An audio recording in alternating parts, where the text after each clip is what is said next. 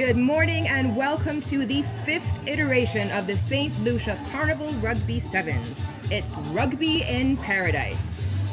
I am Maria Thomas and I will be joined by a number of guest commentators, voices that you may not know but are definitely going to bring a great local flair to the commentary today. We will be bringing you the action via Winners Sports TV as 10 international, regional, and local teams showcase the passion and camaraderie that is Caribbean rugby.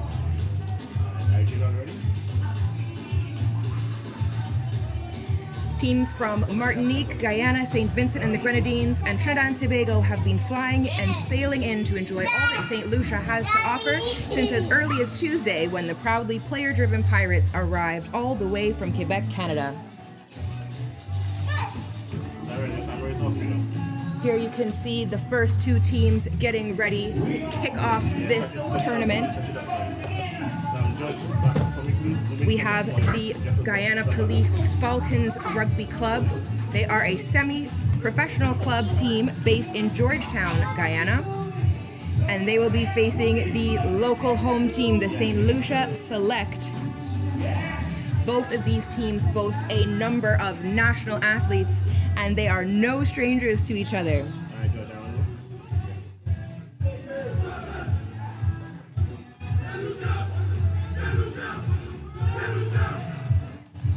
You can see the Guyana Police Falcons breaking off as we hear the chant from St. Lucia. Everybody, ready for action?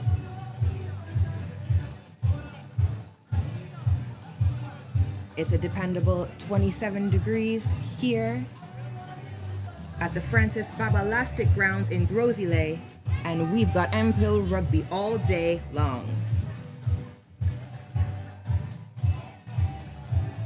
Good morning, good morning. Good morning.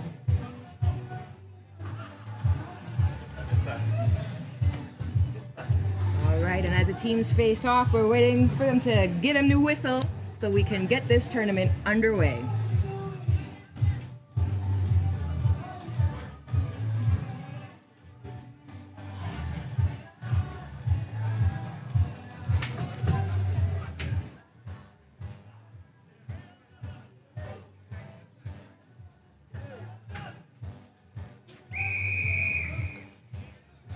Guyana in the blue and red, kicking off to the home team, St. Lucia Select.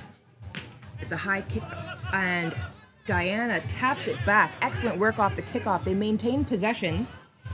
There you see James Osborne looking for some space. But a difficult pass means it's out of bounds. It'll be a throw-in for St. Lucia Select. Yeah, you good, Georgian. Some key players to look out for on the home team: Benair Wellington, Lee Marnie, Ernie Julian, Mohamed McLaurin, and Yantez Baptiste, who has an incredible impact on this home team. Great leadership, a player that his teammates definitely look up to.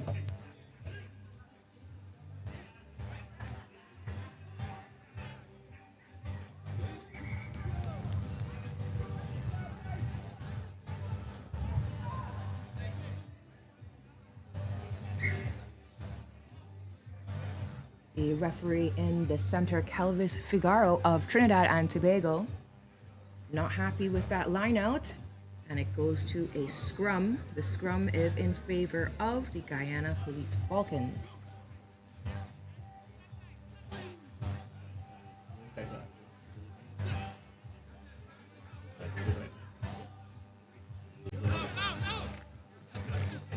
The ball is out, and a sneaky little switch there. Great work from Guyana. That's Osbert Robbie Robinson who did the switch there. And he's got the ball again, but he's finding his teammates. It's passing out. Great long passes. They're stretching the St. Lucia defense. A little fumble with the ball there. It's knocked on.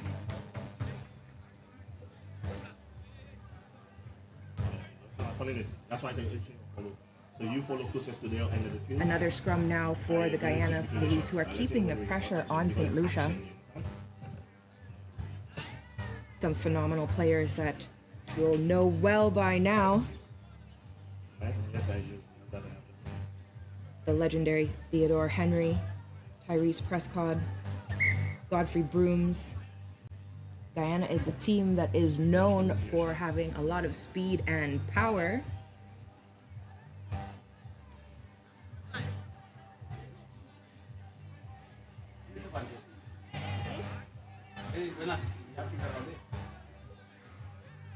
Oh, it's a put-in for St. Lucia. It looks like the ball came straight out. Yes, that is the call.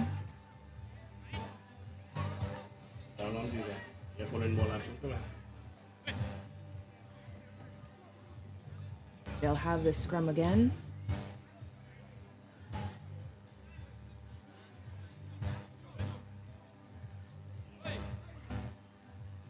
The St. Lucia Rugby Football Union actively competes in regional and international tournaments, with the men's and women's sevens program serving as a major focus for local development. The island frequently hosts and travels for major tournaments.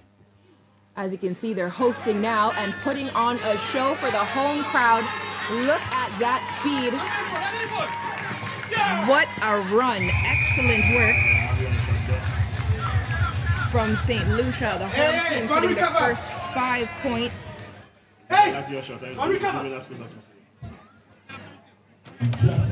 5 points for St. Lucia with the kick. And it's a successful conversion, which pushes St. Lucia to 7-0 over the Guyana Police Falcons. 7-0 is the score. And the home team will have the kickoff.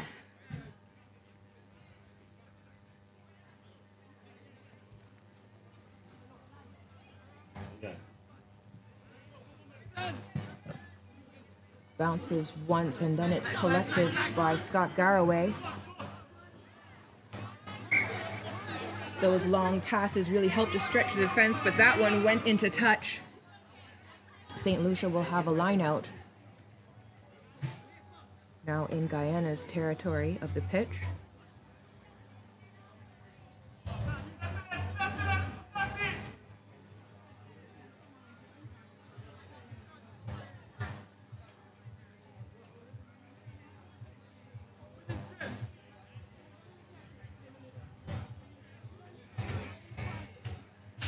Wait, ¿cómo salió en el manual?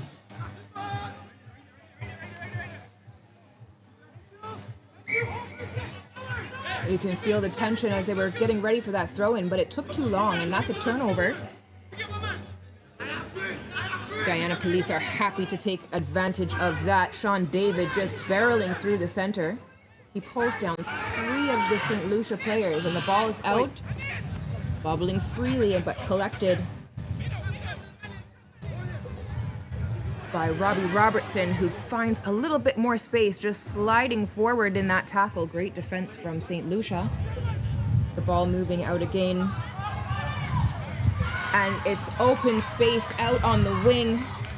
That is notorious Tyrese Prescott, who answers with 5 points of his own for the Guyana Police Falcons. He'll have a conversion kick now to see if he can level up the score. Tyrese Prescott, known as Mr. Guyana, he plays fly half and center, but obviously was doing a great job there on the wing. No conversion, so the score now is 7-5 in favor of the home team, St. Lucia Select.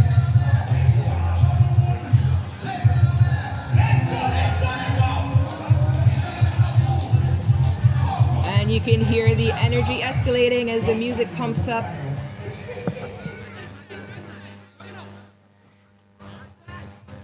Guyana with the kickoff.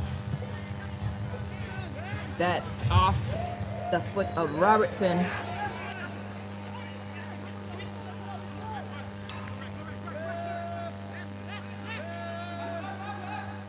Guyana pushing the ball out, looking for that space. Beautiful pass around the back. Scott Garraway was there to collect it. Now we have, I believe that's Prescott on the other side. Has he doubled up his tries?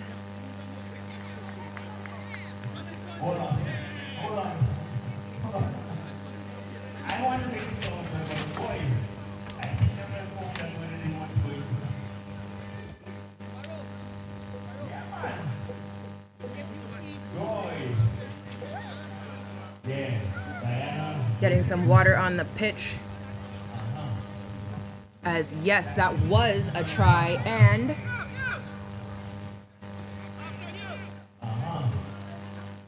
definitely a try, unsure about whether it was converted.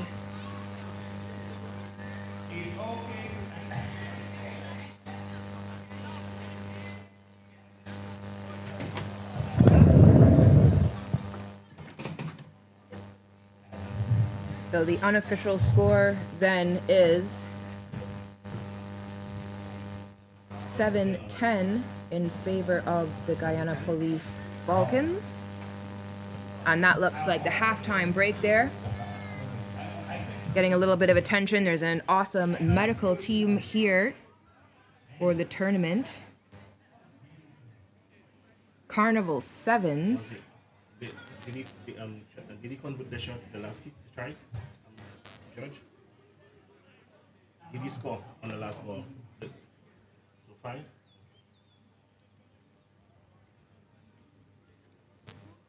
We have a team of 14 medics, including level 2 ICIR World Rugby qualified medical personnel, doctors, physiotherapists. We absolutely have the most here to look out for player welfare.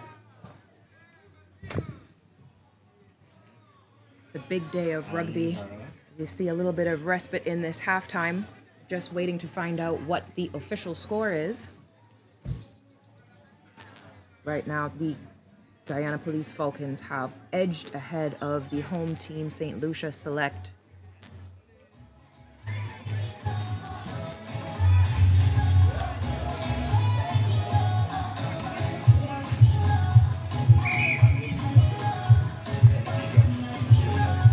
All right, and the teams now switching sides as they retake the pitch for the second half.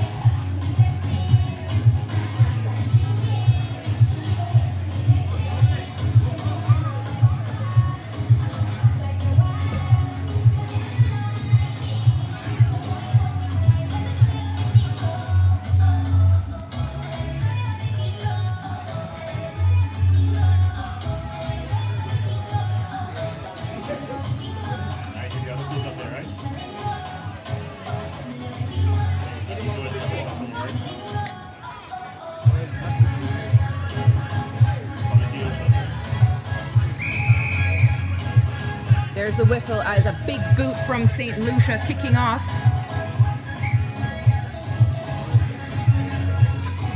Looks like it didn't go 10, so Guyana Police taking it with a quick tap off and barreling up through the middle. Two St. Lucia defenders take the runner to ground. Police Falcons taking it quick again, looking for those options. They have numbers out on the wing.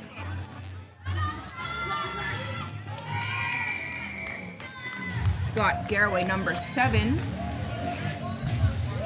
putting on 5 more points. They finished the first half and began the second half the way teams like to, with points on the board.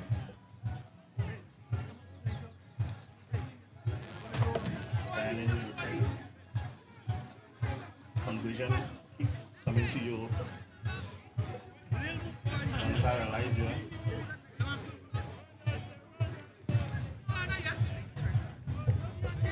The conversion kick not quite there. 5 more points, bringing the unofficial score to 7-15 in favor of the Guyana Police.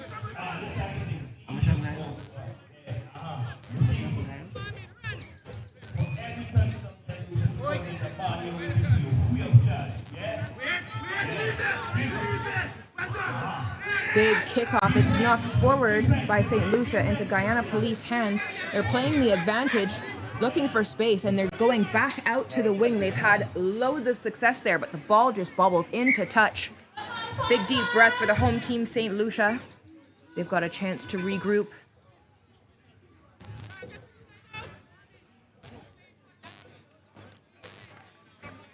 Yeah, I got it. Yeah. All right, Jordan. They'll be looking to take this throw in a little bit more quickly than the last so that they can hopefully maintain possession of the ball in this challenge.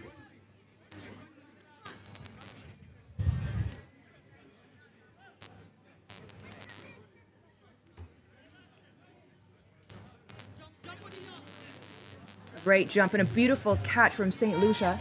It's passed off and they quickly get that ball outside. They're looking for space on the wing and they have it. They've definitely got it. The number 6, a quick step and a jump back inside to trick the defense. It's doubled up the players on the outside, and number 7 looking for that space on the wing, but met by his counterpart and brought to ground. It looks like Guyana Police have stolen the ball. And the flag's up. We see the AR.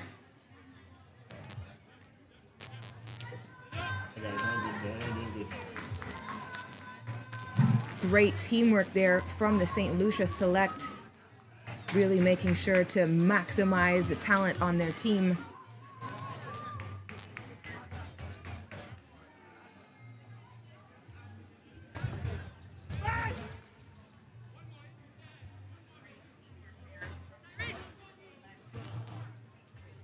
They're still in possession of the ball. This is a throw-in again. They did a great job on the last one. They'll try and replicate that. Great height, good hands. St. Lucia going again. And there's a kick, looking to find the runner, but it's Guyana Police who get under it first. That's Scott Garraway, one of the national players. Little Boulder, he is quite the showstopper and a trickster on the pitch.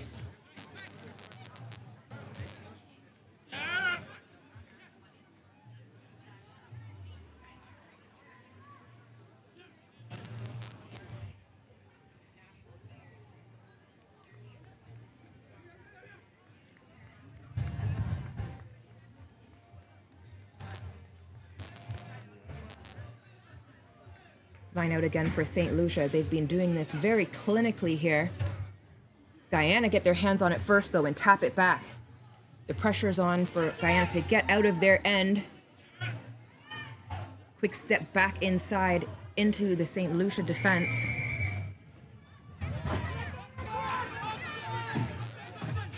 Guyana Police going forward again. Looks like they were working on a switch there, but the ball bobbles away. Guyana Police able to retrieve the ball, and there you can see that speed coming up the wing. There it is, number 7 again, Scott Garraway.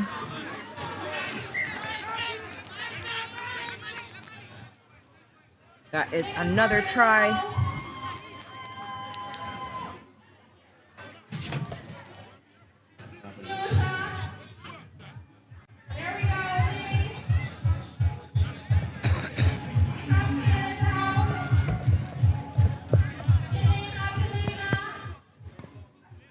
Oh,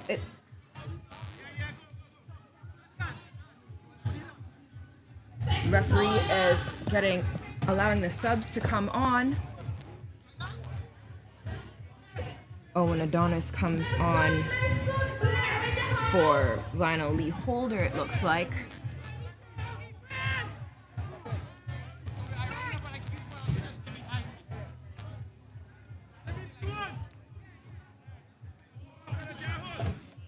And so it seems like that was not a try from before. The score is still 17-5 in favor of Guyana Police over the St. Lucia Select. You can see St. Lucia throwing in. They try to put it short, but seems the call was not straight, and so the Guyana Police just meters from the try line, calling for a scrum.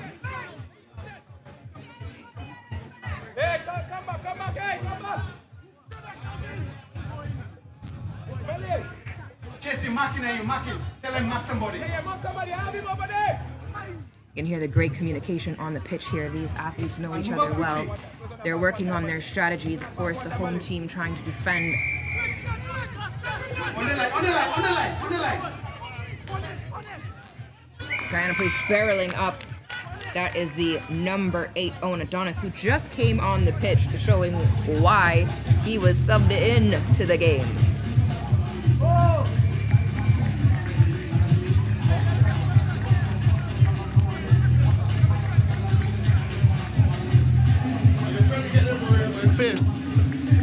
And here we see the conversion kick. It is wide, so the score 20 points over 7 in favor of Guyana Police over the St. Lucia Select. Did he complete?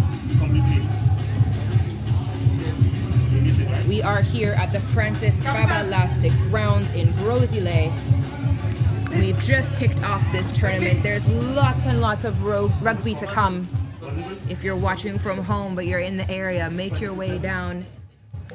Plenty vibes and plenty action here in Grosile.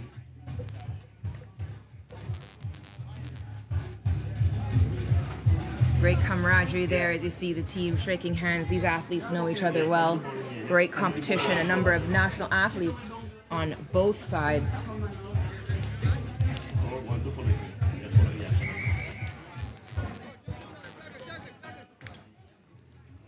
Confirmed score to come, but at the end of that match, Guyana lead 20 points over 7 to the St. Lucia team.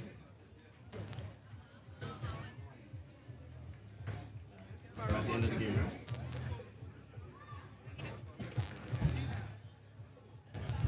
You want to all day, RJ? Huh? If you're not all day. Shout out to the qualified males from the Guyana Police Force right now,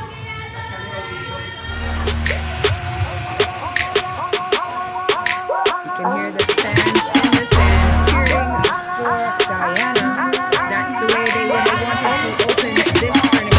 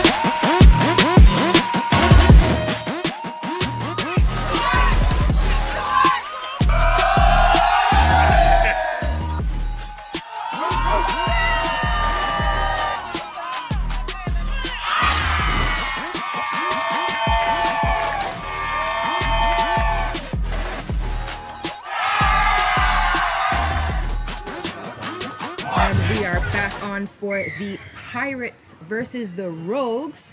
I am joined by Marlene Cherry, a veteran and excellent player in her own right. Are you sure you're talking about the same thing? I know who I'm talking about, and I remember how hard you tackle, so I'm glad to have you here. I'm glad you're in the commentary box and not on the field, if you remember that. What a wonderful day it is. Sunny, that's the way we like it, but it's hot. It is hot. Definitely warm here. Hopefully the Pirates have acclimatized. They came in early this week on Tuesday to make sure they could take advantage of all the beautiful things to do in St. Lucia. Oh yes. Yes, I think they were at the street party last night. Absolutely. I think I saw a few of them there. I left quite early.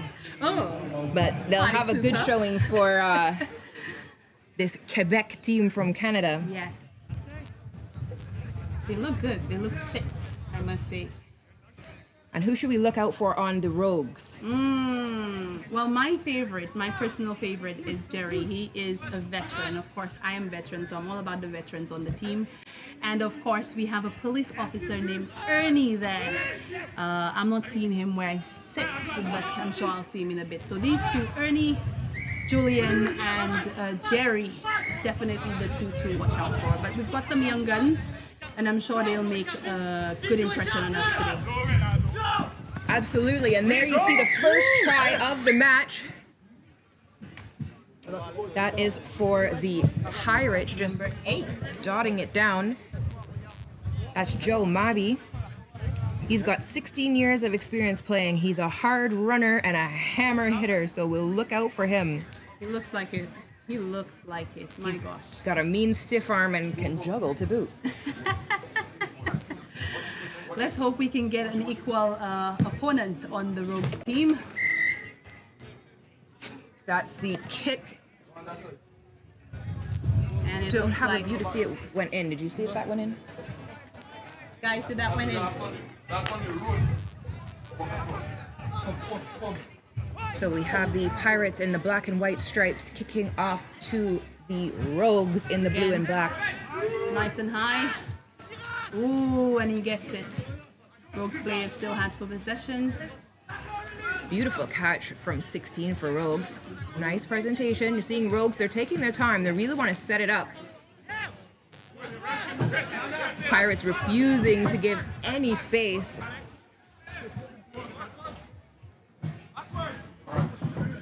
Ball goes backwards, so St. Lucia Rogues are still pushing forward. Number 4 brought to ground, and it's turned over, not releasing, so the Pirates are looking to take it quickly and pirate another try. see if It's that out goes in the through. corner. That's the number 4 who gets around Nathan Tibby, and he dots it down. 5 more points for the Pirates. Pirates are dominating right now. I feel like the Rogues have not been able to leave their half, which is disappointing, but I'm sure there's still lots of time to go. Pirates are doing so very well. To be a self-proclaimed professional globetrotter. A great advantage to rugby is getting to see amazing places like St. Lucia and other places for tournaments for rugby. That conversion kick does not go through. So the score now 10-0 in favor of the Pirates over the St. Lucia Rogues.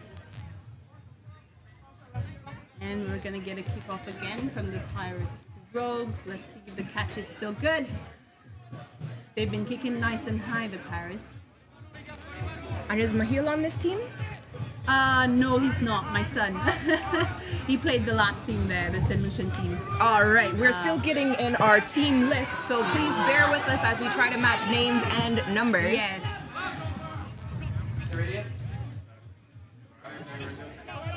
The Pirates look well. I know we spoke about climatized a while ago. They look well climatized the way they're playing. They look very climatized there. And another score, I think, for the Pirates. That's right, that's Roberto Frascioni, and he has created an opportunity. He's a play creator, and he's created a try there. Beautiful work from him. So 15-0 is the score. A little bit of water on the field. staying hydrated.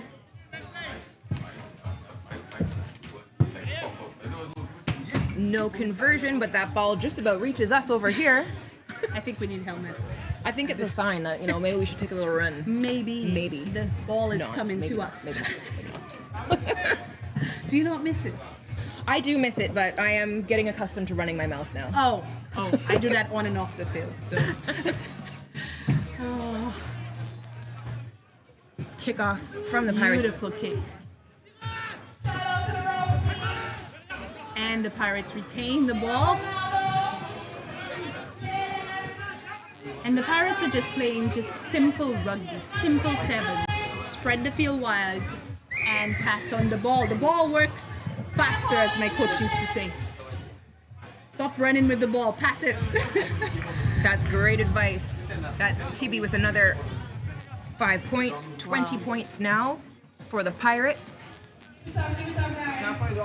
0 for Rogues. I think Rogues is going to really have to pull through, decide what's going on in the second half and come back strong, because right now it's not looking too good. The Pirates are dominating this game in the first half, and I feel like they haven't broken a sweat. They haven't had to work hard for it.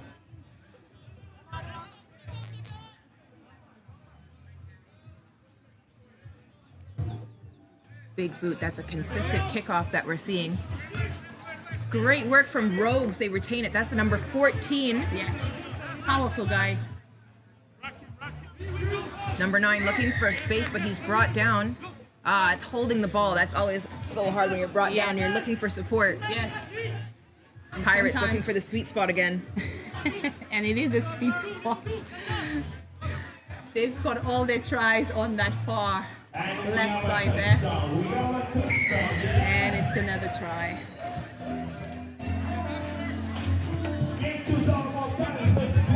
And that try was Fascioni again, number 7. And that conversion looks like it was indeed successful this time, so that brings it to 27-0 in favor of the Pirates. And we're off to second half break. The Rogues are gonna have to come together and see what's going on, what do we need to work on. I never liked the first games of the tournament. Yeah. The men have 3 rounds to play. Yes. So they have a little bit of time to get their footing, but generally we gotta look out for those points. Those points always count, so you don't want to have those margins. Exactly. Well, I hate the first game. My coach used to say the first breath. Once you get out of that first breath, then it's on. But sometimes the breath never comes. It never comes. There you see Clifton Garrett, who flew over from Guyana. He is the referee in the center. He's given the whistle. But it seems like the pep talk is a pretty good one, I guess. He's gonna blow that whistle again. I think they thought they had more time.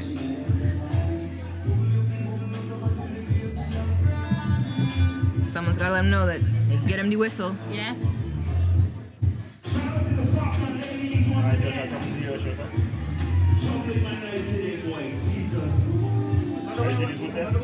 All right, here they come. There we go. Rogues Rugby is based in Castries, St. Lucia, and has been around since 2016. Yes. It was founded by West Indies Sevens veteran player Jerry Charles, who you mentioned earlier. Exactly. So it's a great legacy when you can see the growth of rugby in these communities. Jerry is one of our firefighters here in St. Lucia. He's doing an amazing job putting out fires. We just came out of the dry season, so he was worked hard for that dry season. And Absolutely. here he is. Put a wonderful team together, and they're working hard. Pirates with a little stop and start out there. That's Sacha LaRoche. Oh, that's it. Is that number? He is a construction engineer, and he's just engineered a try. Yeah. He's constructing paths through that road team.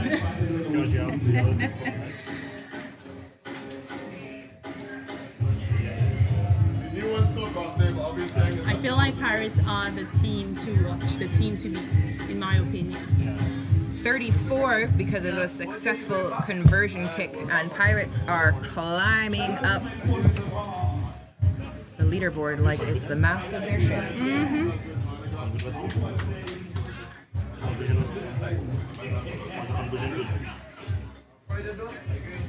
So again, that score is 34-0 in favor of the Pirates.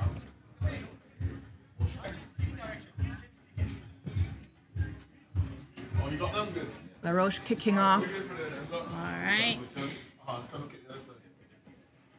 The ball is bubbling around, but the Pirates keep on picking it back up.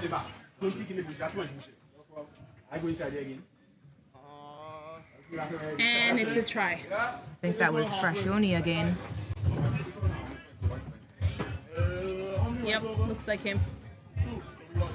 See. Okay, ask them to kick from there. It's 39 points nil. It'll be a difficult kick from all the way out there from LaRoche. Big boot. Doesn't quite make it to the sticks, so the score remains at 39. Very good score if you ask me, 39-0. And we're already in the second half. The Pirates will be happy to start off their day like that.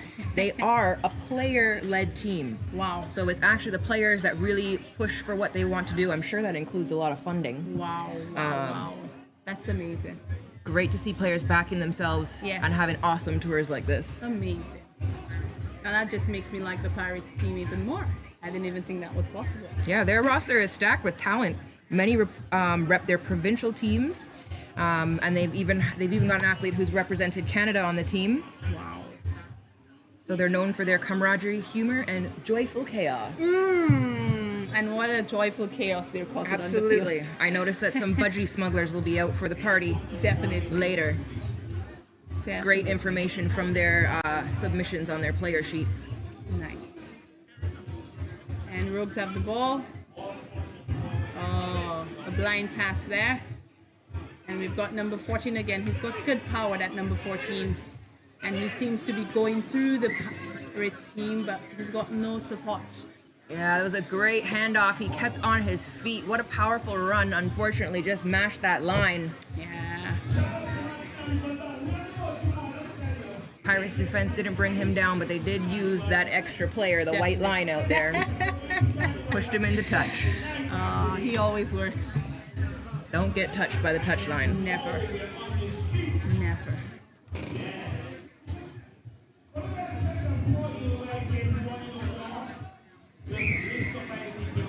And we've got to know, what is it? Oh. Yeah. All right. Quick tap Pirates from retain their Pirates. ball. Clean hands. There's a step back inside, looking for space. Just dancing over to defenders, but the Rogues turn it over, and here they go. You can see them just slowing down the pace, looking for an option. Yes. Where's the support? Come on. There we go. And Rogue still has that ball. Let's see if number 14. There we go. Number 14 is there. You see the Rogues just looking at Jimmy fix a space somewhere in there. There we go. He needs support. Got a guy on the wing. Got good speed, him. Oh, but he knocks on the ball. Advantage for Pirates.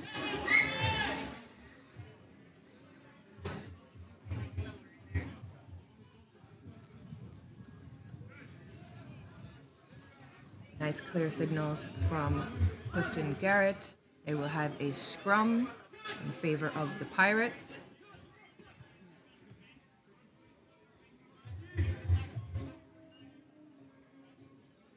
And Rogues have brought in a new player, Pogba.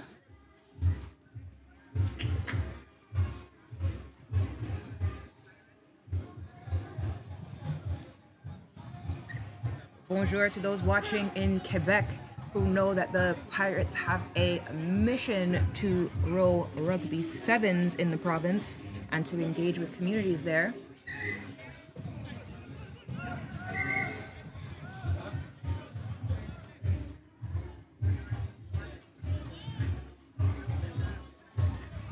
Looks like subs coming on.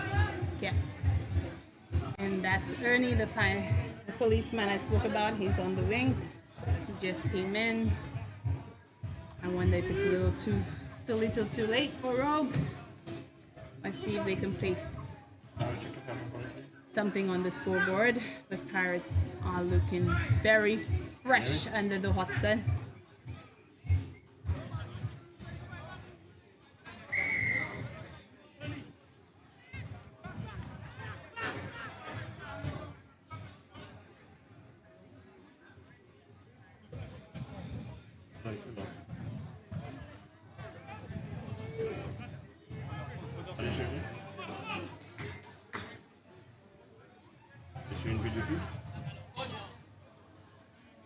All right, and they are off to the races. That is... There we go. Number 2 for the Pirates. That's Molina. And in addition to scoring an excellent try there, he also makes a really good paella. Does he now? He does indeed, and is a curler. A sport we don't really see in the Caribbean very much. Wow, a curler, you say? Yes, curling. You know, with the rock on the ice and the brooms, you gotta sweep. Yeah, They're like, yeah. hurry, hurry hard, hurry hard. I am going to have to meet. I've never met a curler. Never. Their cheering is my definitely on par with that energy. Is that what I have to do to get as good? Curl. I'm gonna start curling. I'll move to Canada. And that is the game. There we go. Finished it with a try. Total dominance. Indeed it was. 44 points, I think. We'll have to check with the referees to make sure we have all the And correct. if I judge it right, Rogues never left their half. They were kept in there. They were kept in there. They did not let them move an inch. So well done, Pirates. And well done, Rogues, for putting up a good show. Yeah, it's a hard start to the day, but at least there's only up to go There's from only here. up to go from here. Exactly. I'm sure they'll come together, put their minds together, and figure out what went wrong, what can we do better, and come back harder, stronger. Well done, Pirates, for coming here to St. Lucia. That's a long travel. I think it's about 4 hours, that flight, or so. Yep. And they're People playing flying so in well. from all over. Yeah, amazing. Well, I am going to leave you now because I have a game not too far from now, and I need to warm up. So, All right. Well, I'll see have you a in a good bit. warm up. Have Yes. a great game. I'm looking forward to watching you play. Definitely, definitely.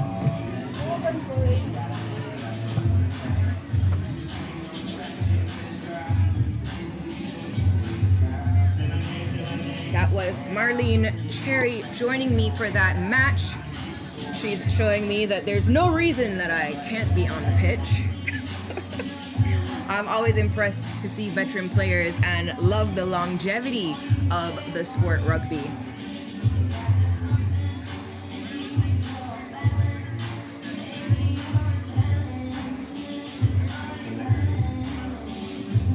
So the next game coming up is the St. Vincent and the Grenadines Select versus Mada. Mada is a team combined with some Martinique players and some local St. Lucian players. We always see these barbarian teams coming together at these tournaments, and it just shows how much these athletes just really want to play rugby.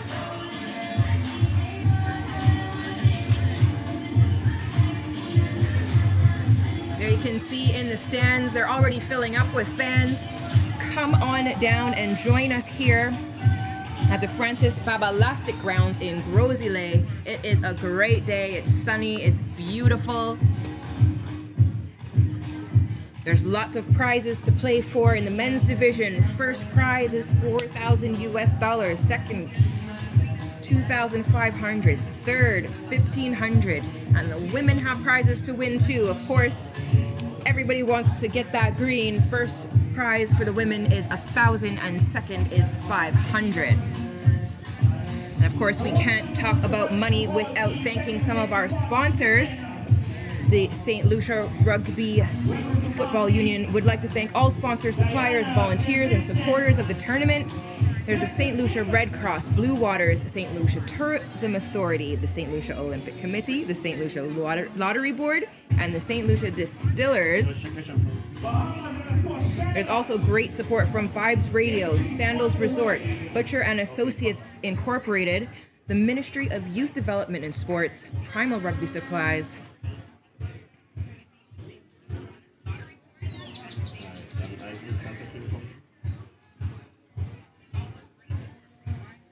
It's great to see in communities where there's so much support to make sure that these events are successful. It's awesome to have international rugby playing in your own backyard.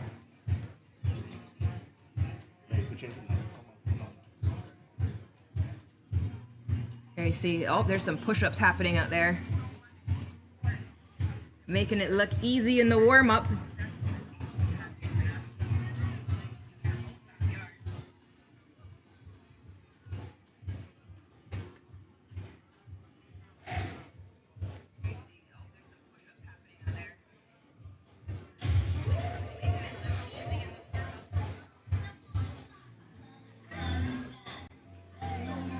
Right, so it looks like St. Vincent and the Grenadines playing in the light blue and pink, and Mada playing in the white and black.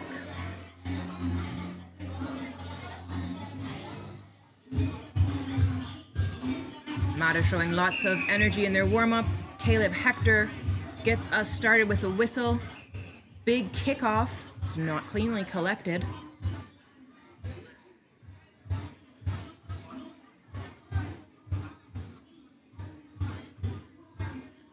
That works out well for St. Vincent and the Grenadines select. They are taking their time, making a plan. Looks like they're gonna run that up. Look at that power, huge palm off. 1, 2, and 3, and there he goes, marching up to the try line. That is a quick first try for St. Vincent and the Grenadines. 5 points early in this half over Mada. Absolutely just using their power. They know where their strengths are. And they are setting the tone early for this match. I noticed that they have an alphabet on their backs, which means the numbers that came on that sheet are not going to match up. So, bear with me as we try and acknowledge the players and all the great work that they're doing. And of course, if you can match a number or a letter with a name, let us know so that we can make the connection so that you at home can appreciate the great work that's going on here. Not 10, so that's an opportunity for Mada. Caleb Hector just given the signal for SVG to get back in position.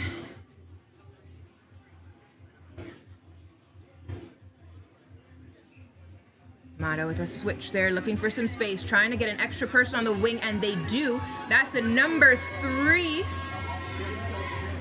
Nice work in defense from SVG, but Mada is still going forward. SVG bringing him to the ground, looks like just in front of the try line. Looking for some space outside. Is he gonna go himself? Number 9, no, he's brought down.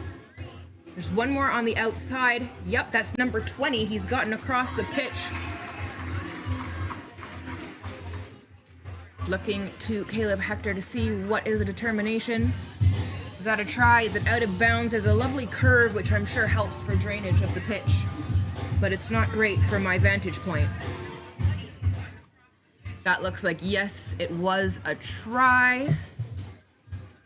5-all is now the score. Conversion kick to come. No conversion, 5-all. St. Vincent and the Grenadines select versus Mada, 5-all.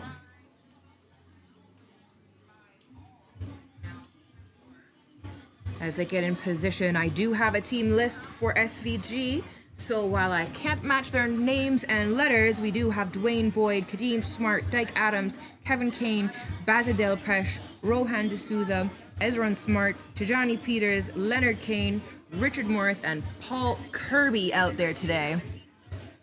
Mata now doing a great job of spreading the defense across the pitch.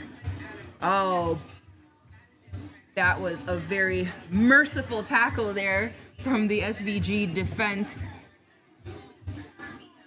Just nudging the Mata player into touch.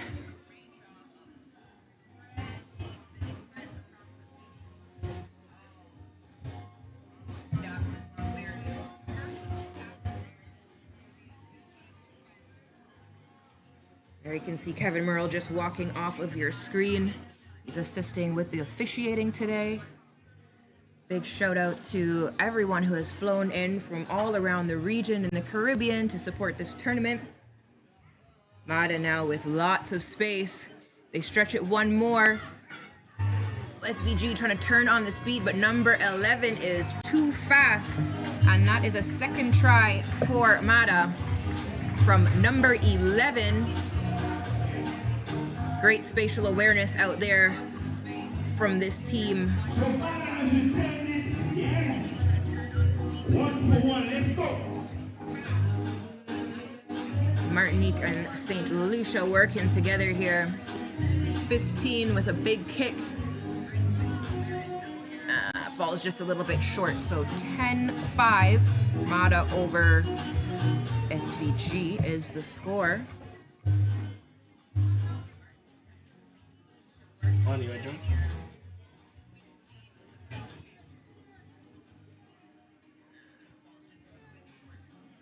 There's a kick, it goes into the space. It's well collected by SVG. Little dance there looking for support, and that pass meets its target. But the pressure from Mata has caused a turnover. Number 7 with a looping pass over.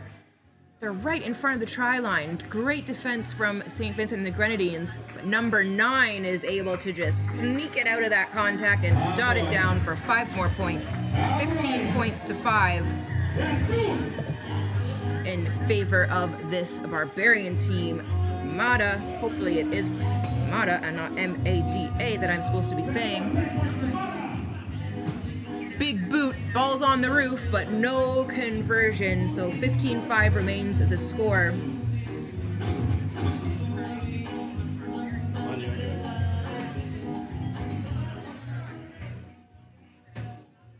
Ready to go. Look at that, just a ground chip.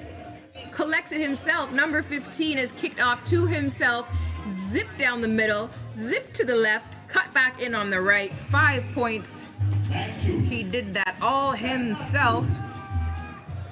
That is not true.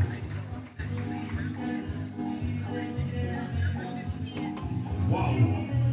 Mata has been playing consistently using the width of the pitch. And number 15 there, he just said, hey, we're gonna change it up. I'm gonna kick to myself, catch my own ball, run it down, and score for my team.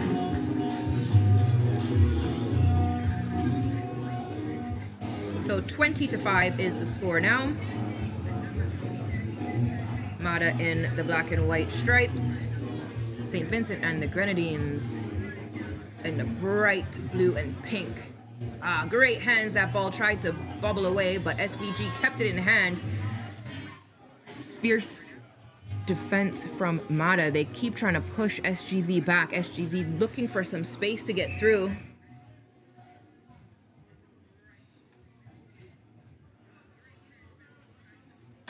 And the call is in favor of SVG. Here we go. They're going to use some power and try and run it up. Good job maintaining the ball. They're just trying to keep possession. It's bobbled, kicked away. Chipped forward by Mata. Caleb Hector brings it back. That sounds like the halftime whistle. Just in time as things were getting a little crazy out there. So the halftime score, 20 points to 5.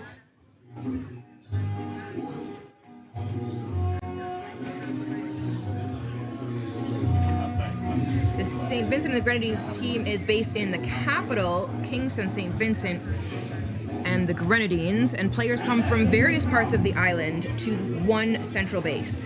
The St. Vincent and the Grenadines Rugby Union sees the Carnival Sevens tournament as a great opportunity to test and introduce their new players to international competition, giving them an opportunity to play against regional and international teams and players. And this is some great work that we see from a number of the islands. Shout out to Dylan Durant, president of the St. Vincent and the Grenadines Rugby Union. He's doing great work with development, get into rugby, safeguarding, and of course these select teams that come out getting so much experience for their players that creates depth for putting together the national representative teams for qualification tournaments.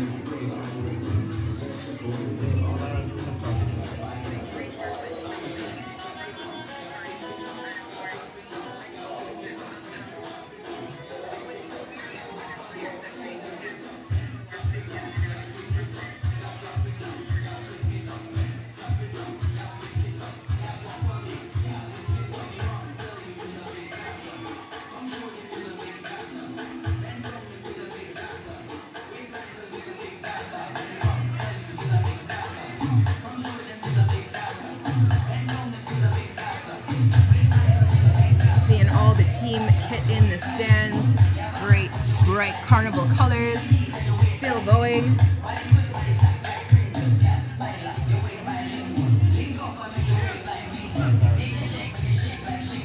We are the players returning to the pitch.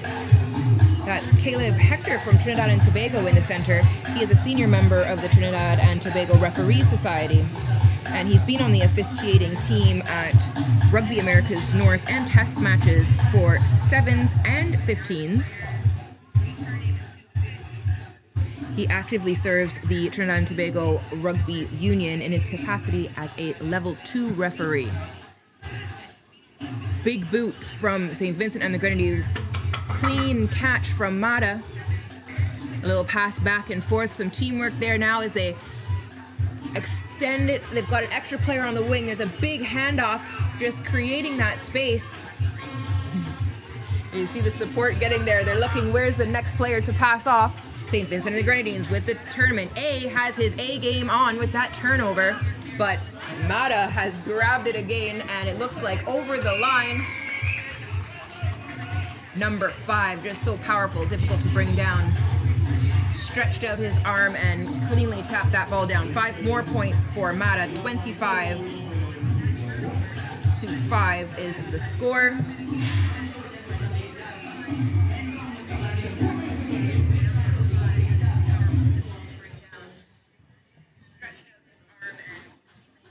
Number 15, big boot, but it falls short. 2 points not added, but they're doing all right with 25.25. They've got a comfortable lead here in the second half of this match. 15 kicking off. Wow, great catch from SVG, but the defense causes the knock-on. Ball had a really good spin on it. Little switch. Knocked forward, so an opportunity here for St. Vincent and the Grenadines.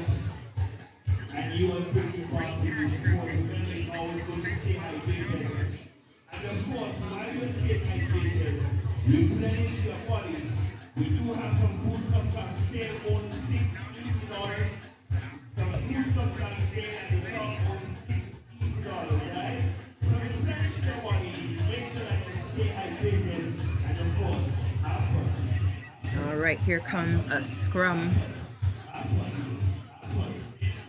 Looks like it's set to be a powerful one. Mata has the put in.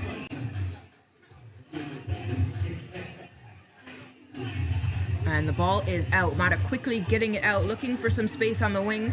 Little no-look pass there. Swinging around, the ball gets picked up.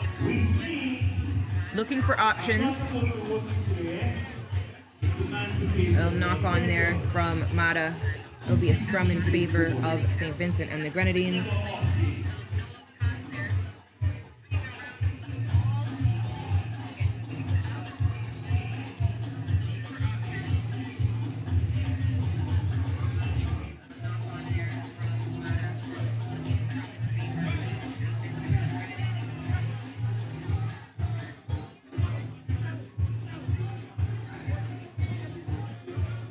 That was great hook from St. Vincent and the Grenadines, who are looking for some space to get out of that pressure point.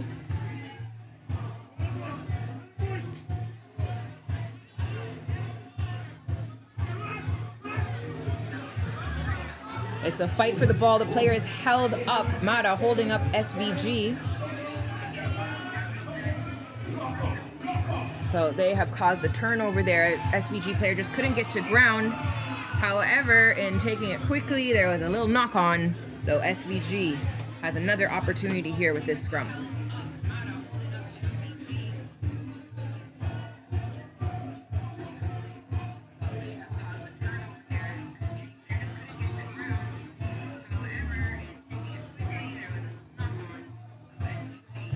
As we mentioned, the development and building depth for national programs, training and education is something else that is a great focus of these tournaments. Regional coaches attend technical workshops around the tournament for various aspects around rugby, obviously the coaching, officiating. We have, as I mentioned, a great medical team here.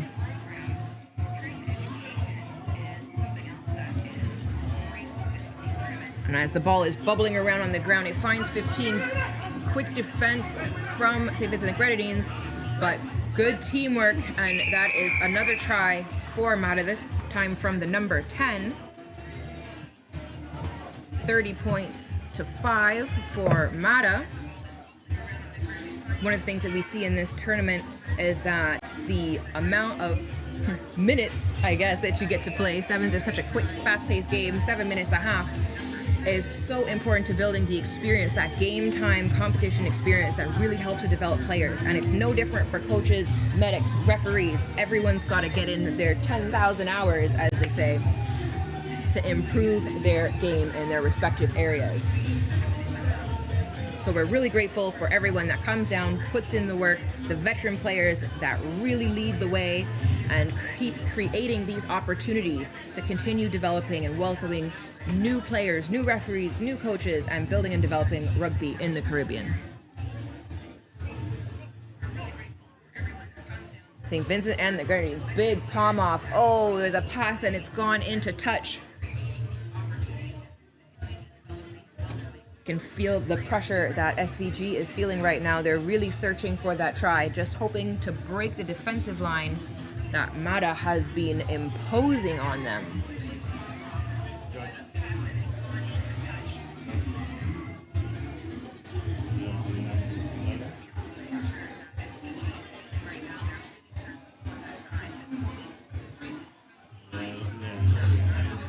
So here we have a line out throw in from Mata. Finds his player number 5 really easily at the back of the line out. Loops around and all that space out on the wing for number 15, who is outraces the St. Vincent and the Grenadines defense and now takes a cool trot over to touch it down between the sticks. That's 5 more points and possibly 2 more if this conversion kick is successful.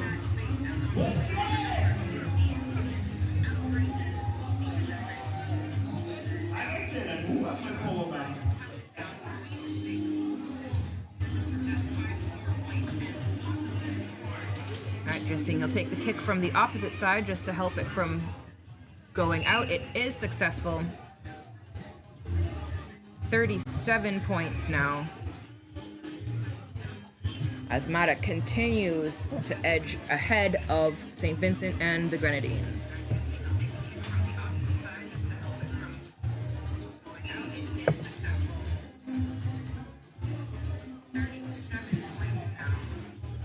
All right, and there you see number 15 has kicked it out. He's seen from the referee. It looks like they're choosing the preferred ball. All right, here we go. Big boot. It bounces off the ground and is collected by the Mata player.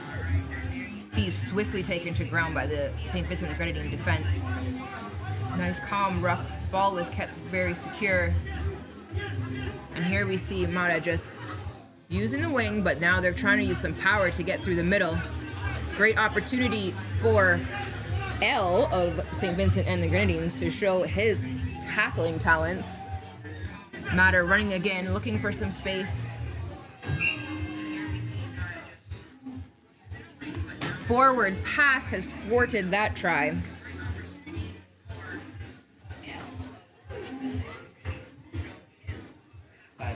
We are about to present the check on the camera.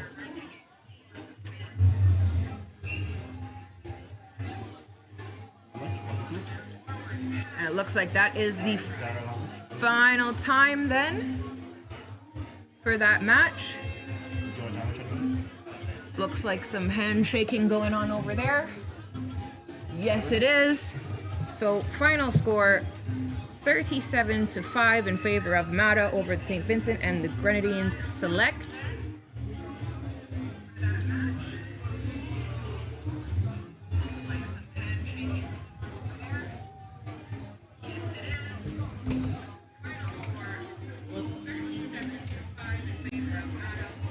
Up next, we have the Jokers and St. Lucia A.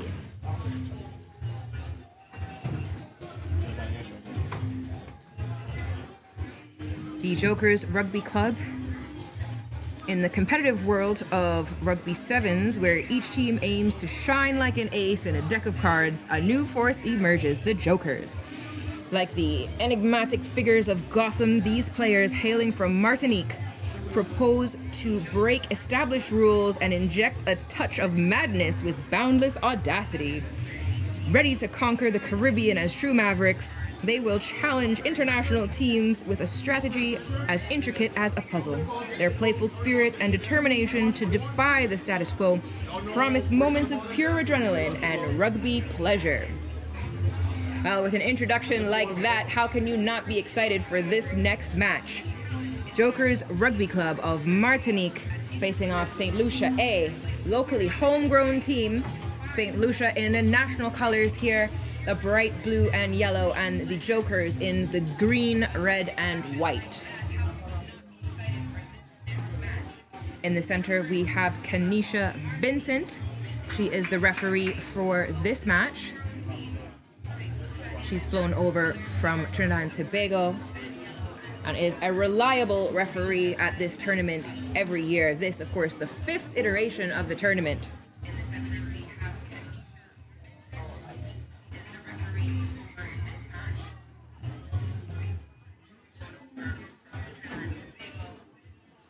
Looks like we're going to try that kickoff one more time. That's number 24 for St. Lucia. Kicking off to the Jokers. There's the whistle. It's bobbling on the ground. It's not gone 10. So that's the first advantage the Jokers are going to have.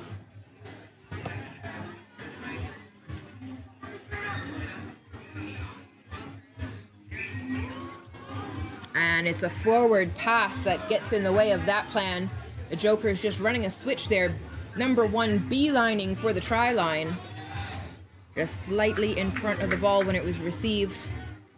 So it will be a scrum in favor of St. Lucia.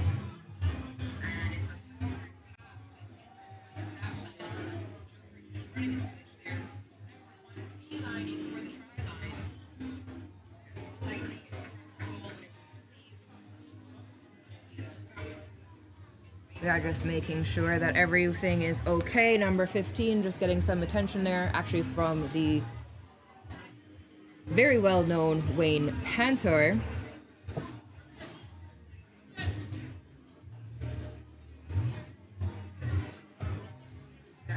And on behalf of Wayne Pantor and the St. Lucia Rugby Union, continues to express its gratitude to the ministries, teams, coaches, players, officials, local supporters, regional rugby unions, and businesses who have partnered with the St. Lucia Rugby Football Union over the years, the past 5 years in particular, supporting the vision for sports tourism and giving local and regional teams a platform to play and experience the St. Lucian culture for sports. Food, beaches, sites, personalities, and parties.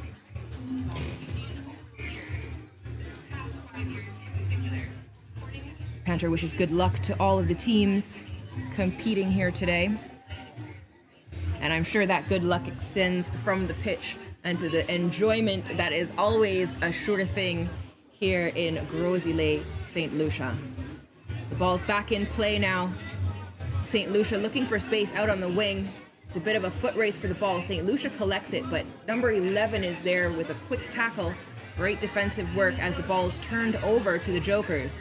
The Jokers are looking for some space, and they've got it out on the wing, but the pass is just a little wayward and goes forward. It seems like the ball is the one playing the tricks on the Jokers right now, but I am sure that we've got some snappy plays coming from them.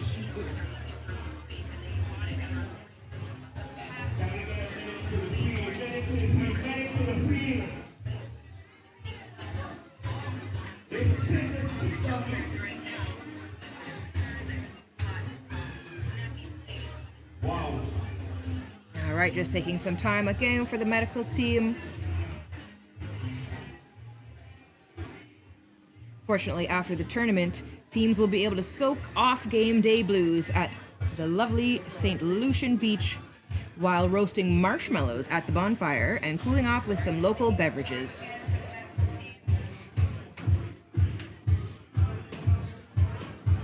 Nothing like a good sea bath, especially when you're playing rugby. Glad that it's actually worked into the schedule for teams that aren't able to come as early or leave as late as they would like.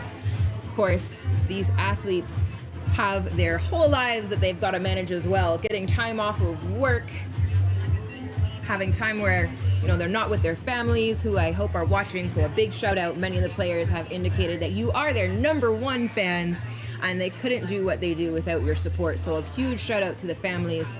You are an immense source of motivation and energy for the players.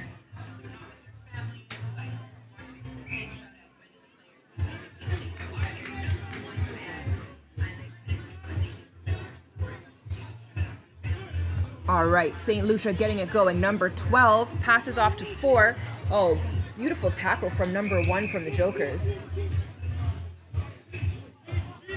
Jokers have moved it around. They're taking advantage, taking it quickly. These are the tricks they've been talking about. Passing it out, looking for some space on the wing. Number 14 seems to have found it, and he slides over the line. That is the first try of this match.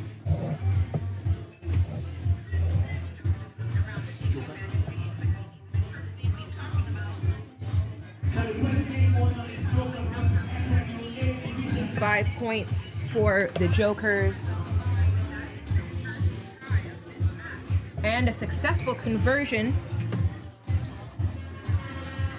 So 7 points to 0 in favor of the Jokers over St. Lucia. Ball's kicked off, doesn't go 10. That works out well for the local team. St. Lucia now will have the ball because kickoff didn't go 10. They'll want to answer as quickly as they can to those 5 points. Oh, 7 points, excuse me. Can't miss out on that conversion.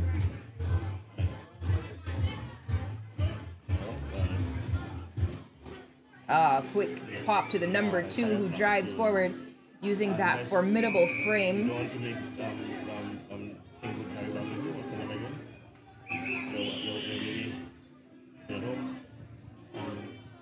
The strategy worked.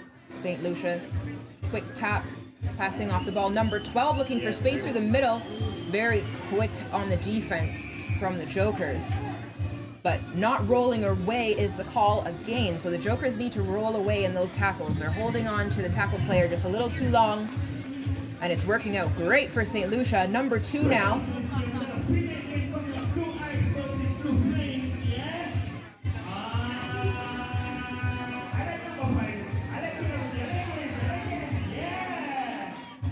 Like the same again. So St. Lucia, bit by bit, they are gaining ground, getting closer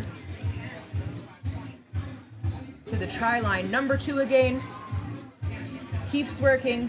Now we see, oh, it looks like it was a slight knock on there. So a scrum now in favor of the Jokers from Martinique.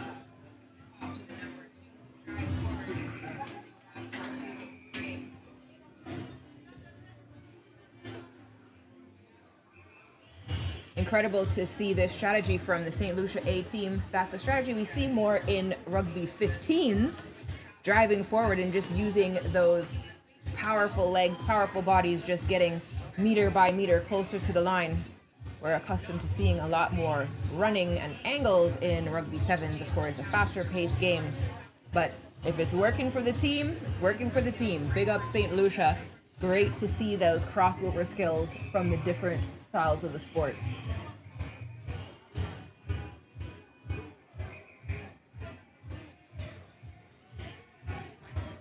All right, the Jokers now with an opportunity. They're taking it as quickly as they can. Running through that looks like a big wide open space, but he does pass. He finds his teammate. Great hands. Love the teamwork, passing back and forth, but those forward passes are just kind of getting in the way of the plans that the Jokers have made.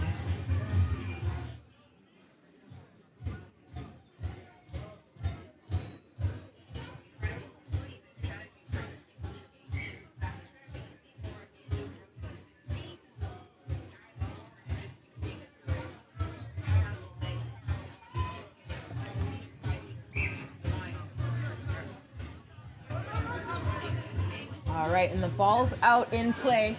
Joker's getting up to line, not a complete tackle, so it looks like the player was able to get to his feet. And I believe that was another try. Yep, looks like he's lining up a kick there, so that's another 5 points right in front. Great position. Easy as pie, beautiful conversion. 14-0 is the score. Jokers over St. Lucia A. No Mr. Complimentary here, no free entry. The Jokers are having to work for these points.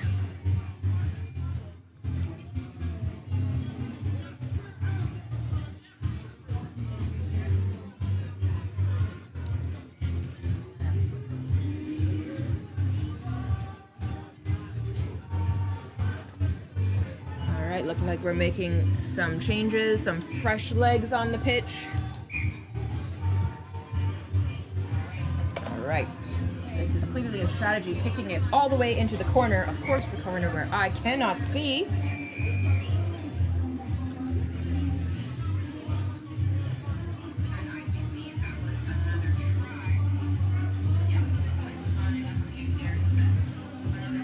All right, here we go. We have a line out, which means the ball went into touch.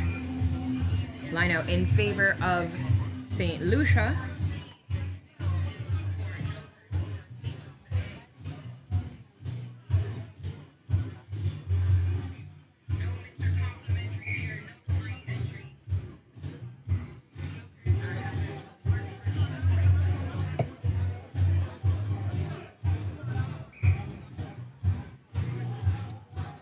Great catch from St. Lucia on that line out. Nice hands as they pass it down. Beautiful defense. Number 1 making excellent tackles in this match. St. Lucia maintaining the ball. Looked like he was just skiing up the pitch there. Changing directions. Here we see number 12 driving forward. Big knee pumps there. Knees up like a unicorn. St. Lucia still going. Number 5. Oh, it's ripped away by the Jokers. Little knock on. It was caught up by the Jokers. That is the halftime.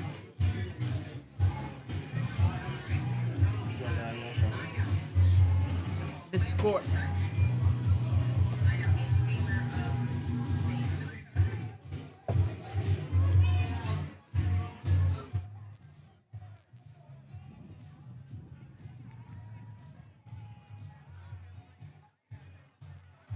Yep, just making sure halftime there. 14-0 is the score. The Jokers staying true to their word, trying different things, seeing some cool strategies that I haven't seen before. And it might be a little chaotic, but it is paying off. 14-0, Jokers over St. Lucia A, as we are in the halftime.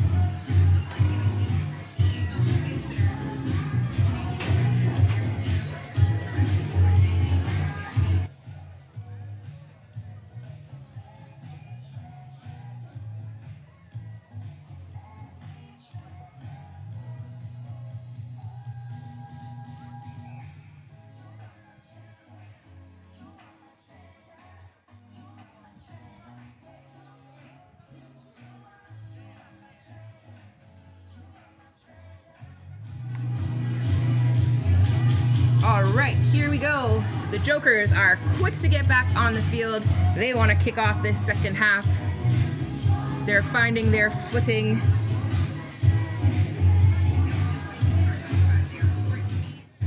They came across from Martinique, so I'm thinking this might be one of the teams that sailed. I think it'd be a great experience to sail with a rugby team.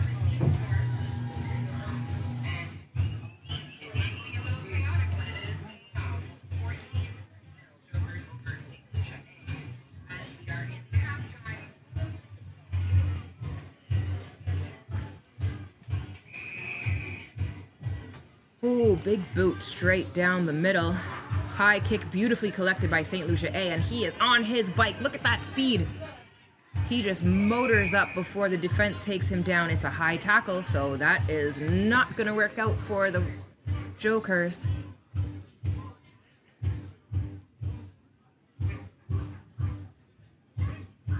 There he goes again, dancing back and forth. That's the number 24. The ball goes backwards. It's kicked by number 5 for the Jokers, who's able to pick up the ball on the bounce, and it looks like he's over the line. Yes, he is. 5 more points for the Jokers. That was number 5. Great fast thinking, taking advantage of that bubbling ball.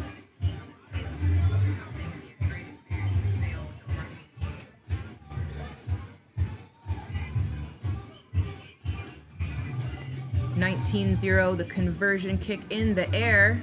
It is not successful, but 19 points ahead of St. Lucia is probably not something the Jokers are complaining about.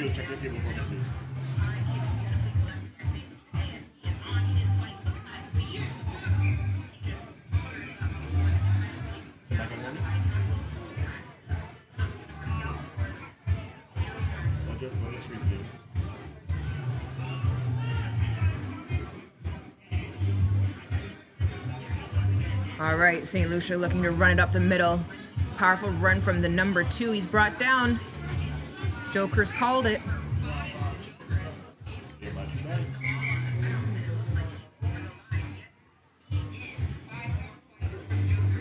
Right, the time is off.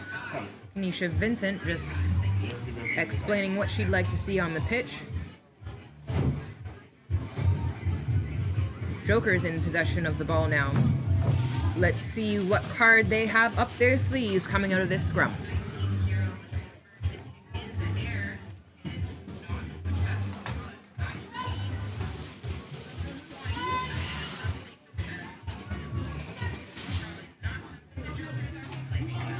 All right, number 7, great quick pass to the number 5 who cuts in.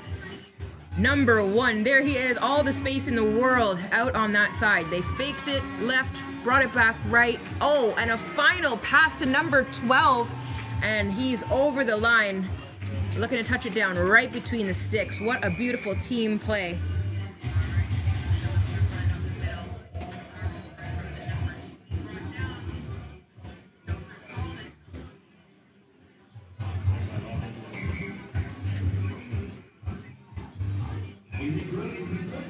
So it's 24 points. Did they kick it? Did it come with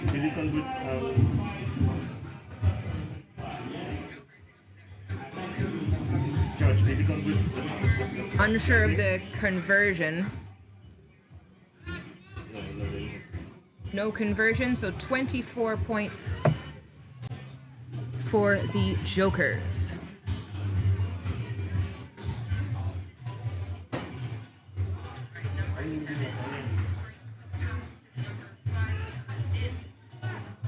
Quick tap for St. Lucia. Here we go. Number 2 again. 2 versus 2. The ball is ripped away. The Jokers have got it. Wide pass. Able to collect it. Great work. That's what they're doing again. They're moving side to side. They're trying to tire out the St. Lucia defense. Number 1 streaking up the pitch. Looking for support. That's number 7 out on the wing. He's running up that line, passes it inside, but it's knocked forward, and that will be a scrum in favor of St. Lucia. that was a tick down.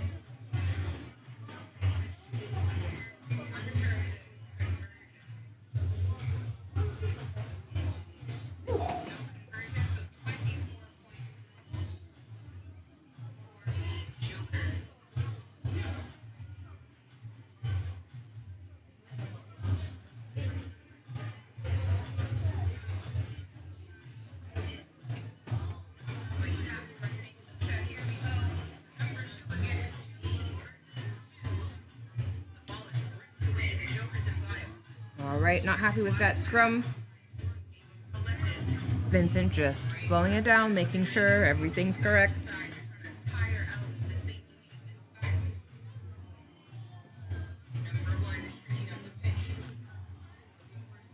And the ball is in. Hooked back. St. Lucia has it. Looking for some space as Jokers keep the pressure on, and they use the foot, making the ball do the work. Just like Marlene Cherry said, St. Lucia, number 10, collects the ball. The Jokers are there. They've got 2 players to try and secure it.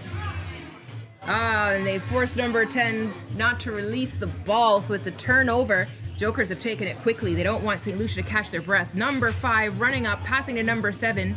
They keep switching direction, trying to confuse the defensive line of St. Lucia. And number 7 dances around, looks like he's gone straight to the corner.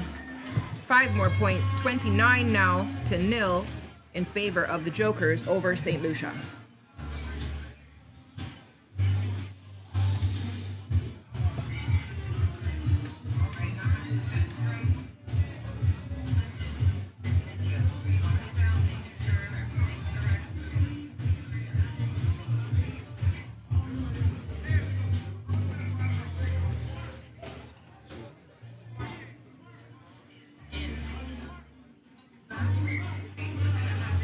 Subs are coming on, fresh legs on the pitch.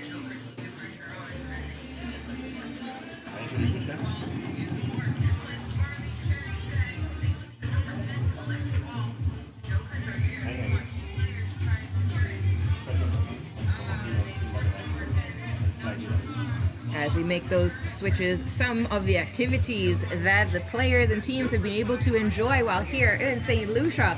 The Piton Volcano in Sulphur Spring Bath. I can definitely vouch for that Sulphur Spring Bath. It is amazing. Oh, number 2 for Jokers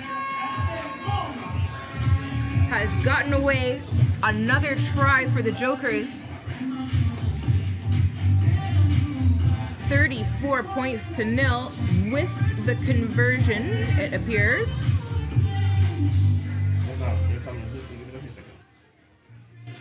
See if we get a confirmation on that conversion. Did the conversion happen? Did you convert? Okay.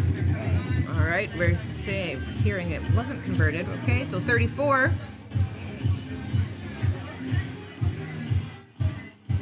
The ball's in play. Number 4 looks very speedy, passes it off to number 1. And it's number 1 sliding over for another 5 points. 39-0 now for the Jokers.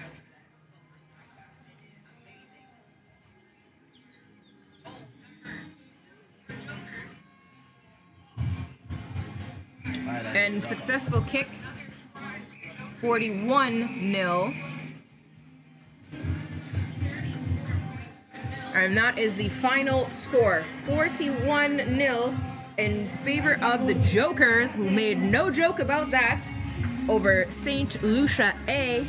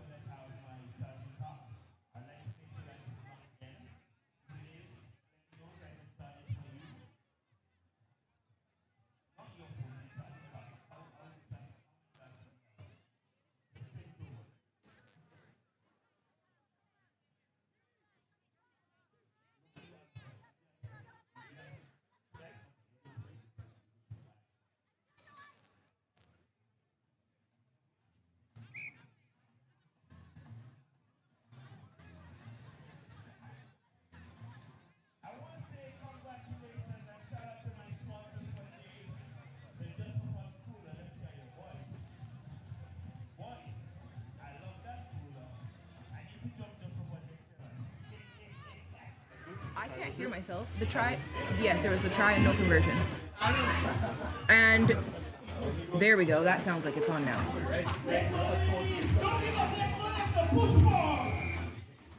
All right, the Flames are crackling up the pitch. That looks like Cara Donnelly taking the ball.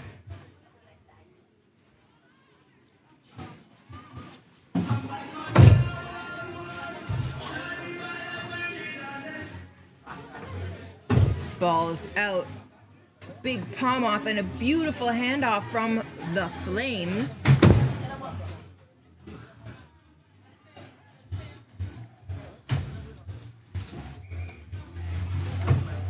Looks like it may have been a turnover, but I've heard the whistle, so we'll have to wait.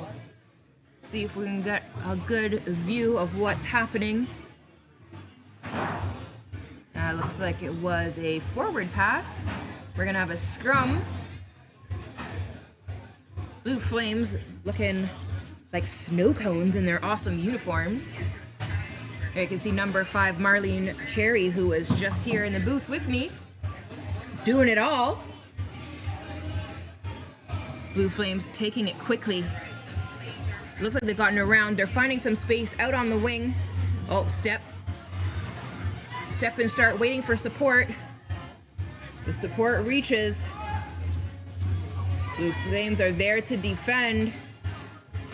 But it looks like that is a try for the Flames. 5-all in this first women's match of the tournament.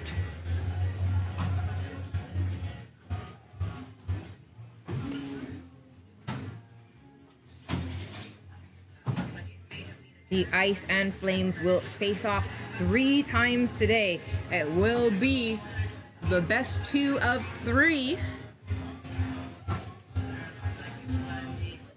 to proclaim the winner of this women's division.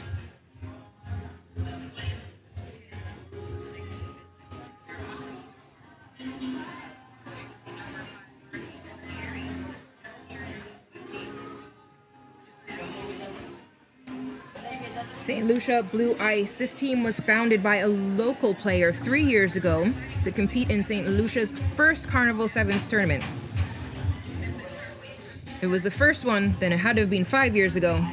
So we maybe need to update this, but absolutely great to see 5 years for this Blue Ice team. It comprises of players from various local clubs. And as you can see, Blue Ice has the ball in position right now. The Flames are trying to melt the ice, but the ice keeps on going. That looks like Mary Roberts there looking for some space. She has incredible speed. There's a wall of fire. The ice trying to slip through. Little palm off there. Blue Ice still have the ball, still going, looking for some options. Trying to step around the Flames. Great rucking from the Flames. It looks like it's going to be a turnover. Oh, Blue Ice maintaining possession. And trying to get the ball out, but Mendez doesn't like that pass. Looks like it was not releasing. And so the ball will go to the Flames for this put-in.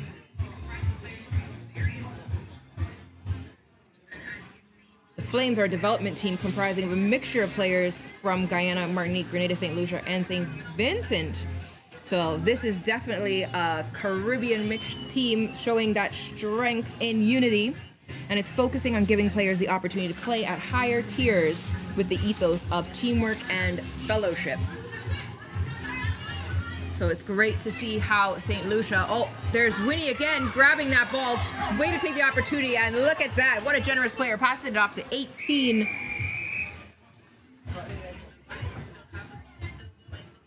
For another try for Blue Ice. Great teamwork, nice assist. Beautiful work, tapping it down right between the posts. That, of course, makes it an easier kick for the conversion. However, no conversion this time. The score now 10-5. Ice over flame.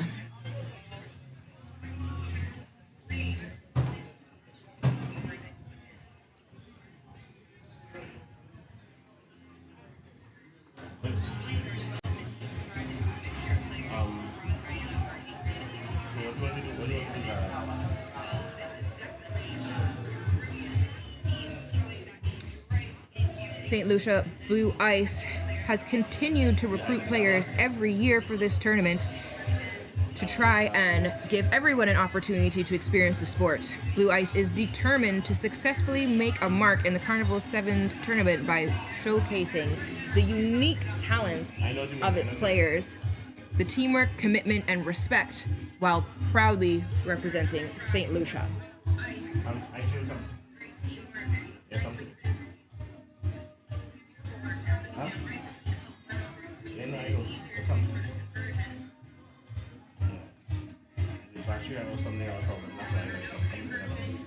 There you see a great shot of Keyshawn Mendez. He has also flown over from Trinidad and Tobago as a new referee who started in 2023 for the Trinidad and Tobago Local Rugby League and as an assistant referee at the Youth Commonwealth Games for some incredible games such as TNT versus USA South, TNT versus Guyana. He's an active referee in both formats of the game, 7s and 15s, in the local Trinidad and Tobago Rugby Union fixtures.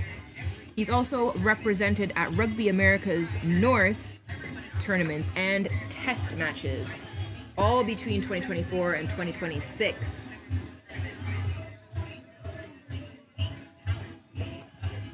At the halftime, the score is 10-5 in favor of Blue Ice over Blue Flames.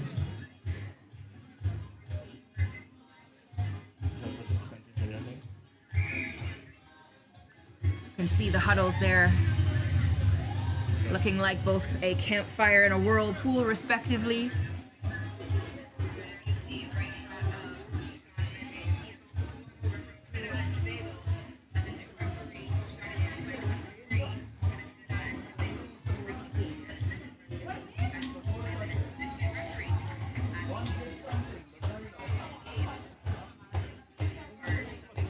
From the Blue Flames, we have Anila Phillip, Mylene Grunberry, Cara Donnelly, Karen Carter, Chantel George, Mindy Alexander, Marlene Cherry, Shama Fulgence, Shanika Glasgow, Tusha Locke, Marissa Brunt, Rocklisha Blair, Latoya English, and they are coached by Chantel John, who's switched up her roles. We know her as a referee, and now she's making waves as a coach. Physiotherapist Zhenya and manager Joselle Gonzalez. As we see Ice now taking it up the wing and touching it down. That's the third try for the Blue Ice. 15-0 right now. They're very quick off the jump to get that score. I believe that was the Lamborghini Mary. Yep. So the score now 15 points to 5.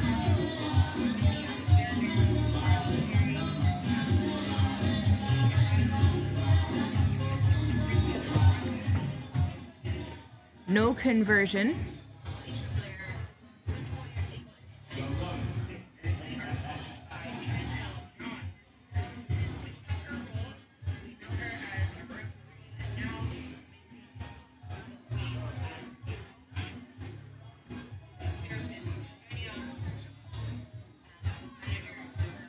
All right, and the Flames now carrying it up the pitch, looking for some space. Wow, what a palm off, just bumping off the defender. Big ruck from Cherry, just clearing out the space. Mary Roberts was there quickly.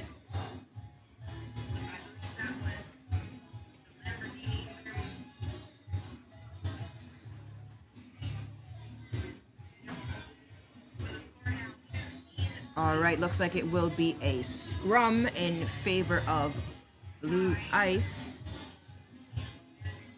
Great quick work from Mary Roberts there, wearing number 4. Unfortunately called back for the scrum. If she'd gotten away, it would have been another try for her.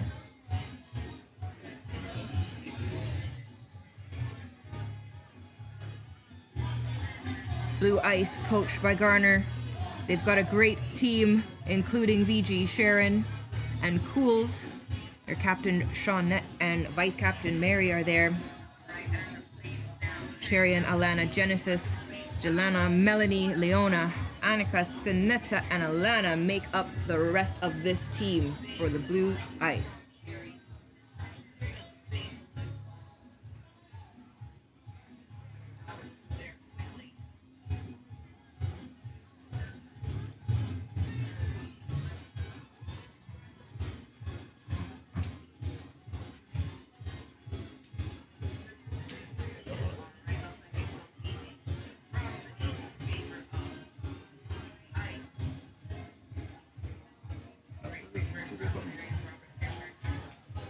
All right, and they're off again. Big tackle from the Flames. I think that was Fildrance, if I'm seeing correctly there, but Blue Ice now looking for some space out on the side, running up. Oh, look at that lap there. That's Mary Roberts outside. Oh, she's shuffled back. She's trying to get closer to the sticks, passing off, using her teammates, and they've completely opened up the space out on the corner. But the ball's gone back and forth. It's gone to ground. It's been knocked forward, and there'll be a scrum now in favor of the Blue Flames right at their try line. Tons of pressure. It's like an iceberg pushing in over the Flames.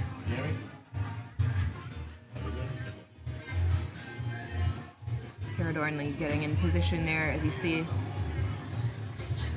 Shama Fildrance.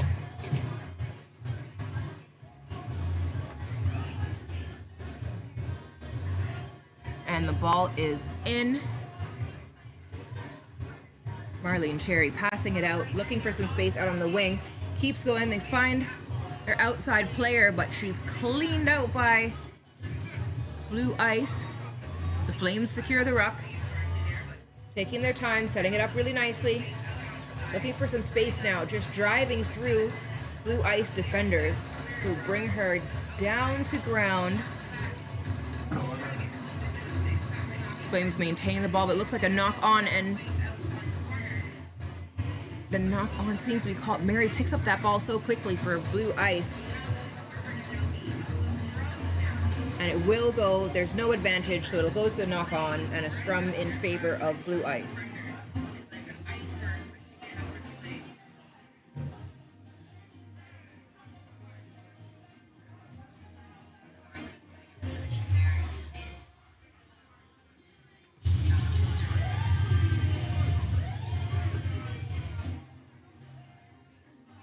They get in position there. We've got some fun facts that were provided. St. Lucia, the first country to be named after a woman, as we watch this women's match.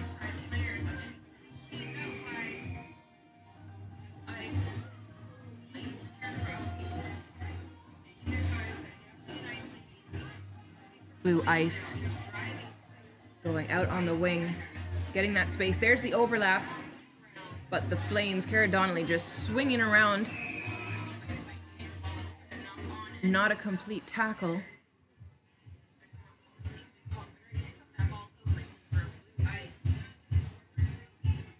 All right, they're getting back on the referee's mark. Be another scrum, it looks like, for Blue Ice. Nope, they're able to tap it off. Like VG going forward, looking for some space through that defensive line. She's drawing in the fiery defenders.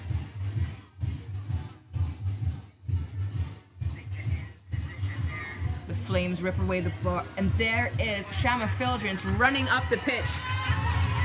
She's got a defender on her. She's now wrapped up, but and finally brought to ground.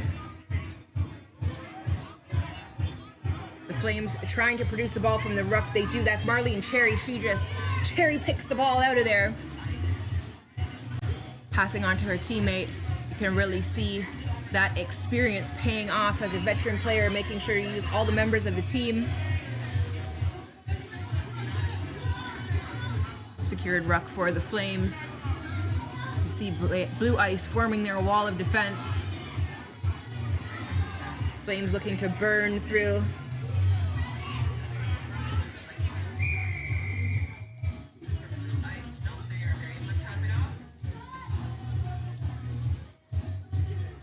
Ball's turned over. Blue Ice have a chance to get out of their end of the pitch.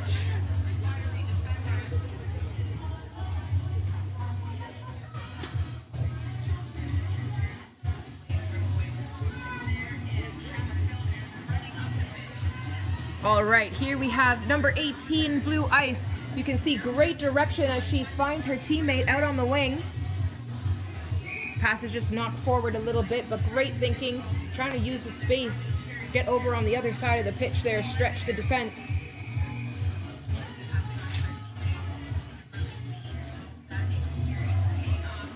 That looks like the final whistle for this match.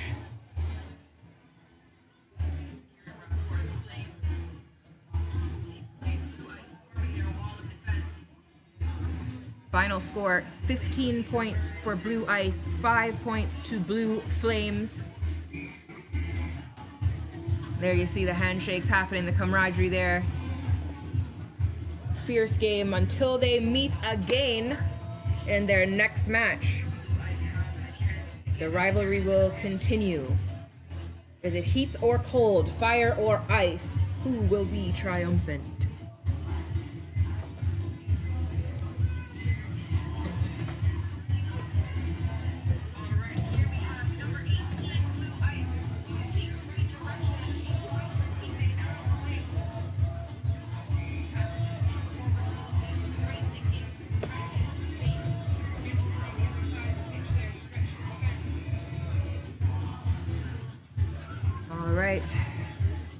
And we can see the women crossing the pitch here as the men get in position for round 2. Round 1 having been completed, round 2 kicks off for the men's pool play. Great shot of the teams as they prepare to run onto the pitch.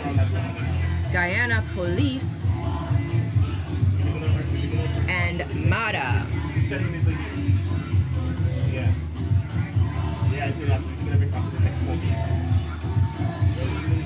Both of these teams won their last match. Guyana Police victorious 20 points to 7 over the St. Lucia Select, and Mada with a 37 points over 5 win for St. Vincent and the Grenadines. Both of these teams will be trying to have an undefeated streak, but only one of them will be able to maintain this after this game.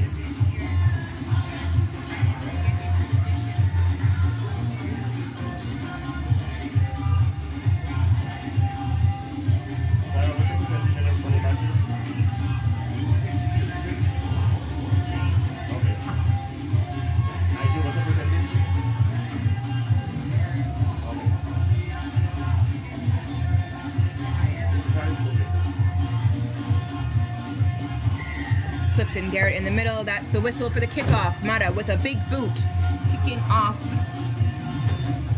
Cleanly collected by Guyana Police. See Henry getting it started, passing it off down the line. Here you see that signature speed. Ephraim McLennan, number 10, with an early 5 points for Guyana Police.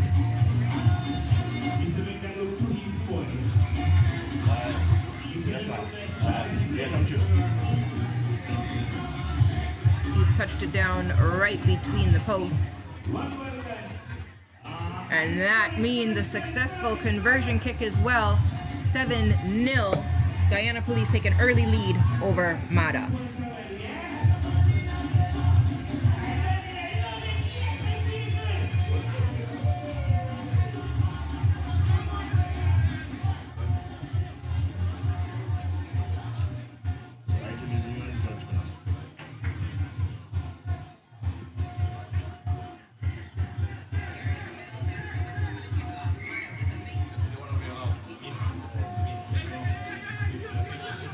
Mata in the black and white stripes now, working a little switch there. Looking for some space in the Guyana defense line. Great defense though, Guyana turns it over. That's the number 7 running up, Scott Garraway. There it goes to, number 2 is Theodore Henry, which lets me know that these numbers are not correct, so we'll get them updated. Guyana Police, number 11, dancing through, looking for some space. Oh, beautiful pass to Henry. And it's offloaded again.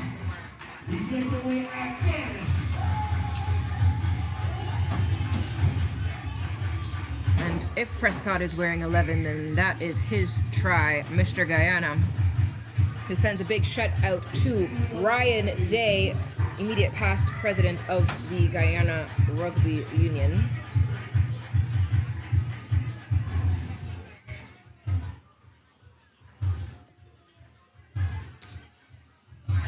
The Police Falcons Rugby Club has a mixture of national, senior, and youth players, and they're excited to participate this year to showcase great Guyana spirit. They have a fast-paced style that we are seeing here today. This is a signature of Guyana Rugby. They placed 2nd in 2024. They went on to win overall in 2025. And so the Falcons are preparing to defend their spot as the champions with some new additions on their squad. Huge boot. Beautifully collected. And a big bump. You can see the number 5 ready to go in there. Great hands. Mata just using their players who are there in support. Beautiful work. Moving the ball around. Number 5, great handoff as they continue off into the corner. That's the end of that run for Mata.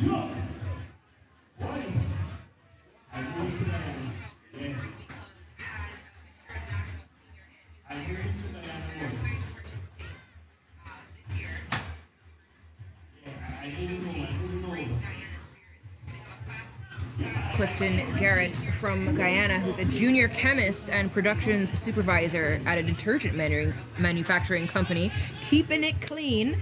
He's a Georgetown native and has been actively playing rugby since 2005 and refereeing since 2010. There you see number 7, big palm off, as Guyana Police gain another 5 points.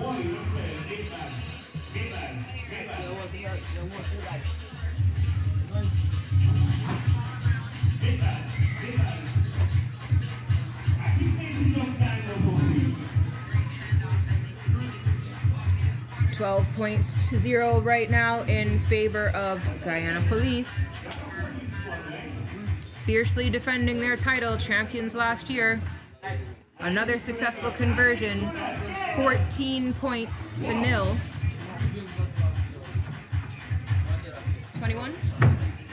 21 points to 0. I have somehow missed an entire try and conversion. Apologies.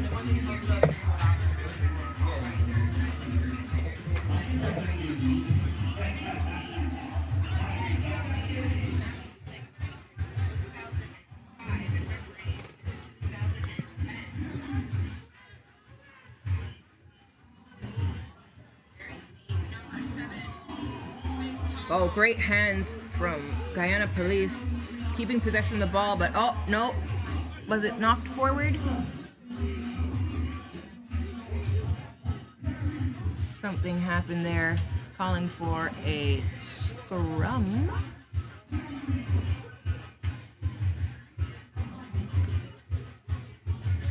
There you see them linking up for the scrum. Guyana Police put in.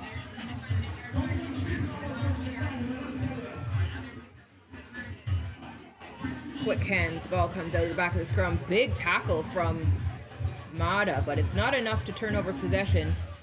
Henry moves the ball out to number 10, who looks for some space out on the wing. He's got support running the cross, but it is a tricky trick for Mata, who is torn between the two players. Was there going to be a handoff? No, there was no pass, and therefore Guyana Police get straight through for another try, which I have not missed this time. 26 conversion, 28 points to 0. Guyana Police dominating this game as we go into the halftime.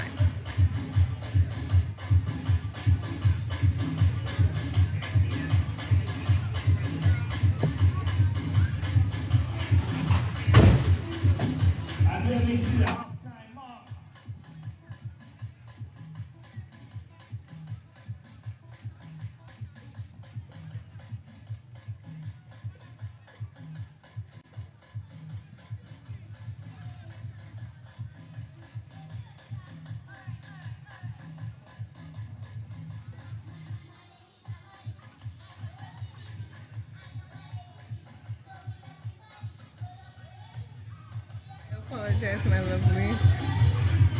All right. We have some fired up energy here. Shama Fulgence has just joined me in the commentary booth straight off the pitch. Good afternoon, ladies and gentlemen. Hope you're having a lovely, lovely holiday. How was that first match for you? It was hot. Hot out there. Well, that's what you get. If you're the Flames, it's gonna be hot. But it was a good first game, I You get think. some dirt off your shoulder there. Oh my, thank you. I needed a quick clean. Nice, nice. So, we're watching the defending champions. The defending champions, that's right. Guyana Police. And they've been dominating this match. At the halftime, the score is 28-0 over Mata. Mata had won their first game, so I know they came in with high hopes to upset the champions. But Guyana Police have been very dominant. Some great work from Mata. They seem to be really good at finding each other, great with their hands and moving around the plays, particularly as a team that's come together. Martinique and St. Lucia. That is correct, actually. What I find Guyana has working for them is their patience. So they wait, they aim, and then, well, apart from that time when we had a missed tackle. Well, that was a great catch from the number 5 from Mata. He's been having a wonderful day so far, but it's turned over and Guyana Police have it again. They're looking for some space, but defense from Mata is fierce. They must have had a good halftime talk. And that was a forward pass. In situations like that, you should just take the tackle because he had a supportive partner right there. Not everyone's a forward the way some people are forwards, you know? I feel like you're throwing shade right now. I am not throwing shade. I know that I don't like to pass the ball. I'll just hold it and go to ground. I'm consistent. You know what I'll do. If you're far from me and far behind, I don't like to lose that ground. When I work too hard, you run forward. And it's out for Mata. Beautiful pass. Reaches the number 9. Number 9 is looking for some options. He's patient, as you said. An attribute both have. Henry with the fake. You can hear them communicating all the way over here. Well, I love it because communication is so important, and it's awesome that the fans watching at home on Winners TV can hear how much communication and stuff goes on in the pitch. Sometimes you just get to see hand signals and different gestures, which are probably even more confusing than the game already is if you're not familiar with rugby. Oh, nice roll. A little hasty on the passes right there. They should have settled a little bit. Valiant effort to save that ball. Yeah, good try, but it's into touch. That'll be a line out in favor of Mata. Again, what we just spoke about, just taking that tackle at that point. Because you're already off balance, there's nothing much you could do with the ball. My coach always says, if it's not safe, don't do it.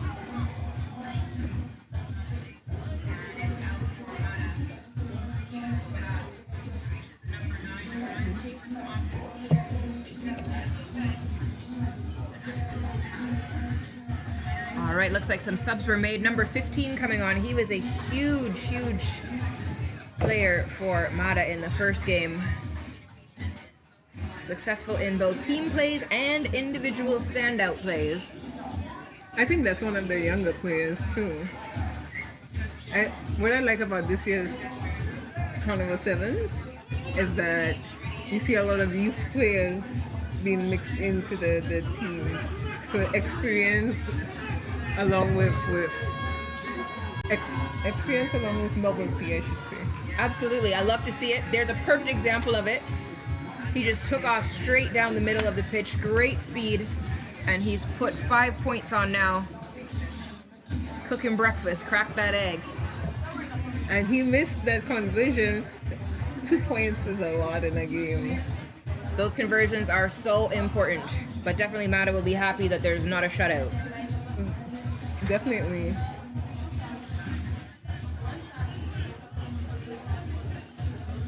I'm not sure if it's the heat or what it is, but Guyana seems to be losing their composure. Oh, there's an offside call. So what is offside for those persons at home? Well, the funny story about offside for me is when I started playing rugby, I did not know what offside was. And I was a flanker, and I was always offside. And I asked my coach what offside was. But back in those days, he wasn't too concerned. My job was to make that first tackle, and that's what I did. So you always see the offside call when the player is too far forward. But of course, you want to be there to make the tackle, and that's where that kind of elasticity happens. You can't be ahead of the ball carrier and making plays. I don't know, was that an adequate description? I believe so, because I think that is what I was told when I started. I didn't know there was going to be a quiz.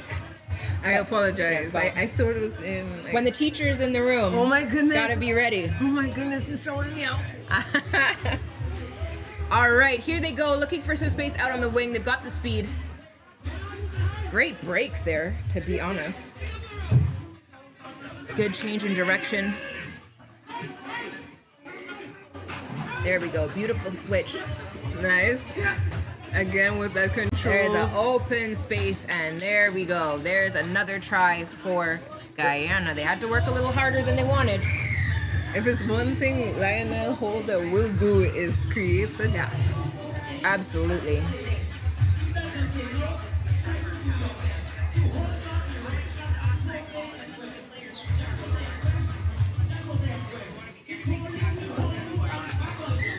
.35 with that conversion. 35-5 is the score.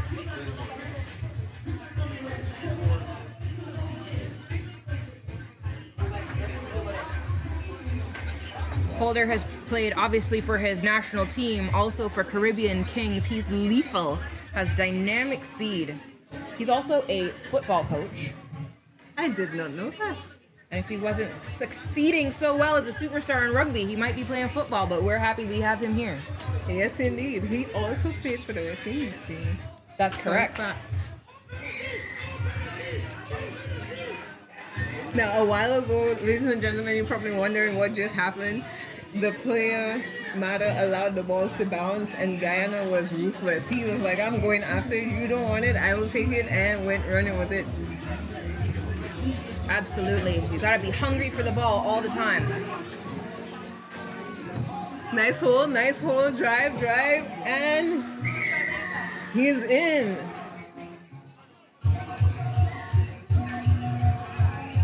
And that will be try for number 5. Oh, you need it again. Something, yeah. It was just under 7.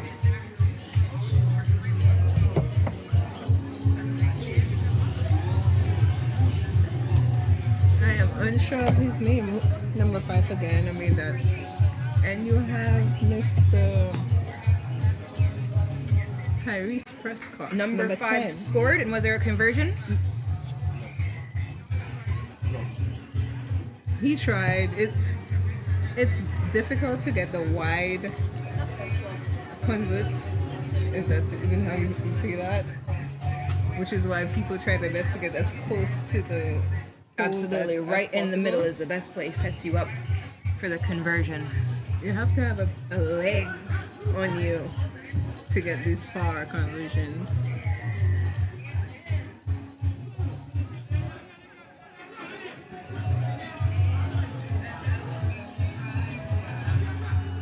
All right, Mata with a switch. Whoa. The ball's going backwards. Pressure from Guyana Police.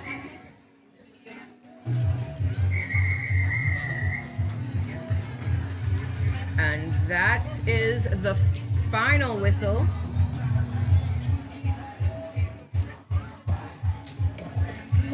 $35-10.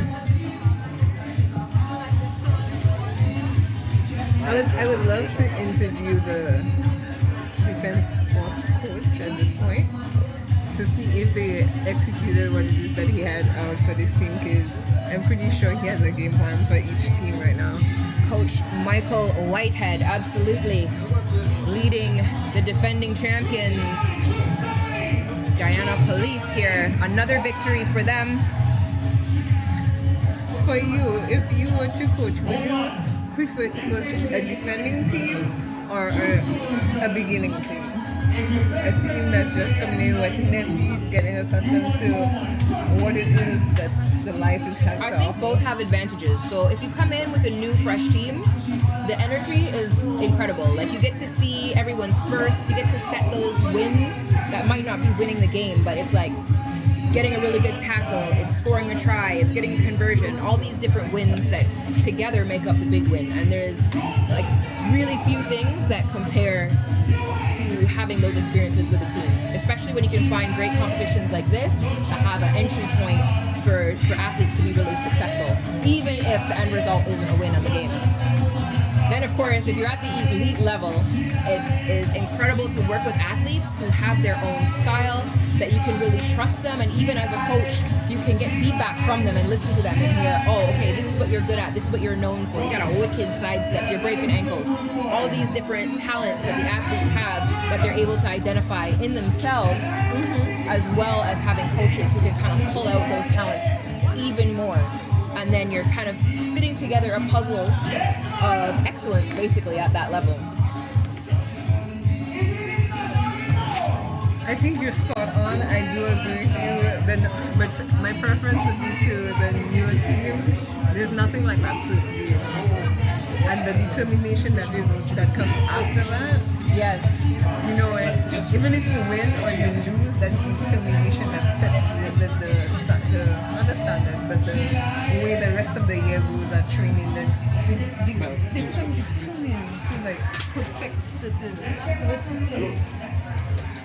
Yeah, absolutely. And plus, if you don't have that entry level, you can't get to the elite. It's true. It's true. That's where it all starts, at the grassroots. And this is the start of this match. Ooh. Big kickoff. This is Pirates and Jokers. This is going to be interesting, as they are both French-speaking teams. So there's no secret. They'll be able to catch all that talk that's going on the pitch.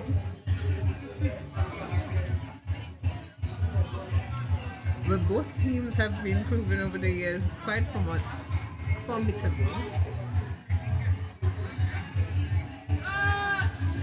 So the Jokers sailed over from Martinique. And they really want to set a standard for a tricky kind of entertaining sevens play. They usually do. I saw them at Grenada Sevens as well. Yes. And the flick. There's always a flick to them. Absolutely. It makes it such a great sport to watch.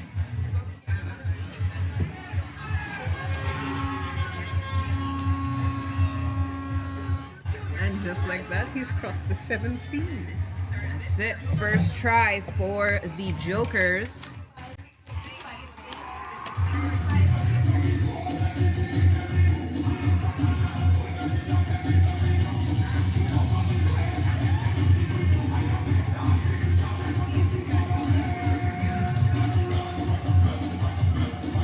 Both of these teams also successful in their first matches.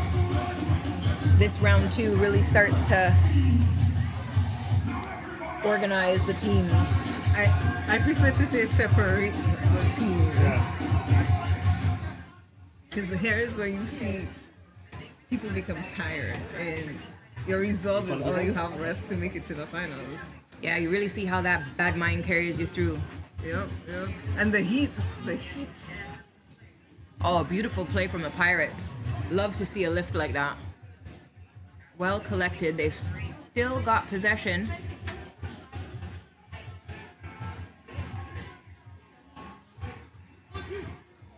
Oops. Oh, Did well, you the see that just Pirates now? have some tricks for the Jokers. Yes, they do. So just now, if he had tackled him, he would have said he didn't have the ball. Tricky.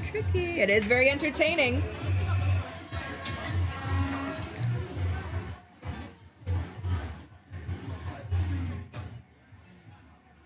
The Pirates are doing a great job really developing rugby sevens in Quebec, getting into communities. And as you said, they have great experience, provincial players, national players. They've played in both Canada and France, many of their athletes.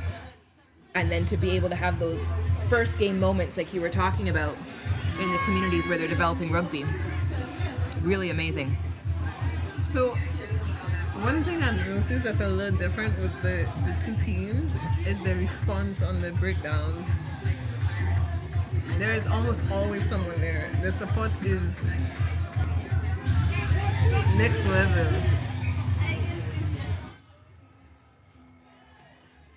Knock on there called by Caleb Hector, who is the referee for this game. So it's a scrum for the Jokers. It's interesting to see two teams with similar playing styles play. At this point, it's who has the better finesse, the better finish that's going to determine the winner of this game. That outcome uncertainty makes the Yes. game really entertaining to watch. Look, and the scrum collapsed. Ooh, that would have been a very beautiful play. And that's correct. Knock on. So knock on. The one call every player hates. Especially a forward. No, it's high tackle is worse for me. Oh gosh, that's the worst call. High tackle is the worst. Really? Yeah, because you're trying to be low, and you're trying. Obviously, you don't want a high tackle. You don't want to be penalized, and also you don't want to cause an injury. Have you played as a forward? Oh yeah. So every knock on means what? My favorite, scrum. I love set pieces. Give me scrums all day. Scrums and lineouts, I love those. Not so much for you, huh? No. Okay. Fair enough. I think my favorite part of the game is attacking. Like, I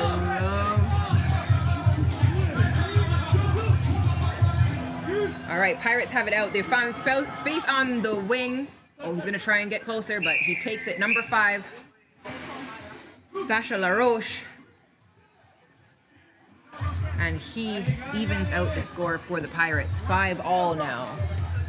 Like I said, it's a game of finesse more than anything else because technique is solid, Yeah. response time is solid. So at this point, it's finesse. Like, how you going to finish every play? Your patience, your decisiveness, which is a very, very Yeah. important thing. Yeah. No. Yeah. Look at us lean forward to see if that went. No conversion, so 5-all. Again, like I said earlier, the 2 points are very, very, very important. That can It make the difference. Yes.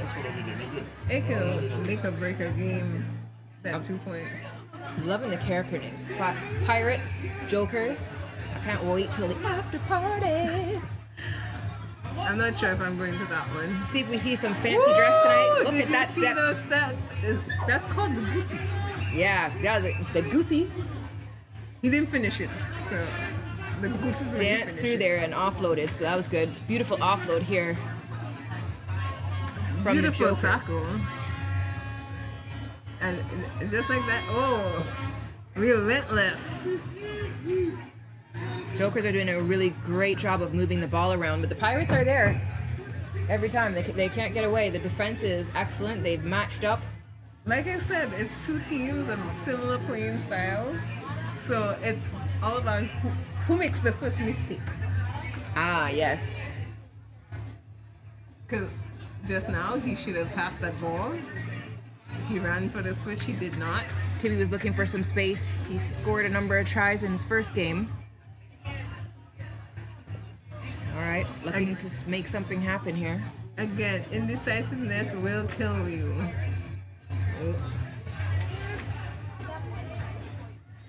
Ooh, and the space. Ooh. All right, he was looking for that space on the wing, but he's brought down into touch. Jokers say access denied. Pirates may not board their ship At all. The loot remains ours.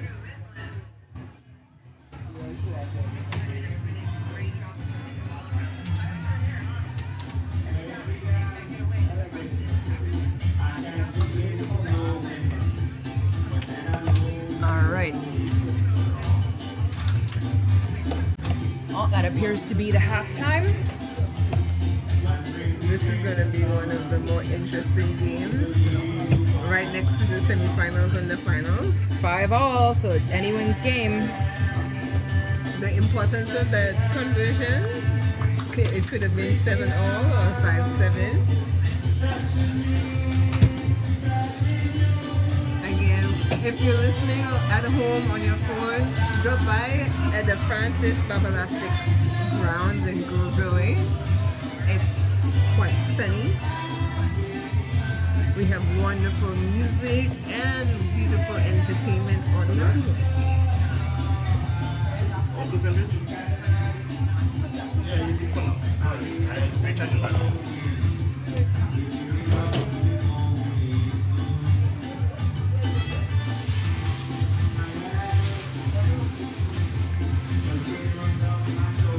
Did you play 15s? I did play 15s. I played 15s for club, and I was trying to keep my foot in the door for nationals, which is why I was playing 7s. 7s is a bit much on the running for me. But yeah, I played 7s nationally and 10s. And against you, no less. Me? I'm sure I played you. Probably when you were now starting. I haven't played for a long time. A very long time, you know. I started in 2000, right after COVID. Yeah. So that would be 2022. You started after COVID? Well then, no. I didn't play you. I would have remembered a tackle from you, ma'am. Oh, thank you. Thank you. Ma'am. You know how to pay me compliments. Oh. Come back on, come back on. And there's some tackles in the corner. Were they enough to stop the try? If we could get either the screen or a view.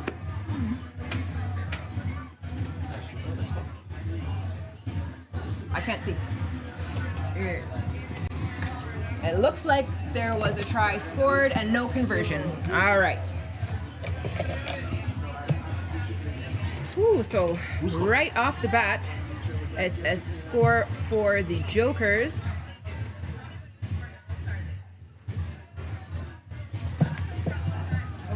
And they edge ahead at this big kickoff. Oh, nice move from the Pirates. Jokers trying to get the ball back. Looks like they were successful. Number 5 driving forward, but the Pirates fiercely holding him up. Now brought to ground. Balls come out. Jokers have retained possession.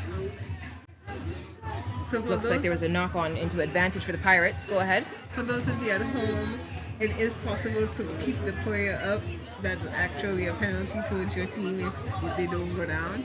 So that's one of the tactics that any team can use to gain the ball back.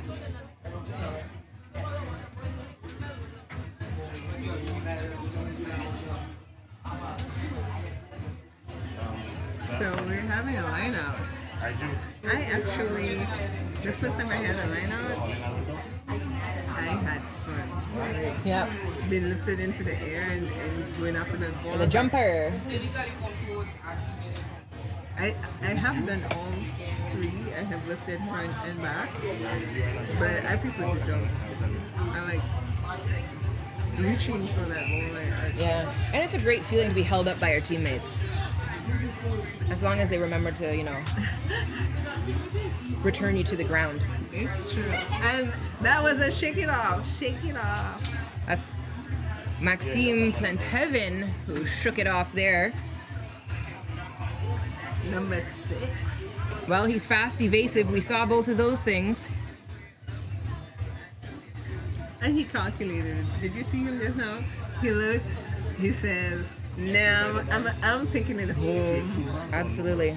His dad's his #1 fan, and I'm sure he's cheering right now wherever he's watching from. I'm pretty sure he is, because he used to some wonderful plays, man.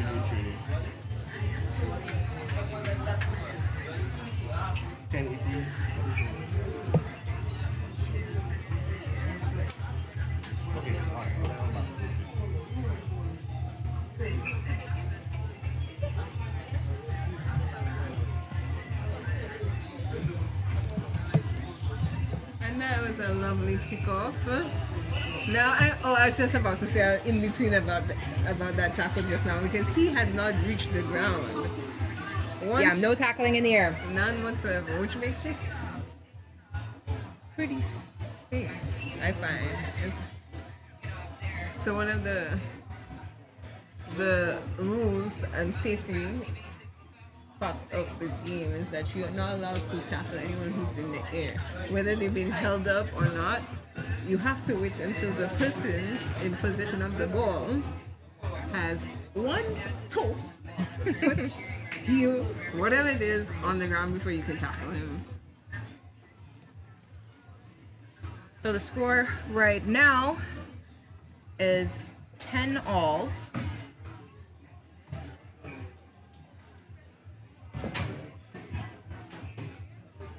Didn't see if there was a conversion on that last try. Looks like it wasn't. So 10-all. The team's still neck and neck as the Jokers come barreling through. A little fake pass there. That's that tricky play they talked about. It's a foot race as they kick the ball. Pirates and Jokers. Pirates have it.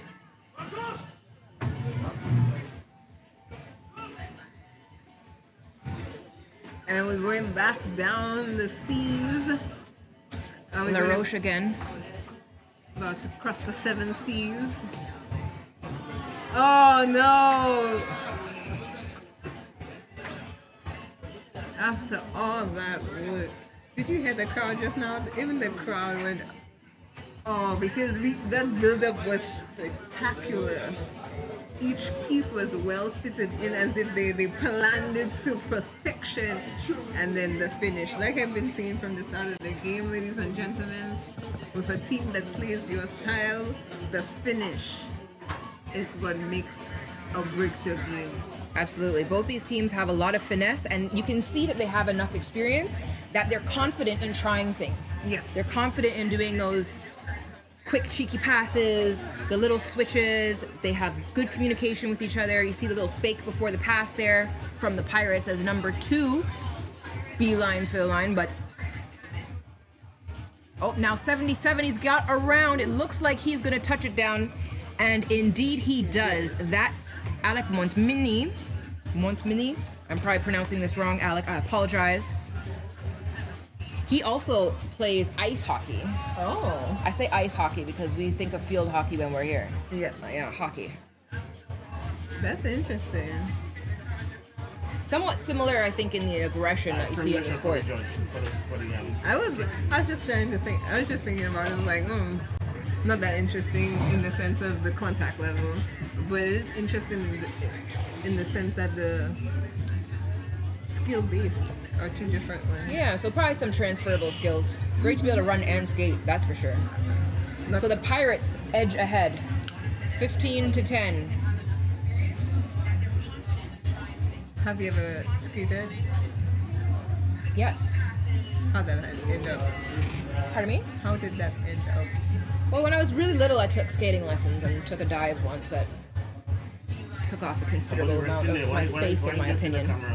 But falling on ice is different. Trust me, it's different. But no, it's fun. It's great. I'll take your word for it. You can do inline skating, No, thank you. roller skating, No, thank you. but ice skating is where that. I have a friend who's a brilliant figure skater. Yeah, Yana. She lives in Kaliningrad, so she took me skating and taught me a few tricks. I love to see a good figure skates. All right, back to the rugby, back to the Yes, grass. yes. We're not on ice. Did Some you see people might like to have some ice. the player, his hand play just now, and he tried to rip the ball just now? That was, like I said, That's that hunger that you need to have to Yes. always want the ball. ooh, ooh. The tackles are finished. They are well placed. Beautiful form. And you can see the runner preparing for it as he went in Yes. to take the tackle really well as well. And the drive off. See, number 5 is getting low. But it was a beautiful offload. And number 5 for Jokers evens it out. 15 all. However, Yeah, we'll see how the conversion matters. yes, because right now we're under the post. You ready, Coach? We are. Yeah, you made it fun with that. And that was a successful conversion. And just like that, the game 17-15 in favor of the Jokers. What a match. Could have been anyone's game. We have a couple more. The Jokers came away with it. They had the wild card in the end, and that was the conversion kick. like the name says, if anybody's an DC or Marvel fan, the Joker always has something left up his sleeve. There's never a dull moment with him.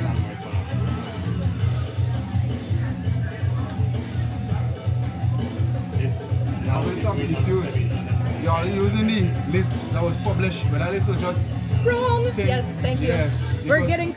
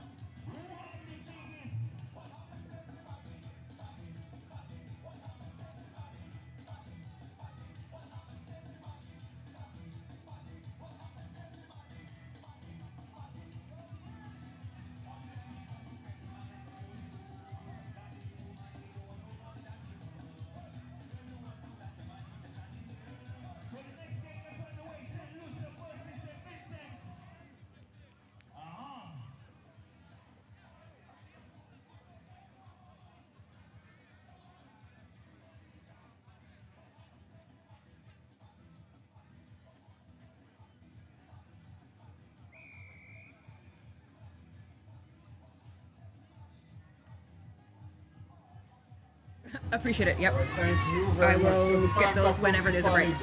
Thank you. Appreciate it. All right, and here we have the first try of this match. That is for St. Lucia. Currently, St. Lucia S playing St. Vincent and the Grenadines.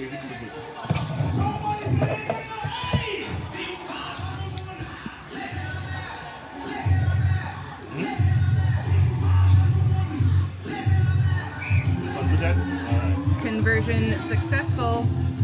7 points to 0 for St. Lucia over St. Vincent and the Grenadines early in this game.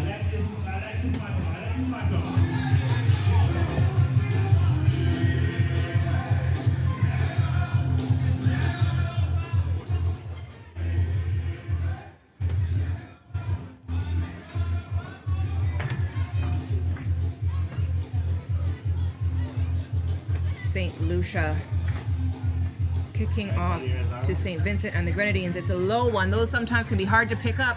And they're successful. It went through one player, and the knock-on is called. See the different strategies in the kickoff, trying to make it difficult for the opposing team to receive the ball. St. Lucia will now have a scrum.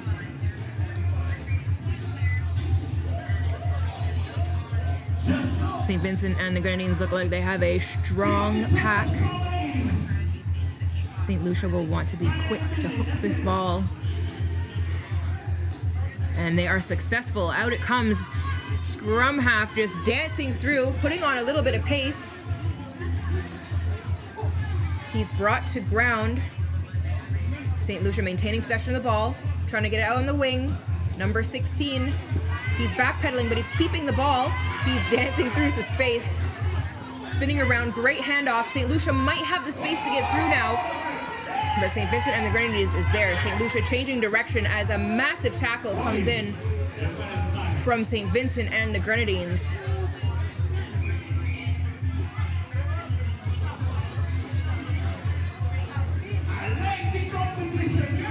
St. Lucia in the light blue and yellow.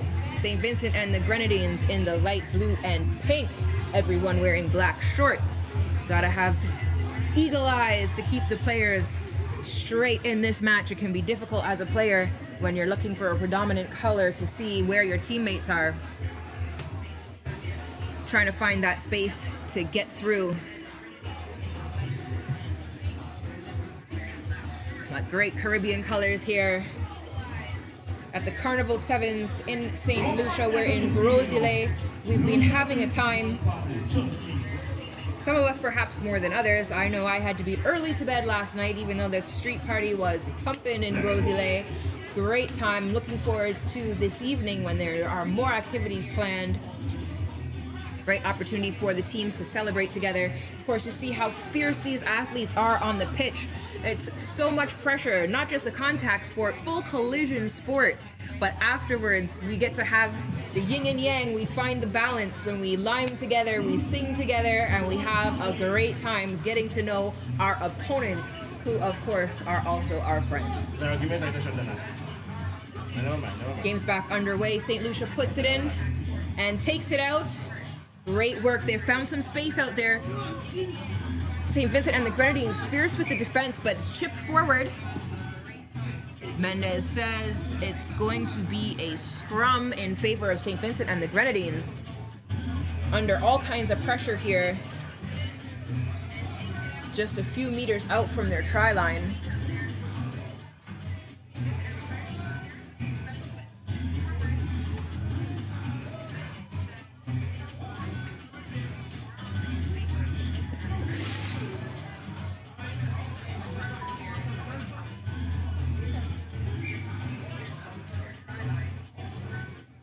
All right, got to make sure that the scrum is secure.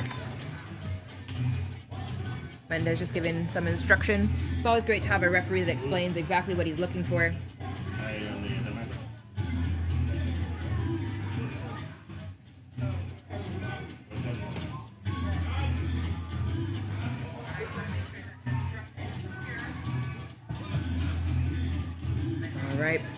And great change of direction there.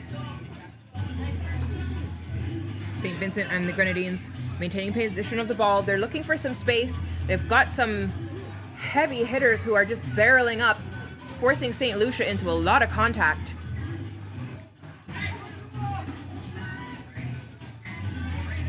We're seeing a bit of 15s style here from these players. Great snatch of the balls for St. Vincent and the Grenadines. They're passing it out, looking for that player outside. St. Lucia is all over them in defense. But St. Vincent and the Grenadines seems to have had some space. Number 7 from St. Lucia is on the chase, but it doesn't seem to be enough. And St. Vincent and the Grenadines is through for their first try. Great work. Plenty hard work went into that try. Driving forward. So much contact in this game today.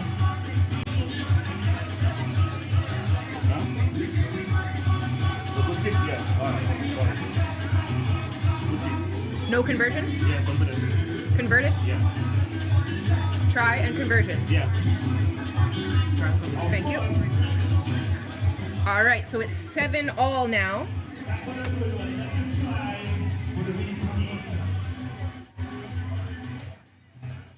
What a run. Really saw how drawing those players into those contact plays worked. It opened out that space on the wing. You can see you have some speedsters. They definitely had a foot chase. But St. Vincent and the Grenadines is still in this game. 7-all.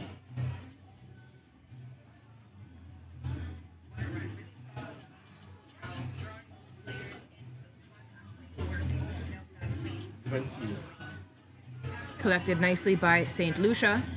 Good hands making use of the players. Going out, and they have a little bit of space on the wing. Is it enough? Oh, looks like it is. There's a huge chase from St. Vincent and the Grenadines. Lucky for number 15. He successfully threw for 5 more points for St. Lucia. St. Vincent and the Grenadines. Letter F was charging through like a train. That would have been a heavy tackle. Yeah, he's coming on now. Yeah. The conversion is good. St. Lucia and St. Vincent and the Grenadines, big up your conversion kicks. 14-7 is the score now.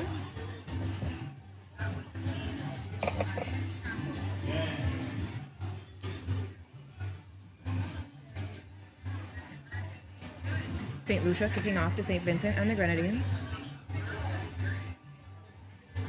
Seeing a great mix of skill sets here. The agility, the speed, as well as that strength and power. St. Lucia with a cheeky offload. And they've touched it down for another try. Quick succession on these tries. St. Lucia really finding their footing here, finding the rhythm.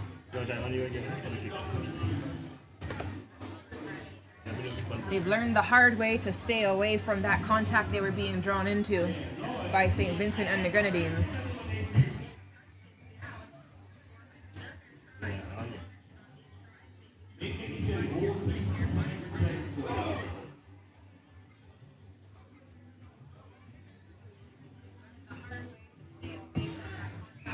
Successful conversion.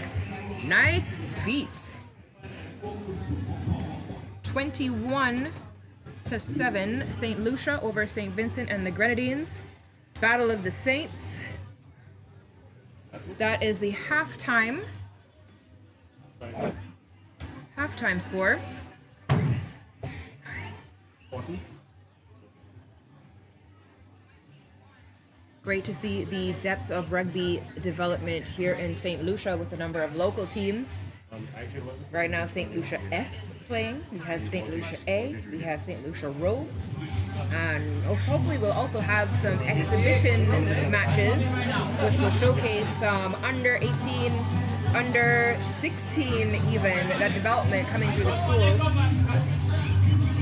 Shama was here with me. She is a teacher and also a youth coach, and she's integral in the youth development here, just really giving those opportunities for so many of these athletes to experience the joy that is rugby.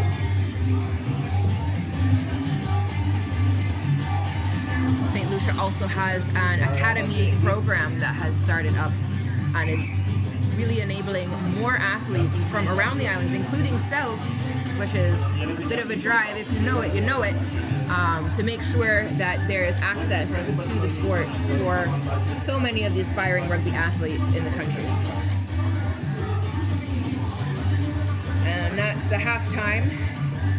The teams will be coming back, gifted with the wisdom of their coaches.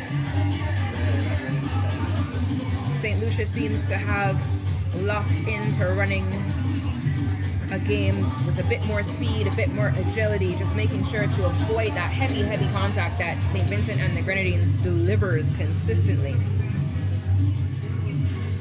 St. Vincent and the Grenadines, I would guess, will be trying to keep as much possession of this ball as they can so as not to allow St. Lucia to get any of those quick breaks through their defensive line.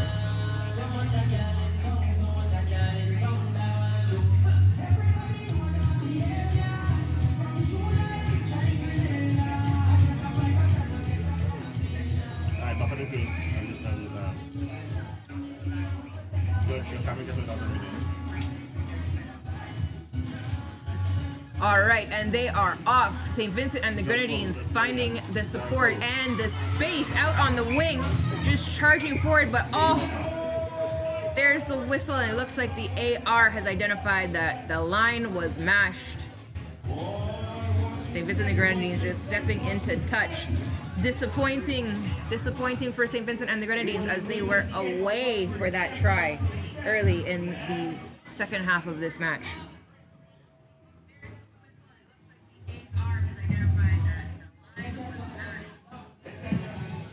We're here at the Francis Babalastic grounds in Gros-Islet. There's a wonderful covered stand. There are great facilities here. Come on down. If you are in St. Lucia, there is time for you to get here. We're only in the second round for the men's division. There is a third round and, of course, the playoffs still to come. Rugby all day long.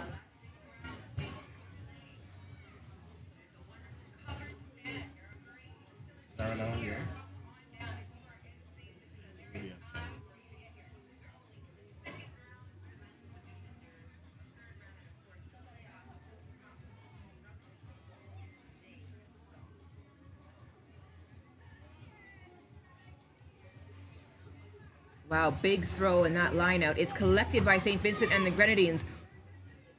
Will they get their redemption try? No. Not yet anyways. The player is brought to ground, but St. Vincent and the Grenadines still moving forward, finding support outside, but it looks like it's called back in favor of St. Lucia. St. Lucia is going to be able to take the ball forward.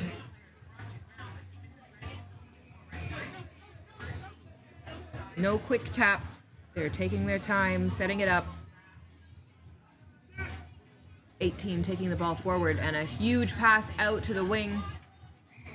Not quite collected. It's knocked forward. There'll be a scrum now in favor of St. Vincent and the Grenadines.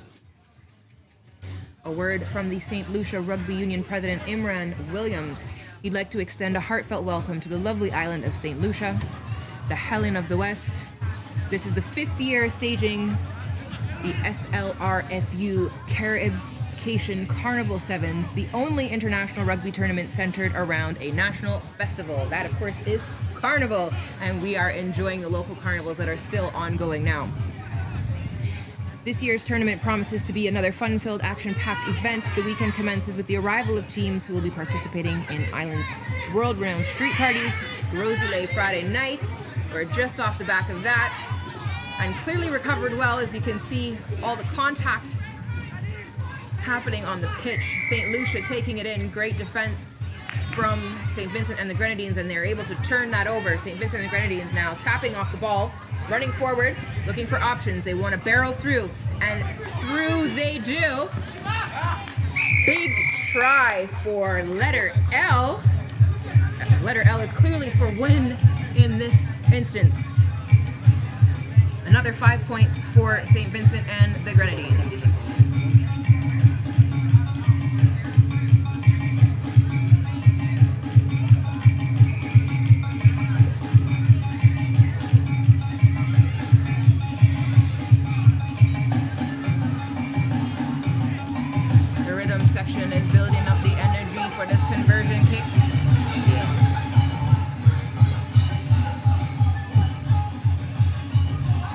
conversion. No conversion, right? That brings the score to 21-19 in favor of St. Lucia. No, 21-12.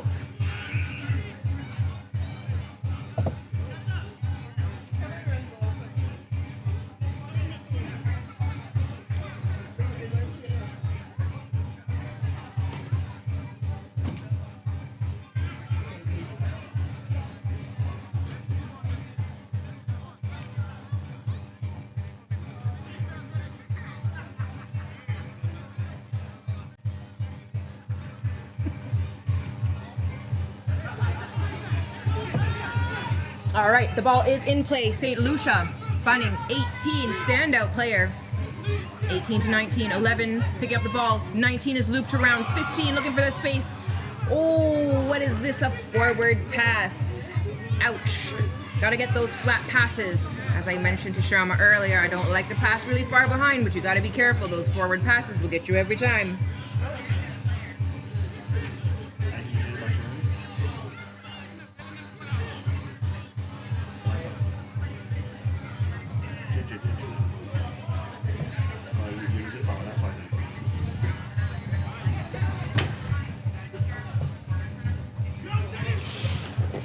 St. Vincent and the Grenadines whipping around the outside of that scrum on the blind side. But 18 for St. Lucia. Not allowing that.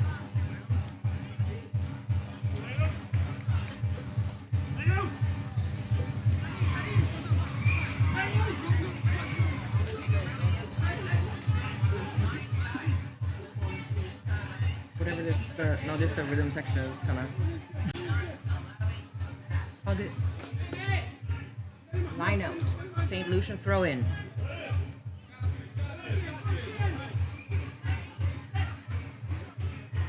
This is St. Lucia S. We saw great line outs from St. Lucia A, so we'll see.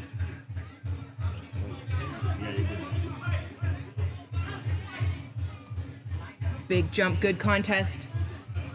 Oh, St. Lucia collects the ball, but St. Vincent and the Grenadines escorts them into touch.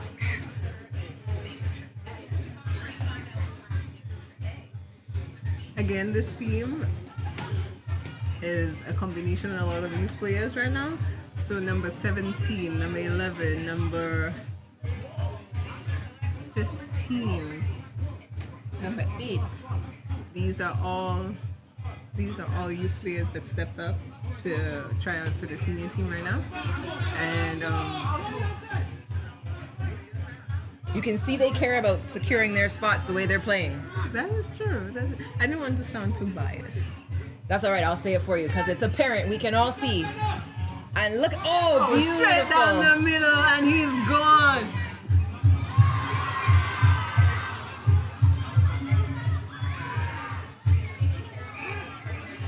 Now, number 8 is actually a footballer as well. We have a lot of cross athletes on the field. Crossover athletes are great. Once you have that athletic base, you can really pick up on any sport you throw your hand or foot to. So number 8, number 6 are footballers.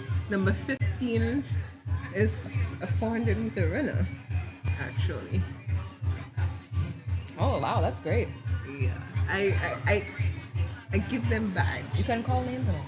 Oh, I apologize. I give any 400-meter runner a badge. All right. Do you know that lactic acid that is felt after a 400-meter? No, man. I could only run the 100.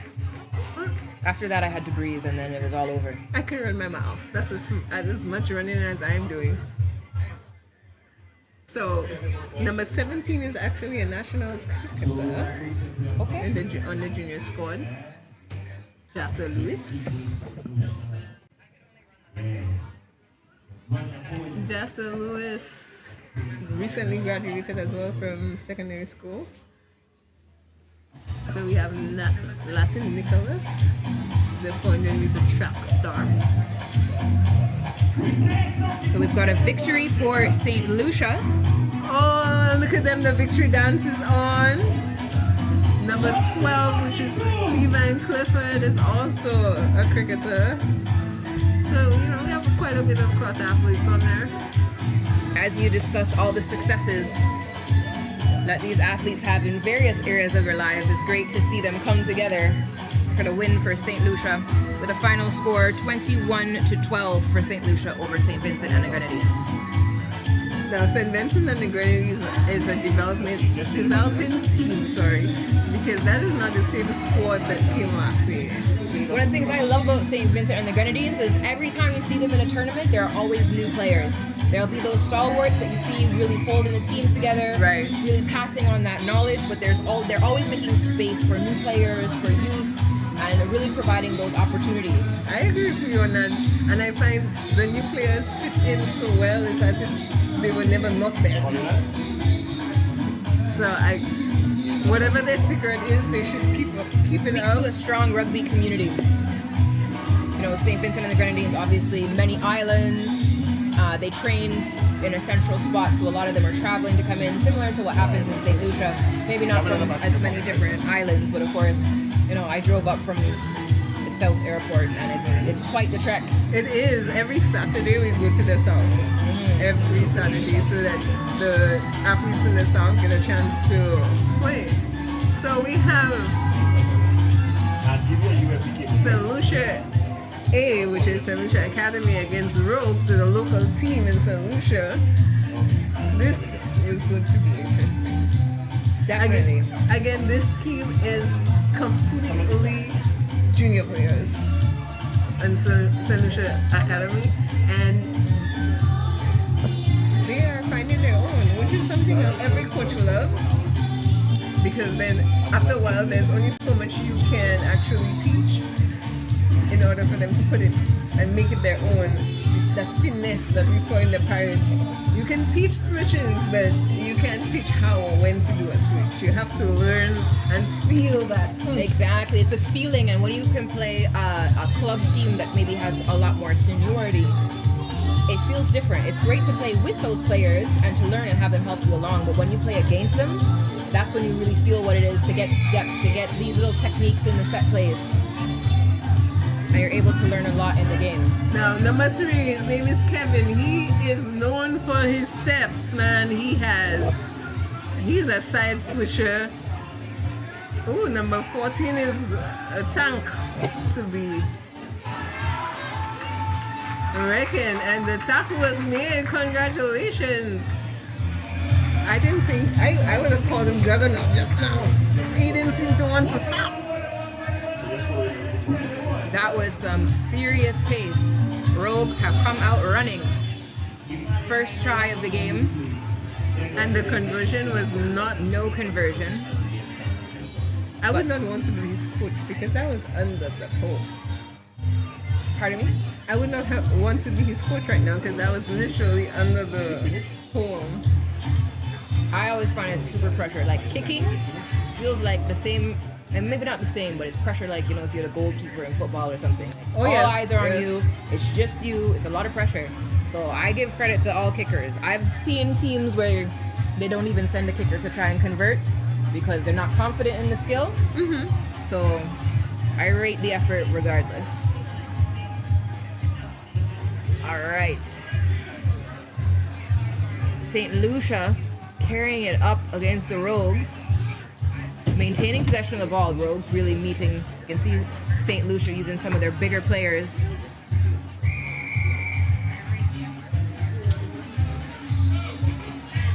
Kelvis Figaro in the center.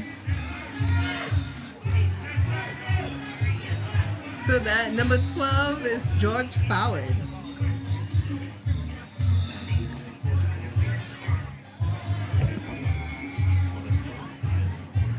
Now that kick over the defender almost worked. Again, these games are more for you to try what it is that you have, try different things, especially as a novelty team, and see what works. Absolutely. It's awesome to make these tours exactly what you need them to be as a team. Like sometimes you need team bonding, you need camaraderie, you need to go and have fun, you need to feel how awesome it is to be, as one of the players say, you know, professional globetrotter and travel places and just really have amazing experiences with your teammates. You know, you can go and get incredible experience playing elite athletes, experience that's diverse, that's different, playing different athletes and different styles from different teams. And then, of course, the development factor absolutely is so important, and there's a mix of all of it here. Can't forget that there is money on the line. The money is a very good initiative, but for these kids, it's all about showing their worth right now. Again,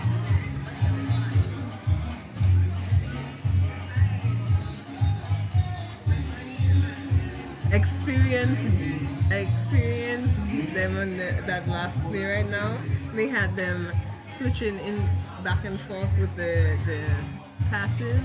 That was George Fallon who finally finally dotted it down.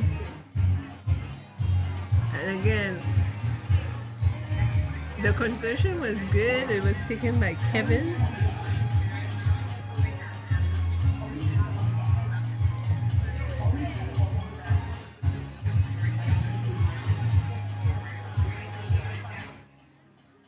We also have Ethan Phillip, number 15 for Rogues. Quite the step for himself.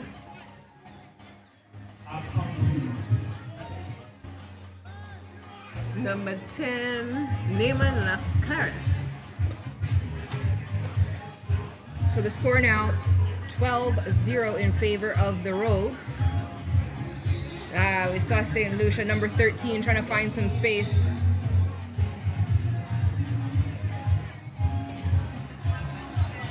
Number 13.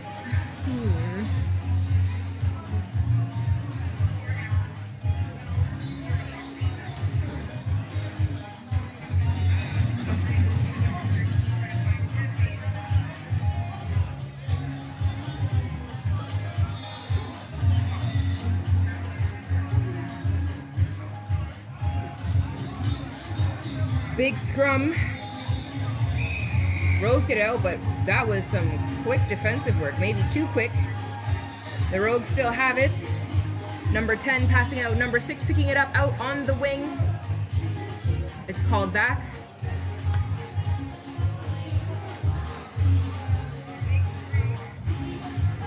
One of my wishes for rugby is to have more tournaments within the region. Yes, more regional tournaments. It's such a great opportunity. It's so much fun, and of course, I mean, I think everyone wants to visit every island.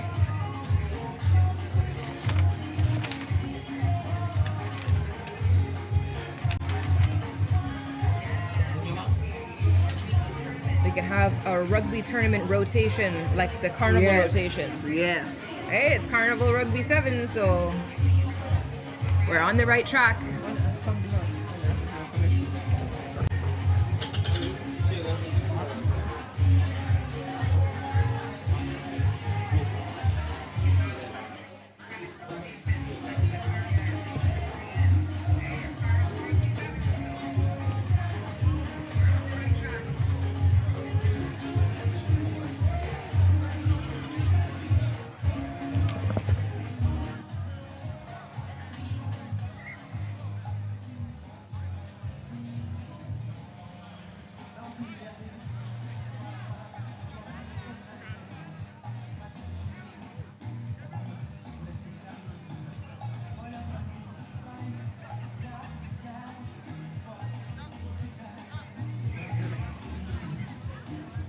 All right, seeing the communication. Rogues number 3 calling in. Kevin Joseph. Oh, Hawkeye. Number 5 for St. Lucia.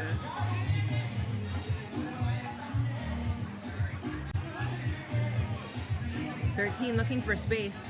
Great tackle, got low. Everybody's ankles are the same size." Yep. So that would be Carnival.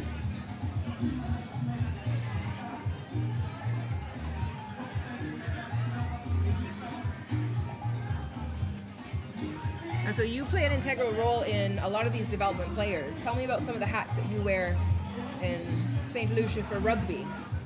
Well, currently I manage the team. Last year I coached and managed them. Last year? The year before. I coached and managed them. So currently I manage and coach when necessary. You tend to become the counselor, When necessary. That's the key there. When necessary. We know we fill in where we're needed. Thank you so much for joining me so that everyone doesn't get completely tired of my voice for the whole day. I doubt they would. You have a really nice voice. And you keep people entertained, which is most important. Well, thank you for that feedback. So out of the roles, what's your favorite and what do you think will have the most longevity? Oh, I forgot to say, I play and I started refereeing, but I get so involved in the game that I forget that I'm refereeing, so I'm not ready for that role. Yes, yes. I already missed some scores because I got excited and was watching other things and trying to read the team sheets as they come in. So, I think coaching, like I said, the novelty, the newcomers, coaching them. I love to see when an athlete finally gets a technique that they thought they could not get. It brings me a different type of joy, man. Like, or see them run a switch together, or their first try as a team after not being able to try for a while. It's a different type of hype. It's a different type of everything.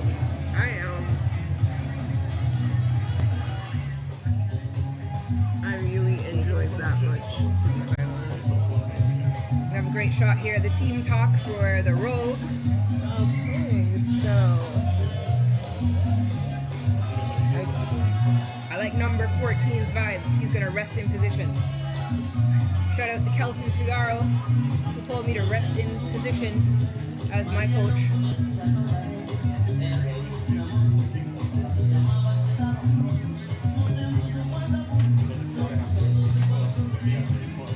Of course, that is his brother, Kelvis Figaro, in the center refereeing.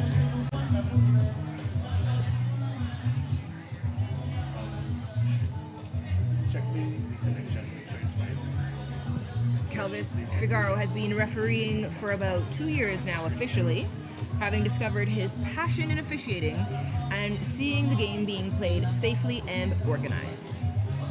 In a safe and organized manner. Having been a player and student of the game for a number of years, his passion has led him to the Trinidad and Tobago Rugby Referees Society.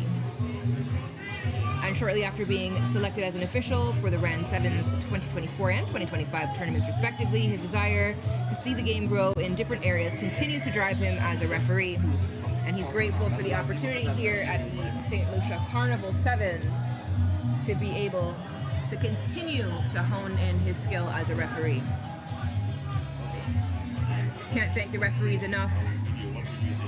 The one person you can't play a game without, and here's number 10 for St. Lucia just burning up the side. He steps inside, the rogue player has taken him, tackled him, and prevented the try.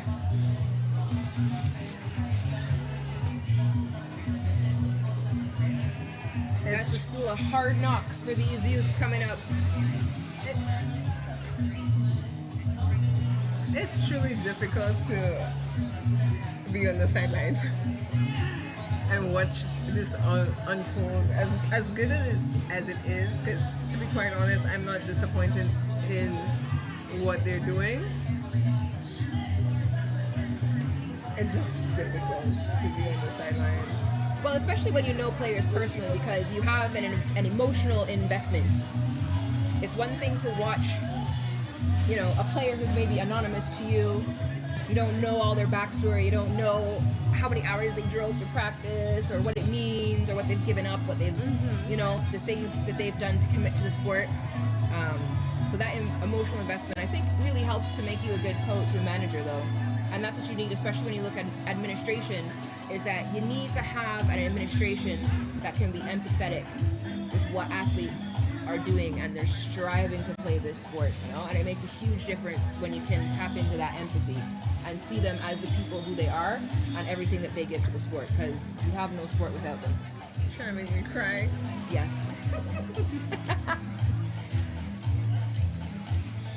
Hopefully no blood, plenty sweat, and maybe a few tears. So we have a blood injury for number 17, Kej. As I say that, oh no. I have to be more careful with my words.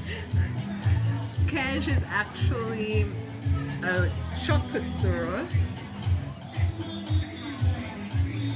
I always thought I could do shot put. I don't know, but I don't know if my shoulders, they've taken a bit of a bashing over the couple of decades. I tried it once and that was it for me. I was like, no.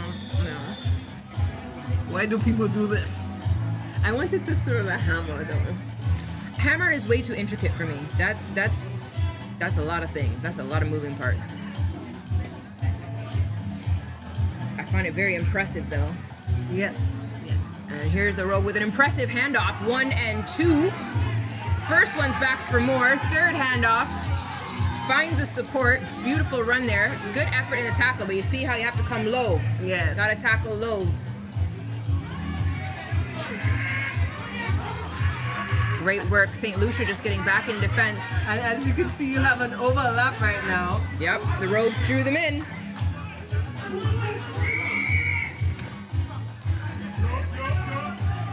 Diving Rogues take it quickly. Bashing through. Great work from number 12 and number 16. Wow, they're really holding off. The determination of a novelty team. Oh, they got a bit of an overlap. Are they going to use it? Nope. And that's a very good tackle by Christian 14. Atherton. Number 4, he plays basketball as well. Number 23 is Josh Williams from the Academy.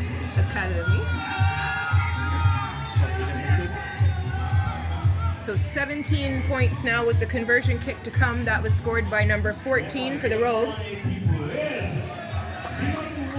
We have Jaden Thomas, number 12. Number 13, Kaniv. Kaniv is actually one of the players from the south. That airport you drove from that nobody likes. It is a beautiful drive though. Yes. When you're not driving. Everywhere is a view. I wasn't driving. I was enjoying the views. Everywhere is like picture perfect, screensaver. Yeah, it's absolutely gorgeous.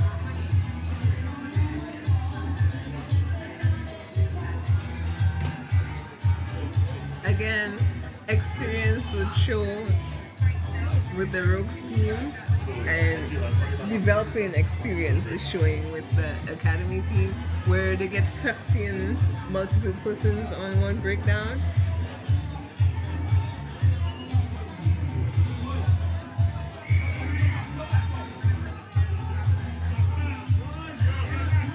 Oh, St. Lucia taking it quick.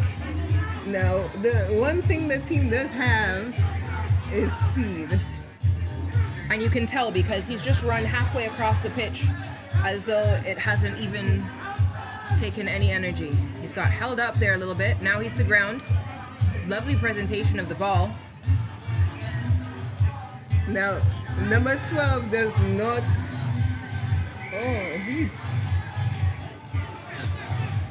Number 12 does not let go of that ball at all. He is going. St. Lucia really coming into their own in this game. Seeing they've drawn a number of penalties from the Rogues. Opened up some space there with 23 zipping through. A big tackle for him, but he's able to offload. Great composure from him. Woo!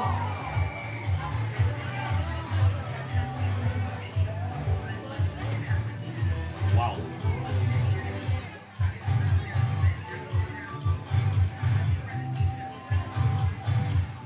Not the kind of tackle we like to see. We want to see good, clean tackles here.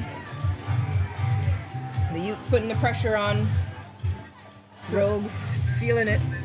Clearly. Sending it back. great. We have a really great medical team. I think, what, about 14, 15 people on the medical team for today, which is awesome. Needed, clearly. I can remember just scrounging and trying to find somebody to be with the team or someone to be available. And that's the St. Lucia Rugby Football Union team. That's the numbers I counted. Teams who would have traveled with their own physios, that's in addition to that. So the teams would have their own physiotherapists with them, as well as the tournament actually providing that additional support. And of course, through the education programs provided via RAN from World Rugby. So the different levels. So of course, there's first aid in rugby, which is the entry level. Anyone can do that course. There are courses available on Passport. Yes, I actually have done.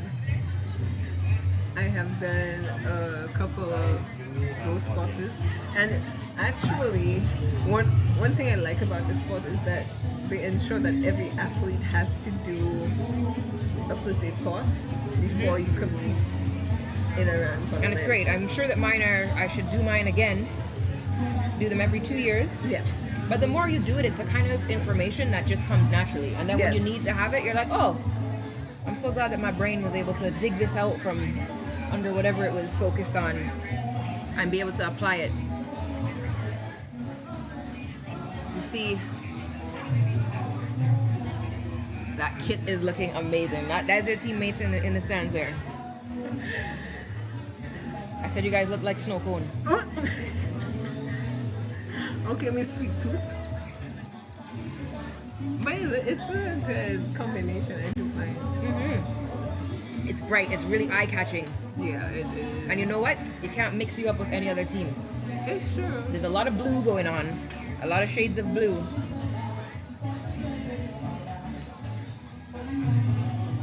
Sometimes it can be difficult to tell players apart. Especially, like, for the referees. I mean, definitely for the referees. But sometimes I think also as a player, too. Because your line of vision might be really compromised. Like, if you're in a ruck, you're coming out of this, you're focused, you're just trying to see out of the periphery. Your peripheral vision, like, is that my teammate?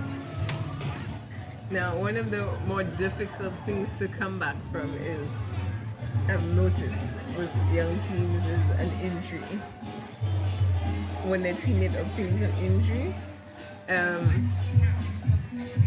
their ability to keep together or keep focused on the task at hand. Yeah, it's amazing. It's next level. I would break down. Like, I'd be like, oh my god, well, you saw me. Yeah, but you have to remember that your teammate didn't go down for nothing. So you have to stay focused and do their job for your teammate. I'm out here dying and then on the sidelines. afterwards you go and you can be with them. And in most cases, you know, you really hope for a speedy recovery, and the fact that we have such great medical teams means that we can do the most immediately. Yeah. And then afterwards you'll see, oh, okay, they're fine. Get checked out, make sure that everything's all right, and that's the primary focus. Here are the Rogues burning up the pitch. Massive tackle there from St. Lucia. And that is the determination I was just talking about. It becomes next level with them. And they want, again, this game is doing a great job of demonstrating the things that we're talking about. Yes, it is. And now you can hear them communicating, which we said earlier, communication really makes or breaks a team. See, the tackles are getting a bit lower. And that's number 14 again for another try.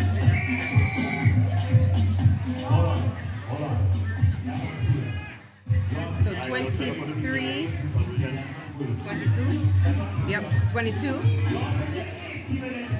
to 5.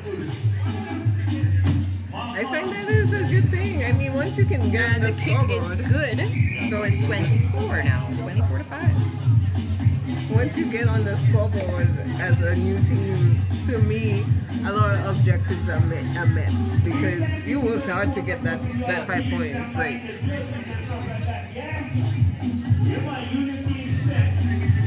saying no, Mr. Complimentary. You gotta pay to get your try. You gotta work. I'm telling you, I find you work harder as a new team than you do as a team that's been there for a while. So the final score on that. Is that final? Did we get halftime yet? Yes, ma'am. Halftime happened. Look at you. 24-5. It might be time for me to have a halftime. Might be getting about time for me to have a little break. So coming up, we have the Academy Exhibition game, which would be the under 16s playing against themselves this year. Nice. They're a relatively new team put together, so you will see a lot of fancy footwork because everybody loves to step. Yeah, but sometimes it's like, I remember, actually, I don't know if I even remember being fearless in trying cool things like that. I remember when I tried things and I got boofed for doing something that wasn't in my box. Yeah. And then thinking, you know what, I'm not gonna try anything again. I'm just gonna do what I'm told. And I'm like, I'm sorry that I did that. So when I see these youths, and sometimes, you know, yeah. But I just hope that someone doesn't tell them not to try those things, because in trying them, that's how you find your footing. That's how you find your little, that extra thing that you bring that's just you know? Yes, that is correct. So part of what I do, especially with the new ones, is that I assist them with understanding what went wrong rather than telling them, no, don't do that, not right now. I said, you can do it, yes, but it wasn't the time. Listen to your player. Look at what could have happened if you had done such. So, I mean, it is what it is when you have that ball and you're hungry to show what you're capable of, but it's another thing when you're coachable. Yes. And one thing I enjoy about most of the youth, if not all, is that they're coachable. I can tell them, or any coach can come to them and give them corrective points, and they will tell you, they will listen and they will try, as long as it's within the scope, like you were talking about, within the scope of understanding. Yeah, absolutely. And it's such a great opportunity that the youths can see the highest level in their national players in the same place. You really get that contact time with the athletes that you admire. And on that note, we're actually going to get a chance to fully enjoy this game. We're going to take a little break. Thank you so much to everyone who's joining us. We will be back shortly after the break with more rugby action.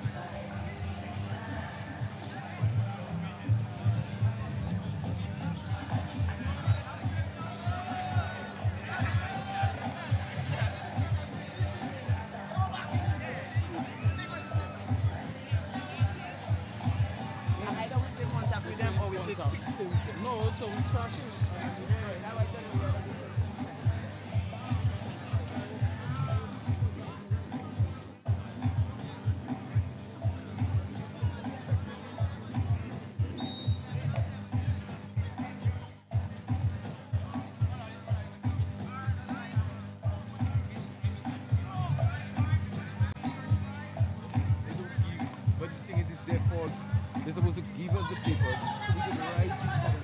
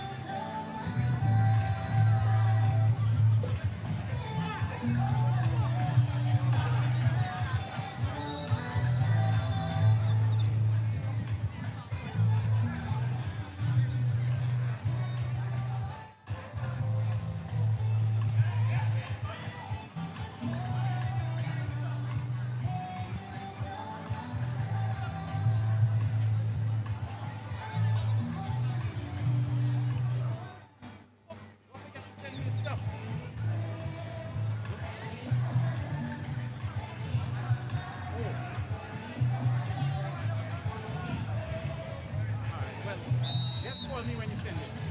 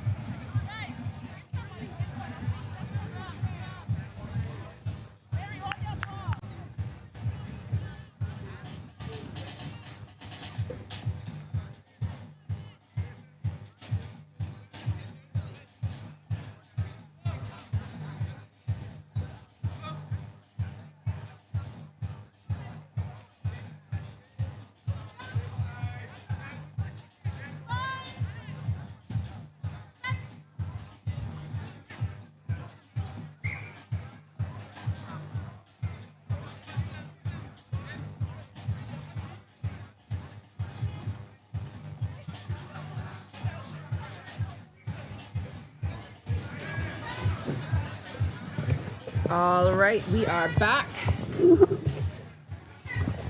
More action with the St. Lucia women, Blue Ice and Blue Flames.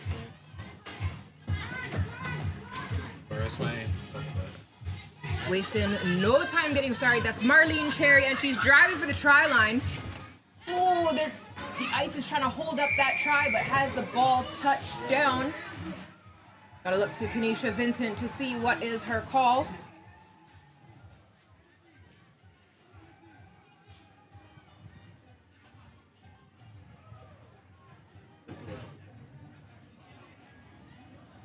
Oh, teams are going back, so yes, that is a try for Blue Flames. Kara with a successful conversion kick. And that is 7 points for the Blue Flames. Game now, sir?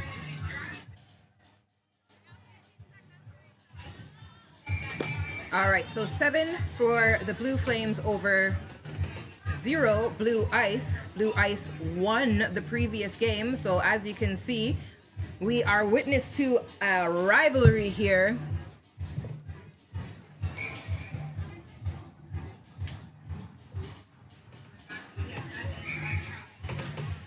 Kira Kiki Dornley kicking off the ball.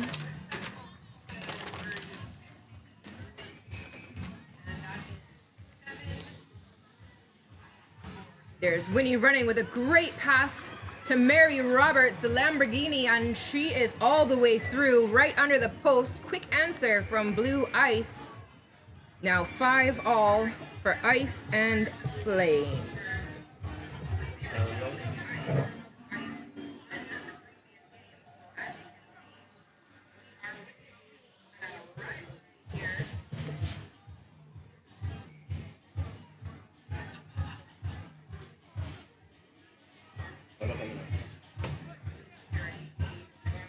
Thank you for bearing with us, the viewers at home, and just getting the cameras set up again.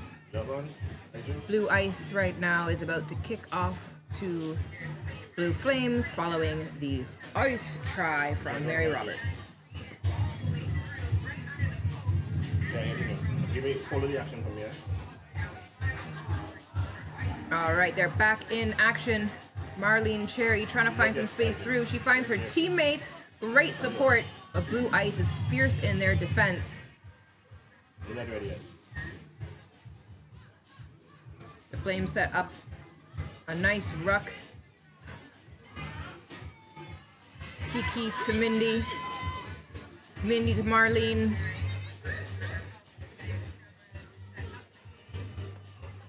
Kiki again with the ball. Nice little back pass. Mindy driving forward. It's a high tackle from Blue Ice. Penalty in favor of Blue Flames. And Mindy takes it quickly. And she's running straight for the try line. And she's touched it down. Try for try for try. Here we go. Flames, another 5 points.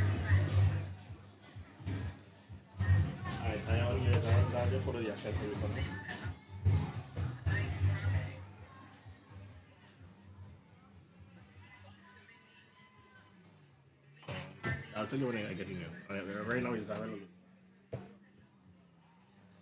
Oh, it hits the post. No conversion. What channel your camera see? So 10-5 of the Flames overtake Ice.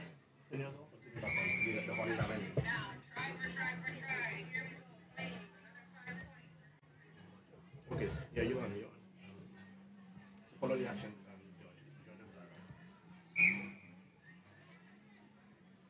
Kick doesn't go 10. The ball will turn over to Blue Ice. Number 6, Winnie, taking the kickoff. She takes it quickly. A skip and a dance. She's going to try to run through the defense. She's brought down by Blue Flames. Penalty in favor of Blue Ice.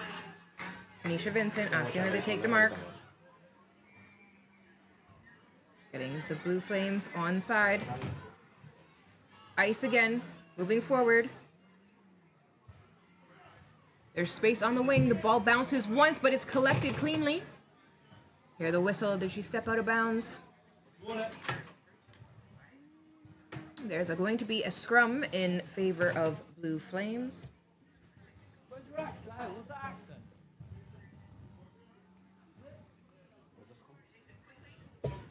The score right now, 10-5 in favor of Flames.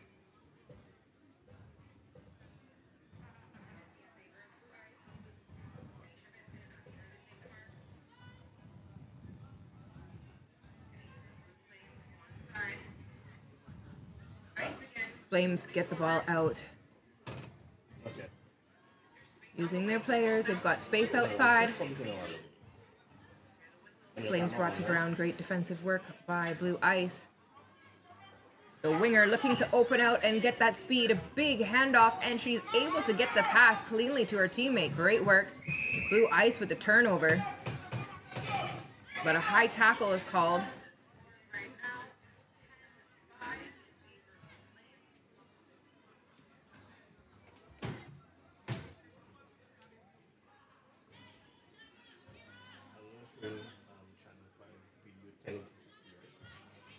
Flames burning up the pitch right now. Big tackle from Blue Ice, but a beautiful ruck. Nice calm formation. You can really see the experience from some of the players. And Kiki Dornley looks like she is over the line for another try for the Flames. 15-5 in favor of the Flames over Blue Ice.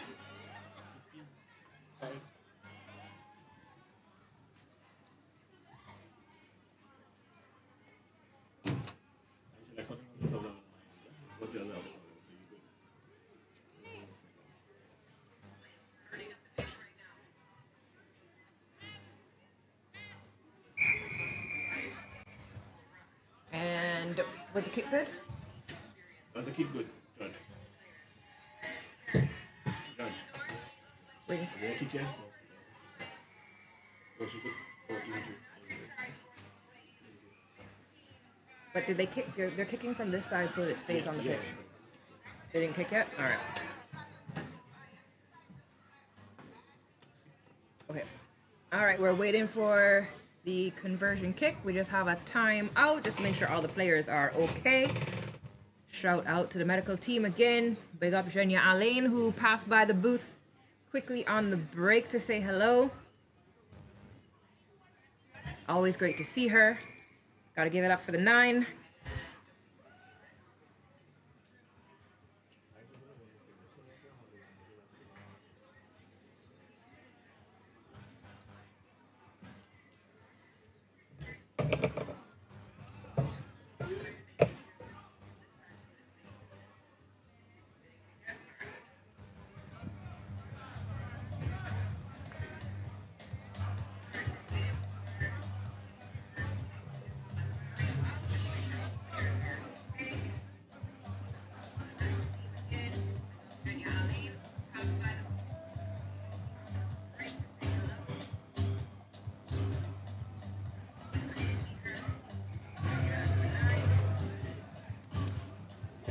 The members of this team have had some great experience. One in particular, winning in Guadeloupe.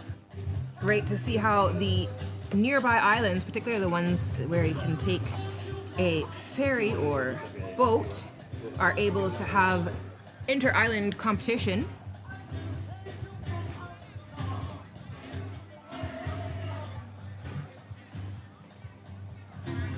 A great range of athletes, some of them just graduating high school, joining veterans who we have seen year after year.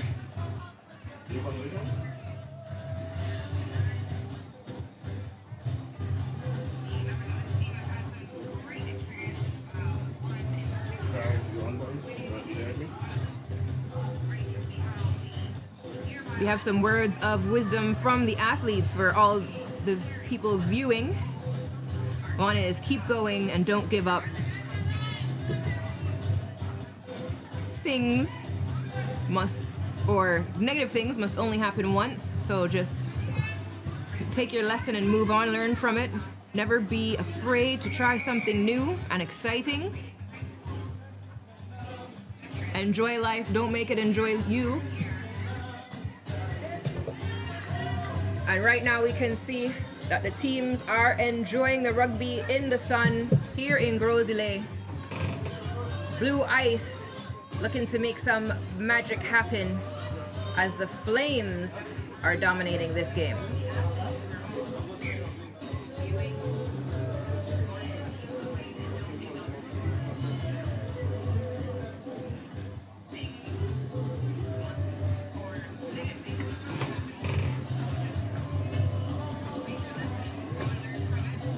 Here we have a scrum, and it's going to be an icy put in for this scrum. Try another USC point. Do we have it close directly to the thing or on the feet?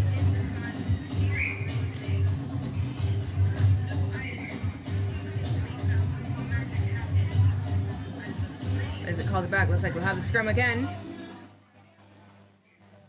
This time the scrum's on fire.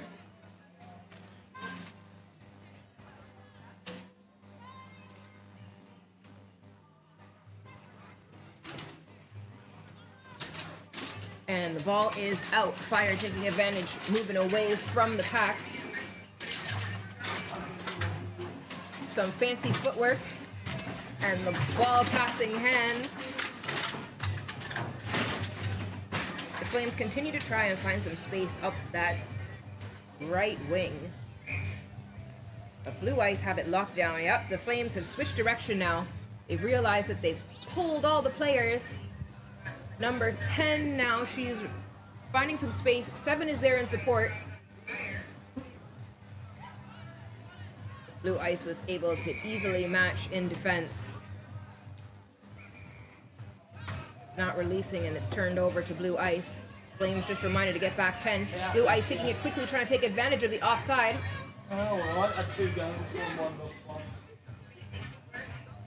Big tackle from Marlene Cherry. There's VG with a huge pass over the top of Flames' heads. Chama Fildrance defending. Blue Ice going down, but the ball bobbles away. Looks like perhaps forward. Vincent calls in the subs.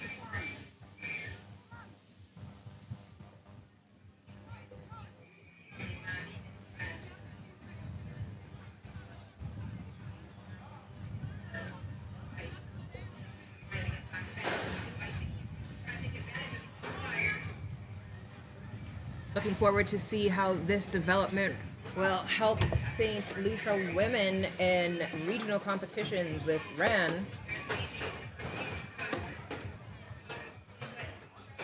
Having those inter-club local games is so important for getting the player load and making sure that enough games are being played so that athletes such as these can represent their countries proudly on the stage at Rugby Americas North.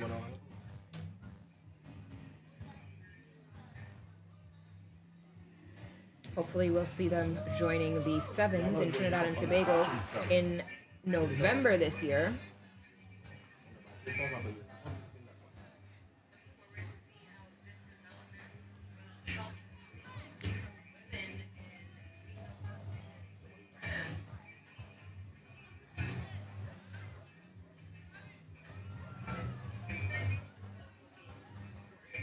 Time is currently off.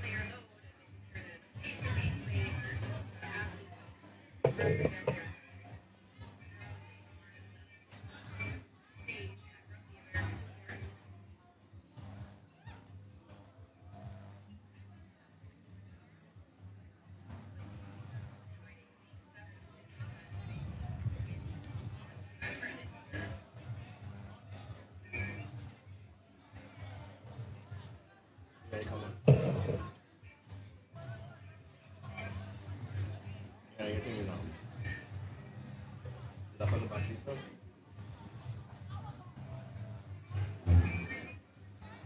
I'm going to recognize the regional officials. So we've been getting some information on the referees at this tournament. St. Lucia Rugby Football Union would like to thank the officials for their continued support of the Carnival Sevens in this 5th installment, and assisting with the development of regional and local officials for the tournament and setting a standard for teams to enjoy fair play, integrity, and discipline. That's the whistle back on from Kenesha Vincent, who started her refereeing journey in 2022 at the Rugby Americas North U19 and Women's 15s Championship competition.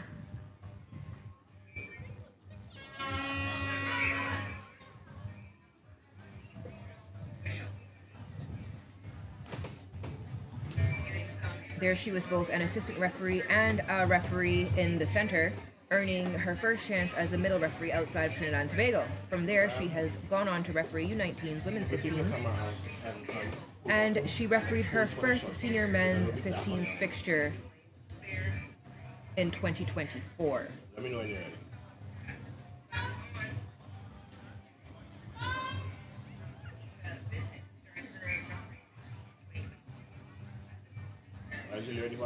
Kenesha Vincent also does an incredible amount of work in player injury surveillance, making sure that we collect data that is relevant to our playing population.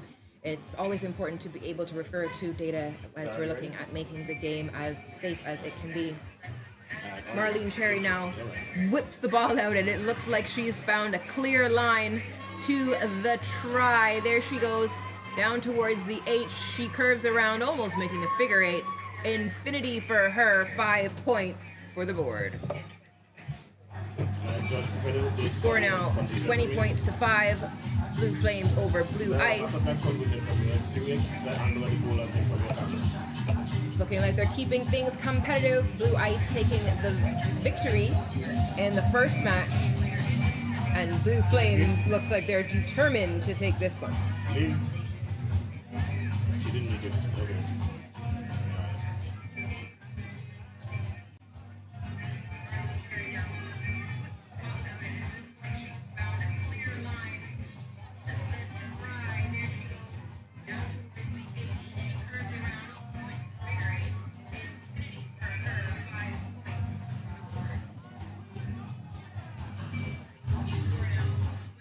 Ball bobbles into the hands of the Blue Ice player, and she darts this way, darts that way, looks for space, finds her teammate. Always great to maximize your team support. Great support there from VG, clearing out that ruck, securing the ball.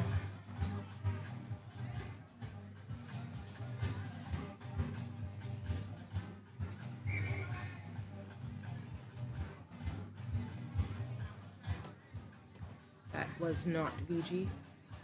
Apologies for the mix-up.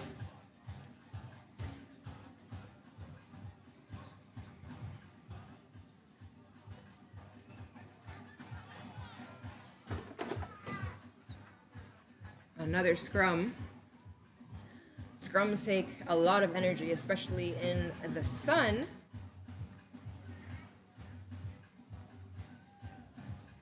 I may have a biased opinion, but I do believe that the backs get a lot of credit for all the running that they do. But you see all those scrums and lineouts and those set plays that the forwards are doing. Takes an incredible amount of energy and fitness to be able to do that. Maybe not so much on the speed side, but can definitely feel like doing a lot of burpees. Ball's out into Flames. Marlene Cherry there in support, always following her pass, making sure that she's there to support the players. And you can see Blue Ice capitalizing on this one. The ball bobbles away. The pass didn't meet its target, and now Blue Ice has taken advantage of this. Boom, taps it down. Ice cold in paradise.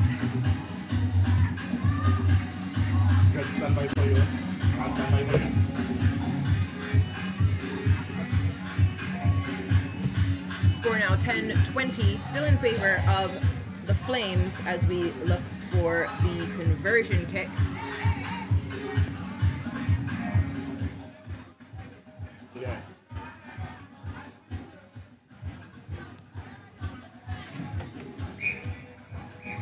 conversion kick is good, so the final score there, 20 points to 12. The Flames managed to melt the ice for their second match of the day. No, not another exhibition match.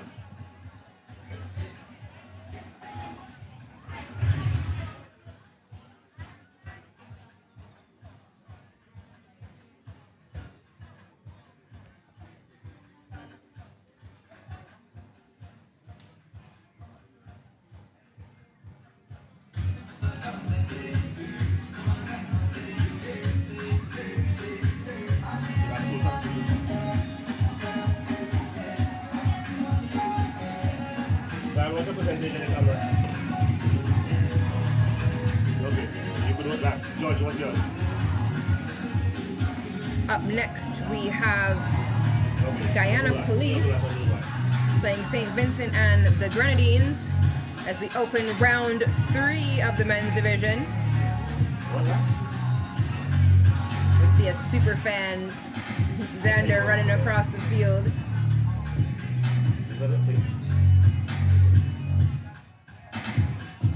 Big thanks to the Guyana Police who filled out their forms to give information about their players and answered the call when I realized that I didn't have correct shirt numbers. They've straightened it out, so thank you so much for that. As they prepare to take the field, we have Sean David with shirt number 1, 2, Theodore Henry, 4, Odaida Douglas, 5, O'Neill Charles, 6, Ephraim McLennan, 7, Lionel Lee Holder, 8, Kelvin Grant, 9, Scott Garraway, 10, Tyrese Prescott, 11, Owen Adonis, 12, Godfrey Brooms, and 34, James Osborne.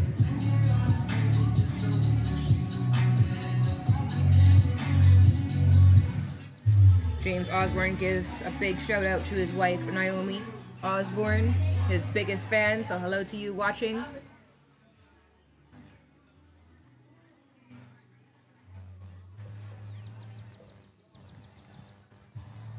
Here we have a great shot of the teams taking the pitch. The Guyana Police in the red and dark blue. St. Vincent and the Grenadines in the light blue and pink.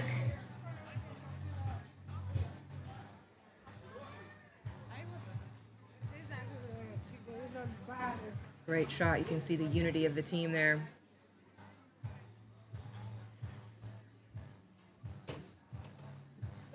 Grenada Police Falcons doing their part to grow rugby in Guyana.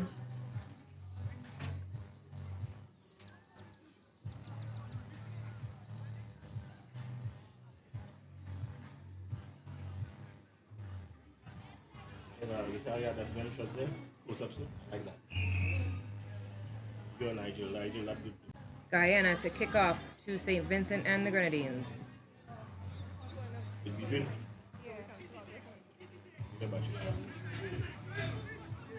Kelvin Grant collecting the ball, passing it out. Nice hands from the police. Drawing the defender, finding the space, out on the wing. Easy like Sunday morning. That's Owen Adonis. He's fast, shifty, and focused.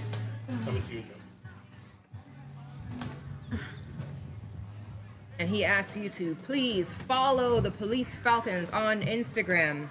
All the shares, likes, and follows are really helpful in building the range of the team.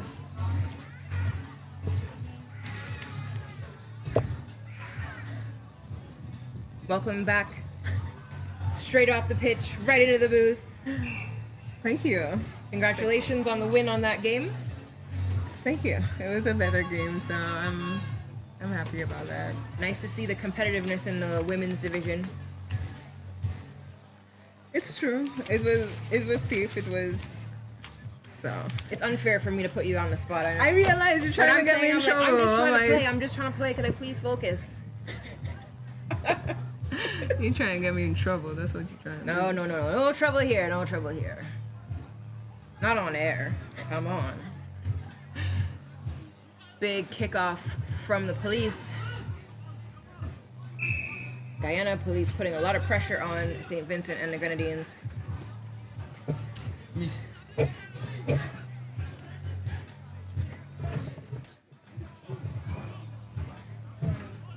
Now, St. Vincent and the Grenadines securing the ruck, sending the ball out, finding some space on the wing. A big tackle there from Guyana Police. St. Vincent and the Grenadines trying to keep possession of the ball. Looks like there was perhaps a knock-on.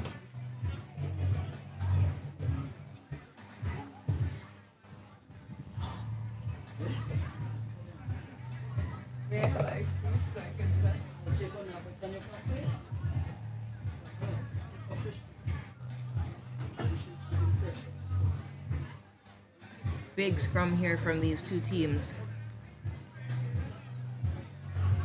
And it's out. Guyana Police, great experience. You can see how the pass didn't go to hand, but it still went backwards, so it's in play. And it finds the speedster again, but there's a lot of speed from St. Vincent and the Grenadines. They're caught finding some traffic on that left wing. Noticing that the St. Vincent and the Grenadines players are getting pulled in, trying to find some space on the wing. But SVG is rewarded for the pressure that they've been putting on the Guyana Police.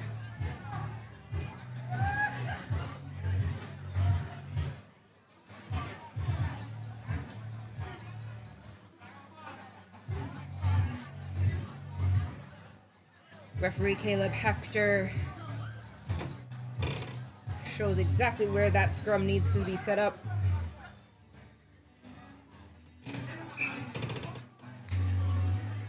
Ball came straight out.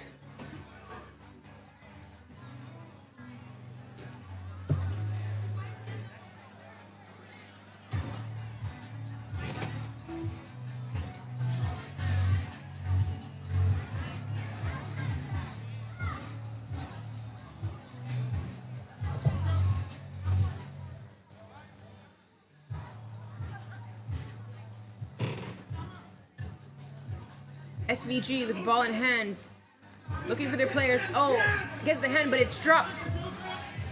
Kelvin Grant now barreling up. Another try for the Guyana Police. Right between the sticks. Great position. They converted the first try. We'll see if they'll convert the second.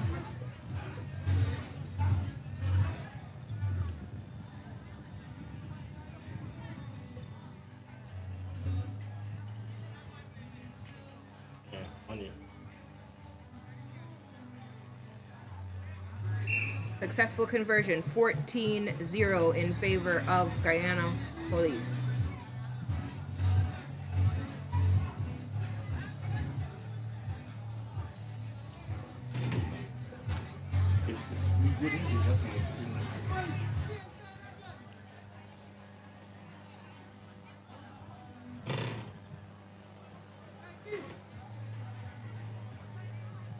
Nice high kickoff. It bounces, but it is collected by SVG. The ball still wayward, bobbling around, and it is Grant again collecting that ball.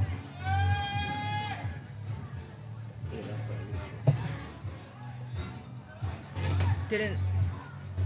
Good. Waiting for you for the conversion confirmation. Yep.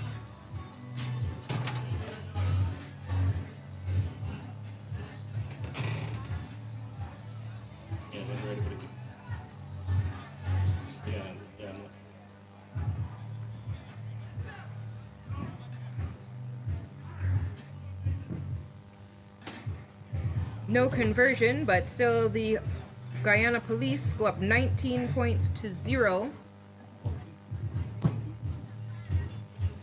19. They've got 2 converted tries and a try.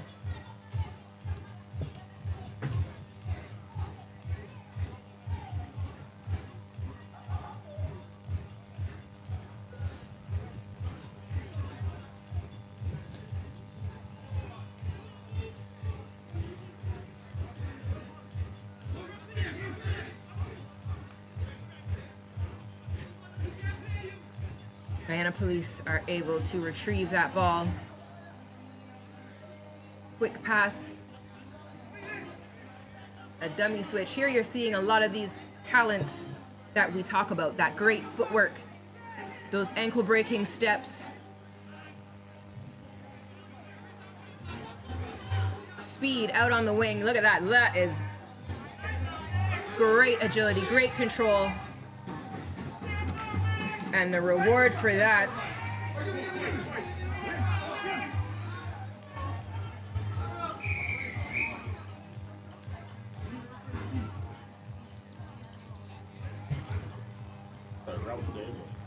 yet another try for Guyana Police.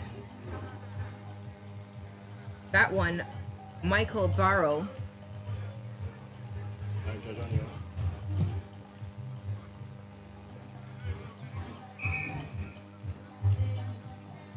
Confident complete? Judge.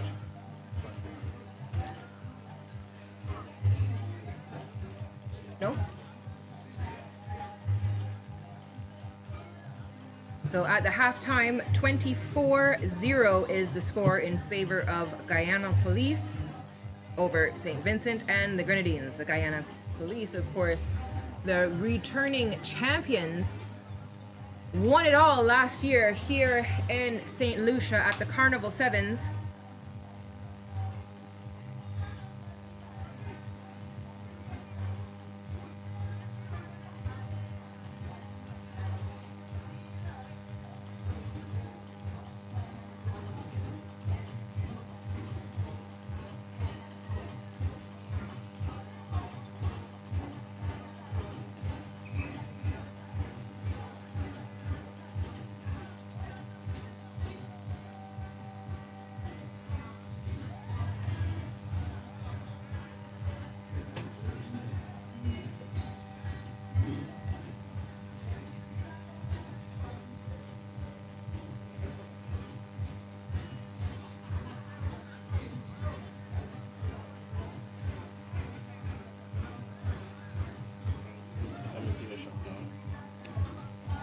Some history on the St. Lucia Rugby Football Union Carnival 7's was the brainchild of Kennard Monrose and Roger Butcher.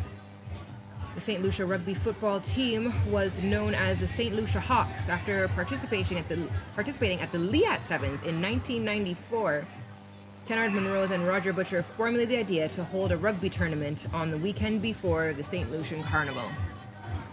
St. Vincent and the Grenadines just so close to the try line and finally over. Great celebration there for St. Vincent and the Grenadines.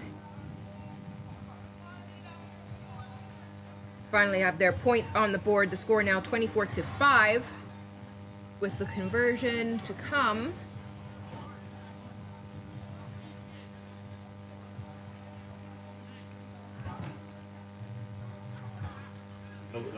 No conversion, so the score 24-5 in favor of the reigning champions, Guyana Police.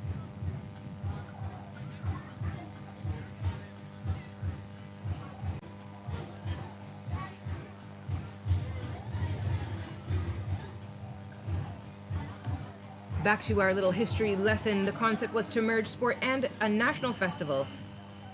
Come to the St. Lucia Carnival and play rugby. The tournament attracts teams from the Caribbean specifically.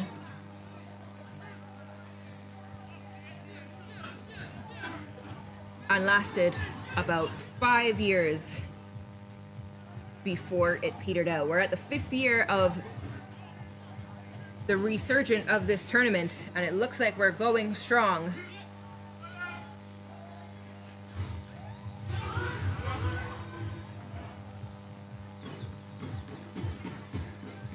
O'Neal Charles with a great carry. Had all the space up on the wing and all the time to touch it down. He's been playing rugby for 19 years. He's fast, aggressive. He's got a wicked left step and a great chip kick.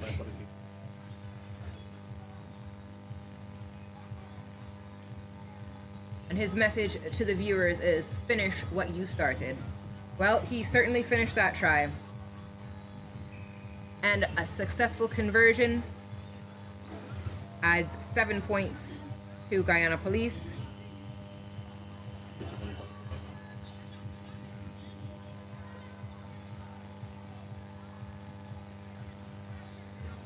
Score now 31-5.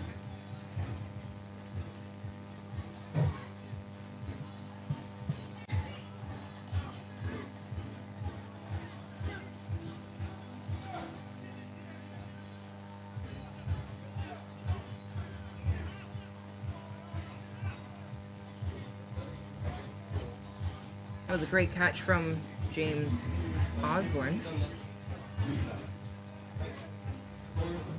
He's an engine room of energy for the team. And a teacher. He says hello to his wife, Naomi Osborne.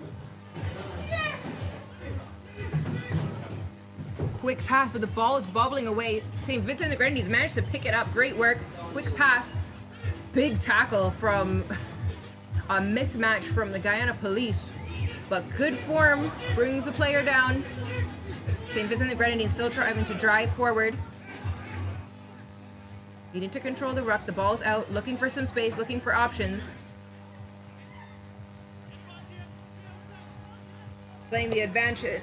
And that is Osborne taking it up. He's passed it out to Michael Barrow, who's, oh yeah, speeds down the wing, circles around, and that's another try for Michael Barrow. Last effort to defend with a tackle, but it's not enough to prevent the Guyana Police try from Michael Barrow.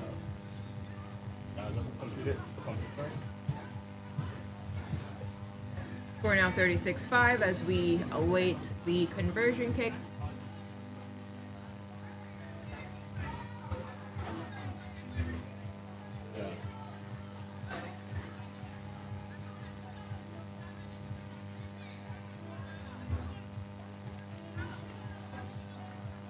It is successful, 38-5.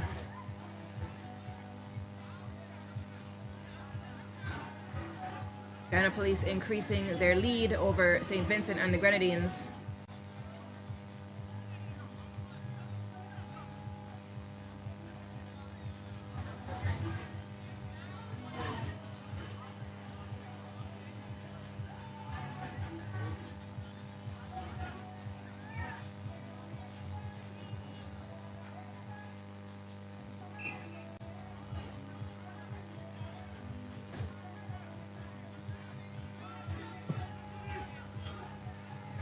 SVG galloping up the middle of the pitch, looking for options. He's got support.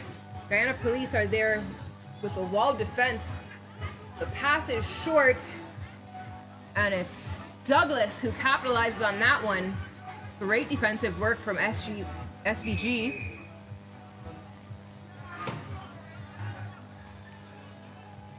could see that hunger from Douglas as he just saw that ball and snatched it up. SVG now looking to make a play happen. The ball bobbling again.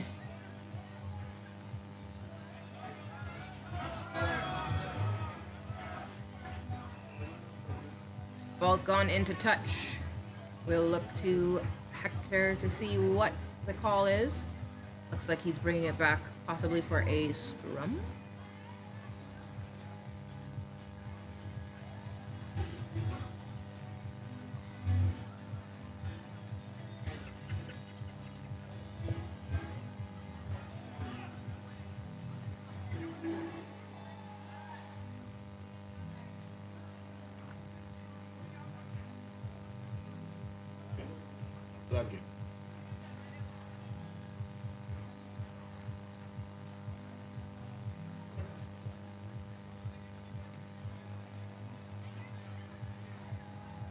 And the dangerous hands of Holder, who's got all the time in the world to dance and come back around to touch down the ball. No, he doesn't touch it down himself. He passes it off, and that try is scored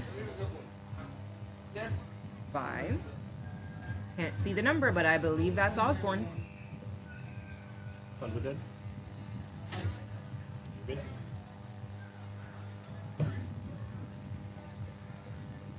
43-5.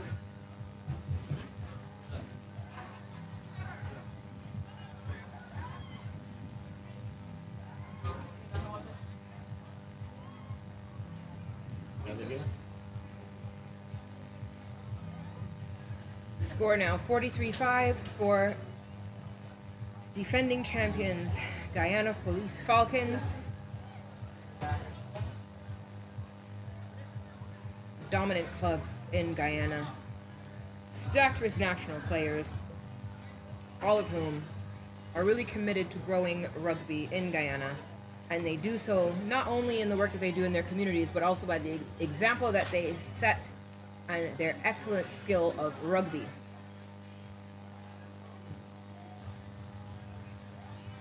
Yeah, come to the back. Come to the back. Not you. Darren, come to the back. George, what's the magical footage? Final score 43-5. Guyana Police remain undefeated.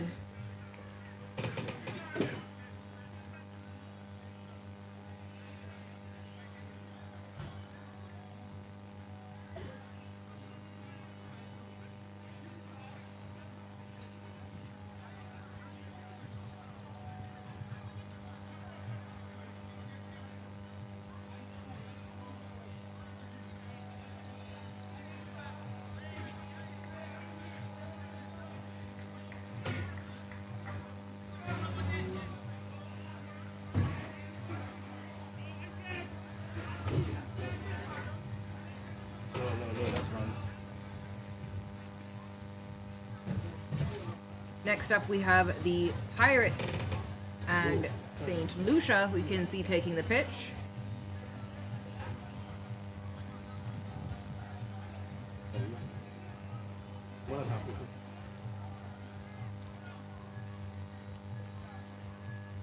This is Pirates versus St. Lucia A.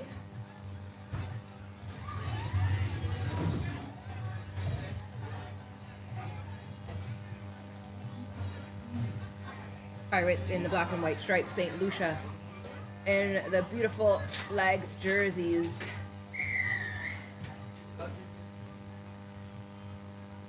Great catch from St. Lucia.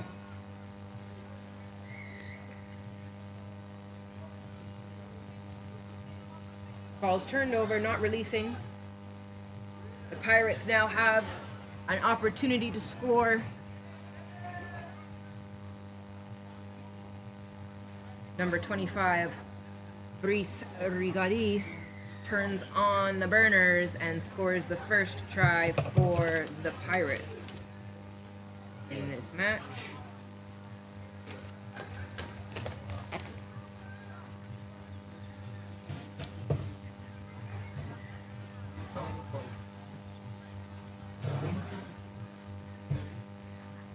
Are you ready? Are you ready? 5-0 is the score in favor of the Pirates over St. Lucia. The conversion was successful, so that is 7-0 in favor of the Pirates. Evasive spin there, gets the ball off, passing it along. Huh?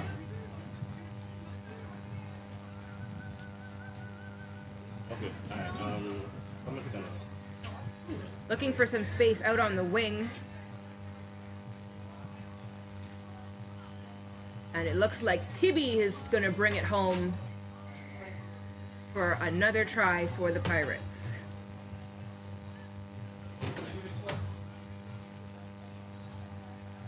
Nathan Tibby's played rugby for 17 years. He's played in both France and Quebec. He's a fast, explosive, and evasive player, and he's definitely been demonstrating those skills here.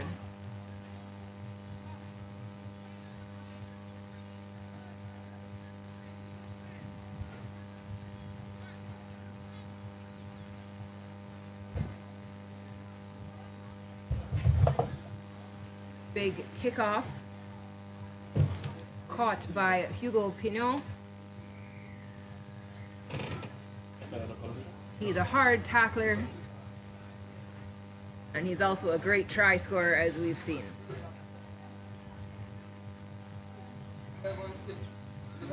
Score 17.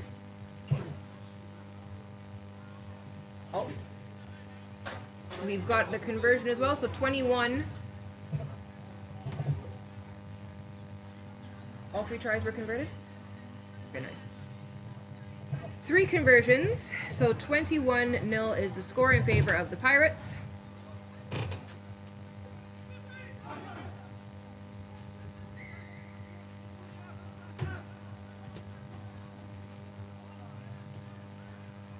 St. Lucia with an opportunity here. Oh, they tried to take it quickly. Referee calls it back.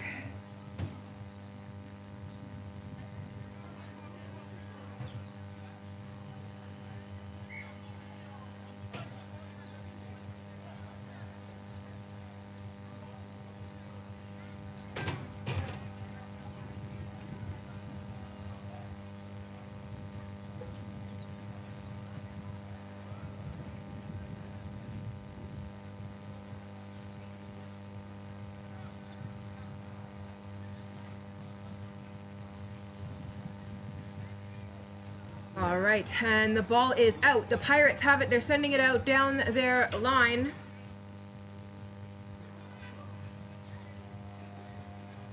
They've got space, but Tibby takes it straight up the middle.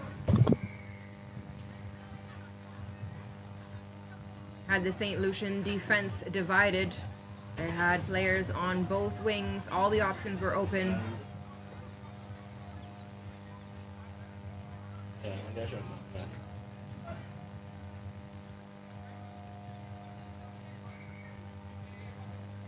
7 more points. 28-0 is the score in favor of the Pirates.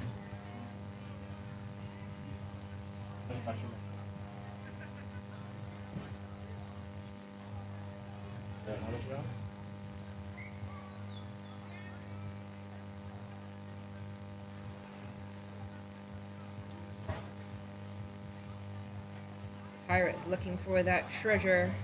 Prize treasure.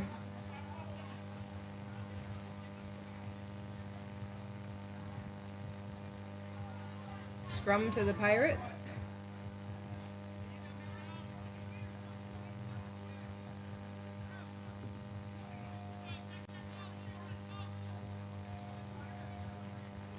Nicely hooked.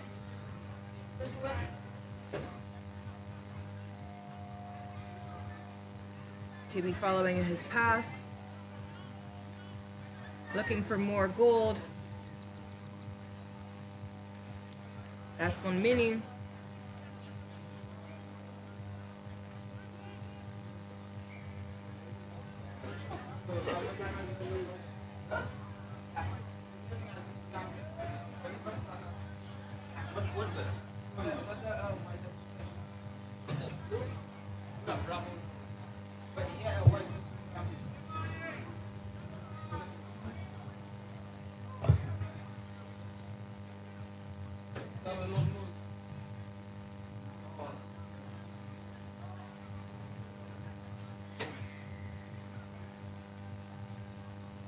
Ball came straight out.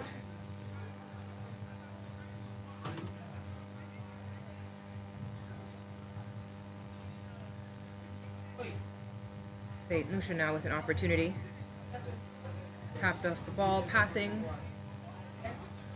Trying to drive the ball up. Player is held up. Ball settles to ground, comes out cleanly from the ruck. A wayward pass, and was it touched down? Yeah, it was a touchdown. All right, it appears that the Pirates player was in the right place at the right time, got his hands on the ball, not only scored the try, but converted it.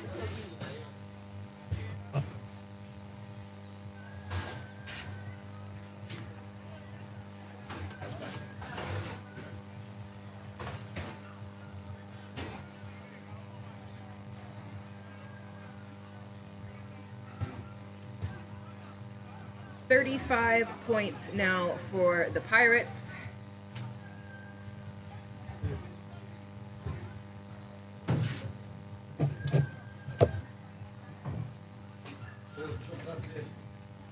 go to the halftime break.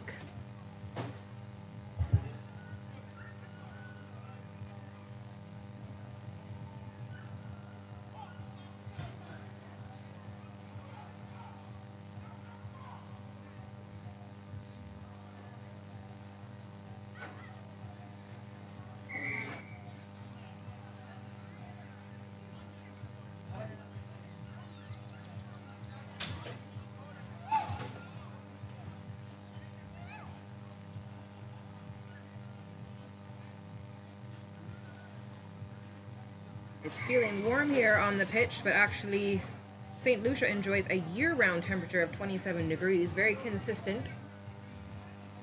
I think it's been between 26 and 28 the entire time I've been here. I don't mind it, I like the heat.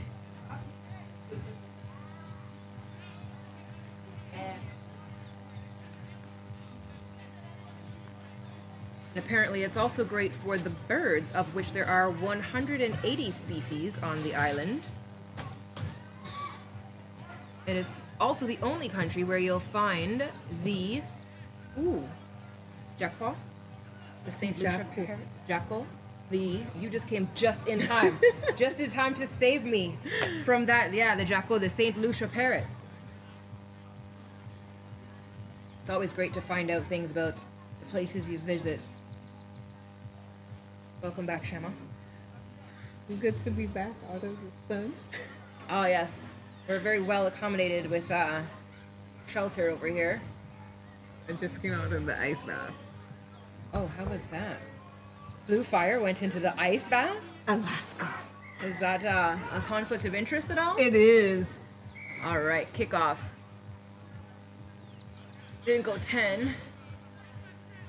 I think that's the call. Yes, that's exactly the call. They have to go back 10.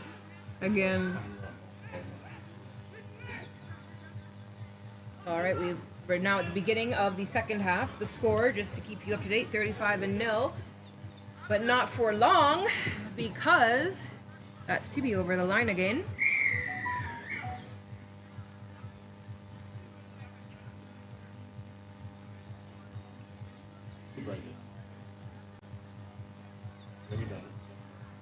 Let's bring the score to 40, and a quick conversion kick here is successful. 42. A good idea. Again, playing one of the more difficult technical teams out for the tournament. Right now, it's more about grits than a lot of grit. A lot anything of else. grit. It's very difficult to play when you're so far behind. It seems like the athletes are taking every opportunity. Number 4 here, looking for space to run through for St. Lucia. Securing the ruck. Nice communication. Running it again. Number 2 taking it into contact. Still very controlled. Some pressure put on from the Pirates. Did they force a knock on? They did indeed. Yes, they did. Good work from St. Lucia. You can see them. Looks like they're running through some plays. They're trying. That they've been taught, but if it's completely different when you're doing it under pressure.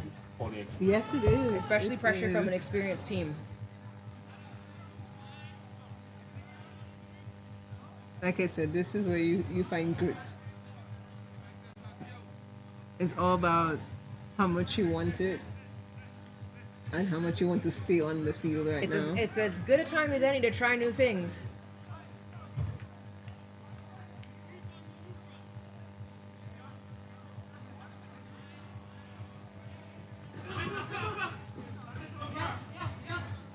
Pirates back up the pitch, over the line again, takes a quick tap, takes the try right there.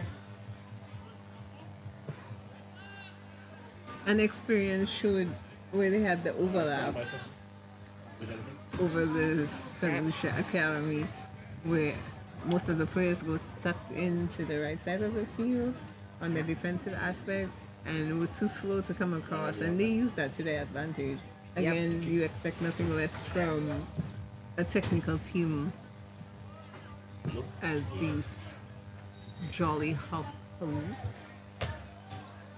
Yep, Alec, again, I wonder when he gets in the corner if it feels weird that there aren't the boards there from the hockey rink. Alas. A try is a try. 5 points is 5 points, and he tapped it down there all the same.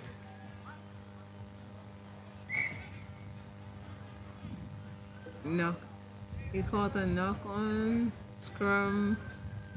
Again, ladies and gentlemen, the hand signals simply state that an infraction happened and they're awarding which team gets the ball so that they can try to keep the ball and make this even more interesting as the game that we're going to be. You can see, especially with youth players and as they get more accustomed to playing. I mean, we're taught early on the referee's always right, so you have to listen to the referee or you'll be in problems. And that's Maxime Plantevin there, number 6. Adding another 5. 52 now. Successful conversion. 54.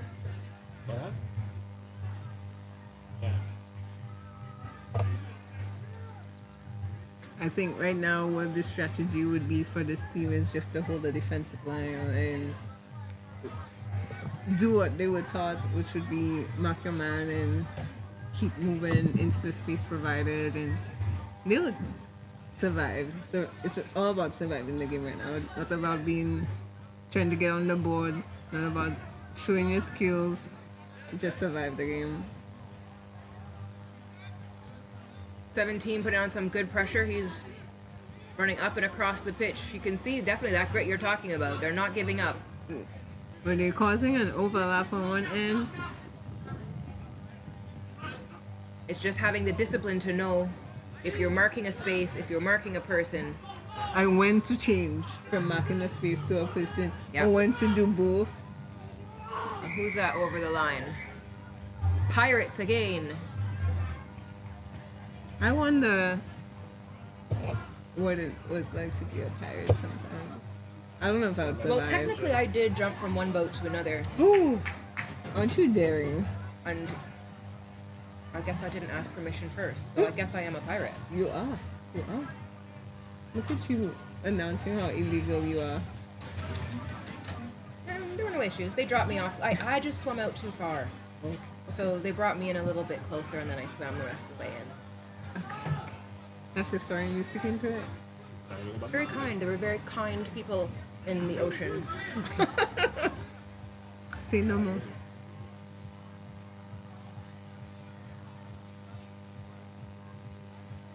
Ooh, what a kick.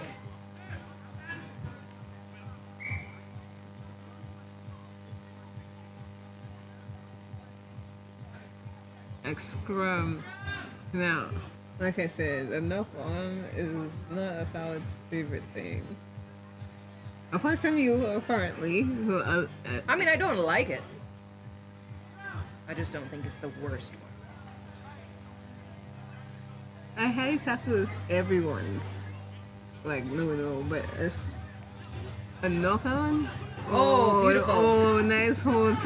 And as again, ooh, high tackle. That had me looking for the photographers. I hope the photographers got that. That was a perfect shot. That was LaRoche. She just came around, extended it. That's the game. It is. Final score 59-0 in favor of the Pirates. And it was a good game. Because they had the Pirates working. To Yeah. me, a new team making an experienced team work is a win. They're not shipwrecked. They just lost some loot. That's a lot. Do you know how much loot is to a pirate? They still have a ship. It's too expensive to lose your loot. They'll learn and come back.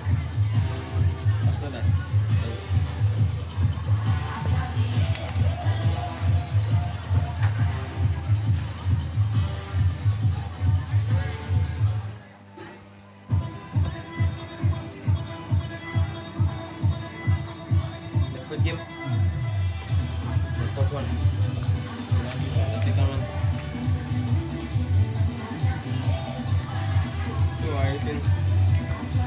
this is a great shot of the athletes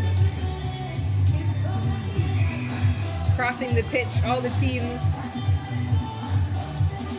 We just had St. Lucia A, now we'll have St. Lucia S and Mata. The Pirates were in black and white. Mata is in black and white. St. Lucia in their national colors. It's going to be an interesting game, though. It will be. I mean, all games are interesting, depending on what you're looking for. But I say it's interesting due to the skill levels that's going to come out currently.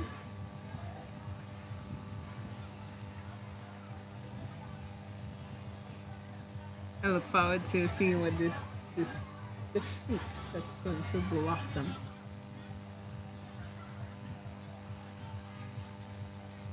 So how many of the players on the St. Lucia team would you say are from, like, this is their first time at this level of competition coming out of their development programs? The St. Lucia Select? Currently on the field would be, this would be the second game for Calvin Edgar and Jassa Lewis, number 17. Okay, nice.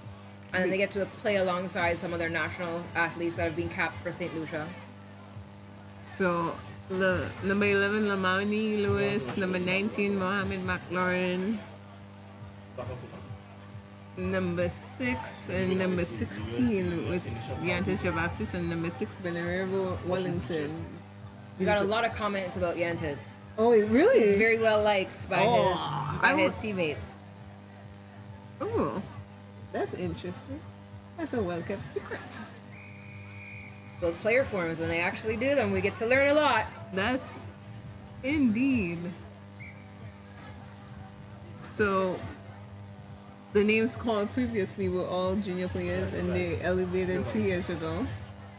So Calvin, number 7 right now, would be new to the equation, and Jassa is being the second to third time playing with the senior team. And again, this team is a new crop because we had persons last year, like, for example, Ethan Phillip. Nice.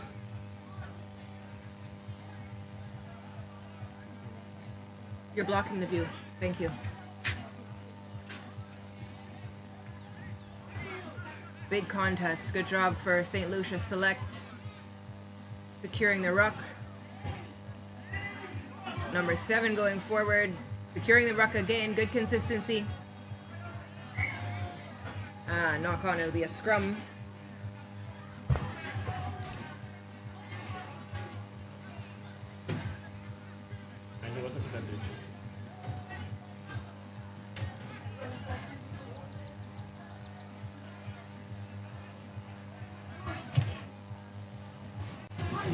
Like I said, enough moments and afterwards. See Luan on the pitch, number 15 for Mata. Saw him in the break. Yes. He's been having an excellent tournament. That he has. Great individual and team player. And he seems so very humble when he came across a while ago. Very low key, very... Yeah, very nice, very nice. Very nice. We like to see it. We love to see it. All right, scrum now. St. Lucia Select putting in the ball. St. Lucia's got it out.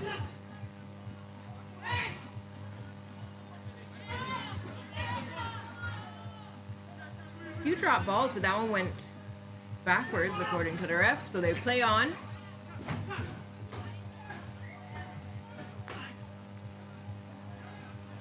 Forward pass, so that'll be a scrum. Again, patience is key in games like that. Sometimes you just have to take the tackle. Knowing when to wait, knowing when to turn it on. Yes.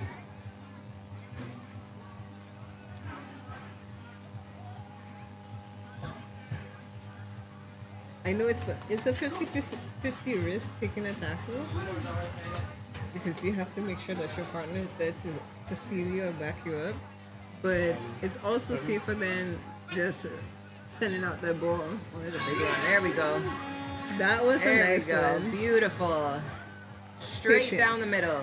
You still got patience on that? And you saw him look. Does he have the space? Does he have the options? Can he do it himself? Yes, he can.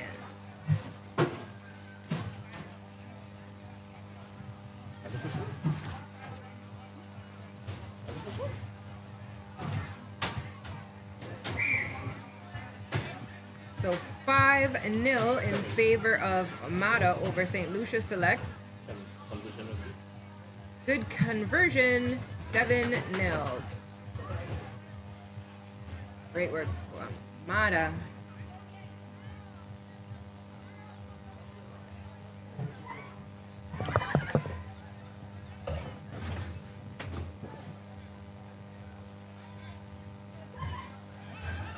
Big kick up. Oh, Mata's collected it.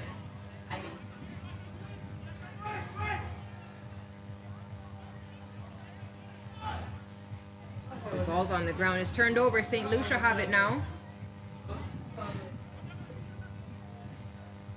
They've kicked it out of the danger zone, but it is collected by Mata, so they're not out of trouble yet. He sees the space. He turns on the burners. And over the line, that's number 11 for the try for Mata. Second try. 12 points to 0. We still have the conversion kick.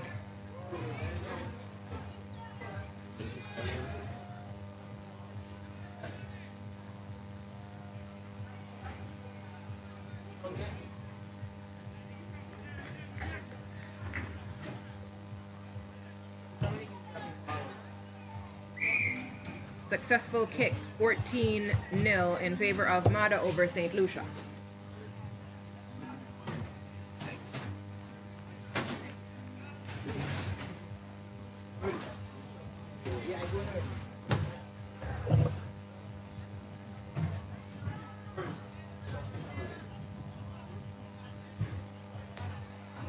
Nice high dip, deep kick.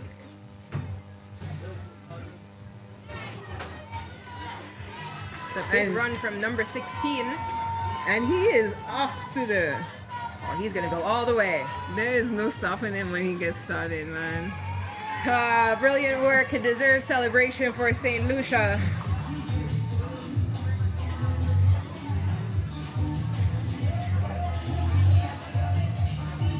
He has a tricky type of speed.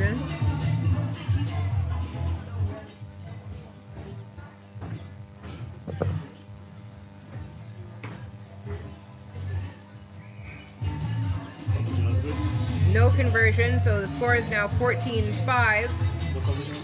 It was good? Conversion was good. 14-7. Again, one of the things I find this game teaches you is confidence in yourself. Because you can start making that run and then just give up, and you weren't far from that line. And there's confidence from your teammates egging you on. I find this is one of the more holistic games that you can play, in the sense that it teaches you everything in any aspect at any time. Anytime. Ooh, and there he gets a yellow card for intentional knock-on. That means he's off for 2 minutes. Until the Lucia Select handle 2 minutes without a play. Tons and tons of pressure, especially in sevens.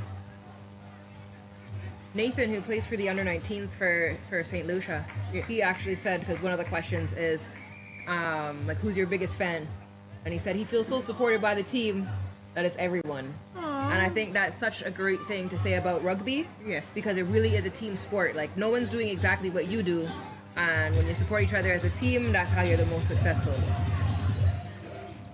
That's a very interesting response, though.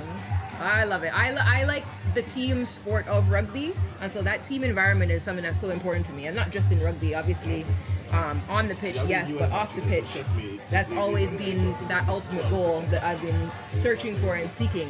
And when you've experienced it, like, it's so good. You just have to say, all right, how can we get more people to experience what this is? Like, not the fight down, not the crabs in a barrel, you know, that you can actually trust the people around you, that you're actually just as happy for them when they succeed, you know? Your assist is also a try. Like, if your team scores a try, you tried. Yeah. Everybody scored a try. I think that's called genuinity. You can't get that just anywhere, man.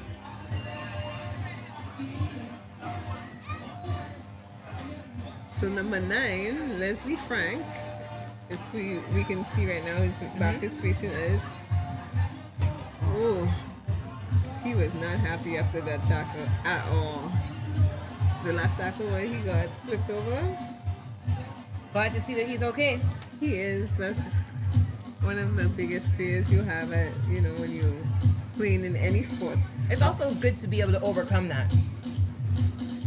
I mean, I think probably that is my favorite aspect, is getting tackled. I used to like tackling, but then I learned that not everyone likes being tackled.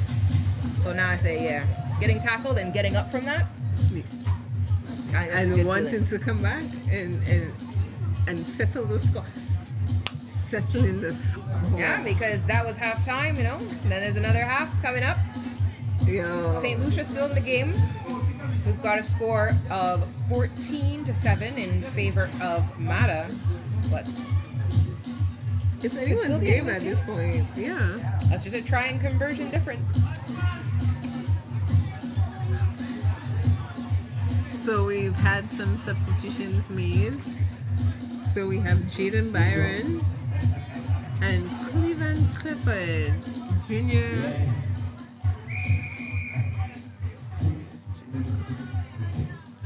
This is quite an interesting combination right there. So fun facts. We have a mother and son daughter. It's a mother and son duo. Yes. So number 18, Blue Sherry's son to Marlene Sherry. She plays on Blue Flames. I love seeing that. Intergenerational rugby. That's the longevity of the sport.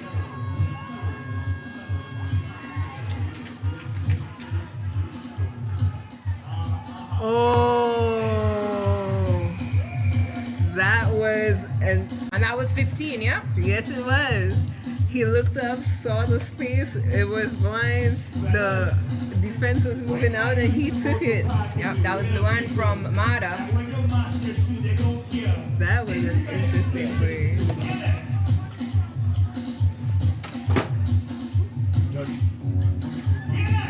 Ooh, that conversion I did see very clearly. 21-7 is the score, as we hear from Dr. Cassandra. Well, come with it. Keep good. Keep going good.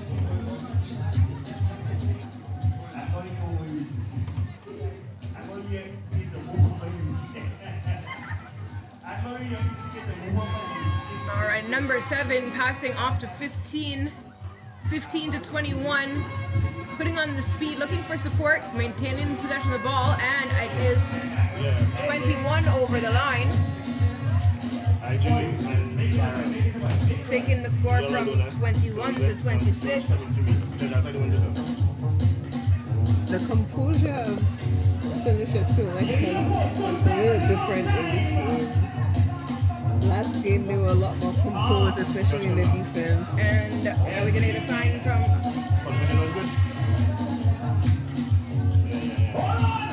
Yes, it was good.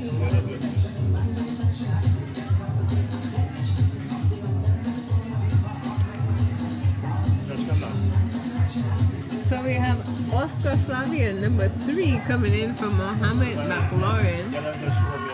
He is one of the senior players on the team. He's been playing for quite some years. More than likely he had to add in his experience and just take that little bit of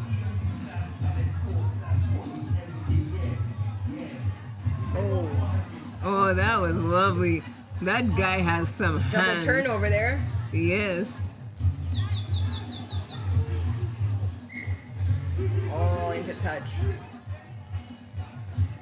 So, I saw this happen one time where a player was going into touch with the ball and she hit her defense with it. So they got back possession of the ball. Now, this is normally something netballers do. Ah. So that they maintain possession of the ball. I don't see it often being done here, but it is. Ooh, That was a beautiful sequence of play. Yes, Massive it handoff was. there from number 5. Maintained possession of the ball. Got it off to 15 I thought it was 3 more points. for another 5 points. and again, what seems to be lacking in this game is the defensive structure that they had in the last game. It's interesting because we play different teams, the different dynamic, sometimes even within your team, who's playing with you. It's one of the exciting things about rugby. You know, there's certain things that your team is known for that you're good at and that you can really work on honing in that as a consistent signature for your team. But it can also be thrown off just by playing a team who's changed up their strategy, who has studied yours, and puts that pressure on in the right places. Leslie Frank is back on the pitch, number 9. Again, something I have said before and that I admire about the new players coming in, or younger players, is the grit that they show. I mean, that's next level. Oh, the hands on number 15.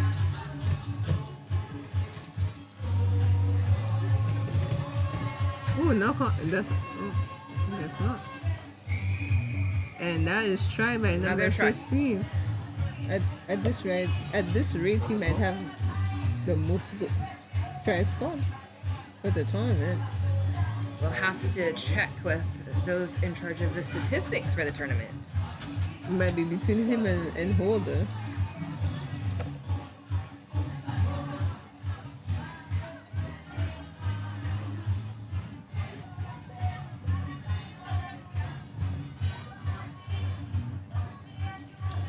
And that conversion was just wide. So he was unable to get the extra 2 points. And again, What are we at, 38? Is that math?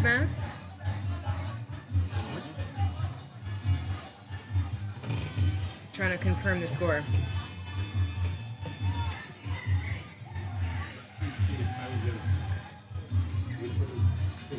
earlier, I think it's 38 to 7 now. Earlier, I mentioned being able to play at this time a whole day of rugby. The heat is gonna get to you if you don't stay hydrated. The cramps are gonna set in. So, grit is what I call the lower half of a tournament. The nice thing about this facility is there's lots of shelter, ice baths, as you mentioned.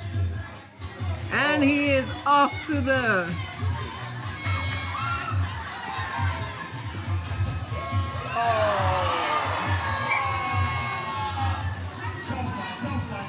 And that was making your point right there, but that was a great effort in support from St. Lucia Select.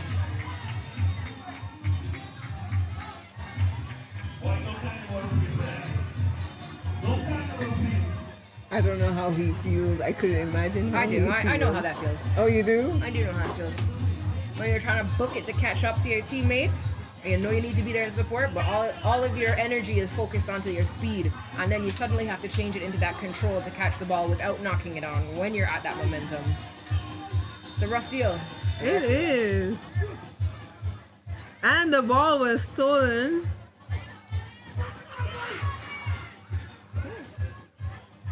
Unconventional, but successful pass. Oh, dangerous kick right in front of 15 there.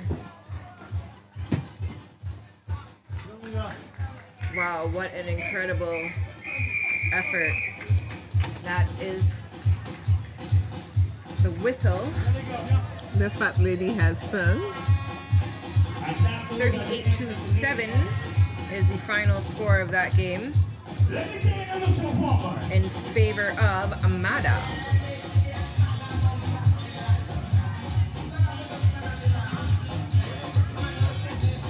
Again, experience, control, patience, all things that you think are not important in life. This game will teach you that just a little bit and a pinch of it is really important. So that would be their second loss for St. Lucia Select. 1 win, 2 losses.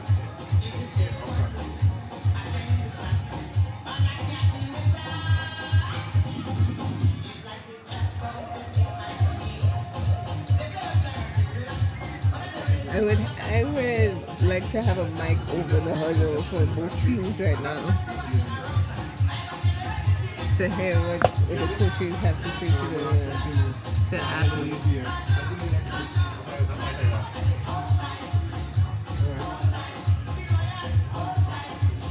Up next we have Rogues and St. Lucia A.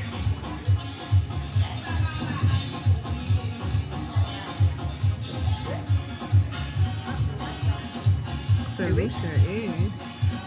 Nope, that was game 9. We are ahead of there. We have Rogues and Jokers. There we go. That's the game we have.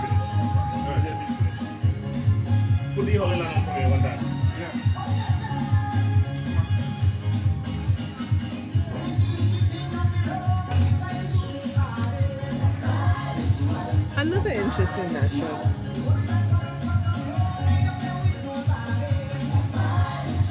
Rogues is known for their flair on the island, and Jokers are known for their flair at tournaments. So this is going to be an interesting. Excellent. You can help out because I don't have a complete team list for Rogues, and Jokers didn't send one in.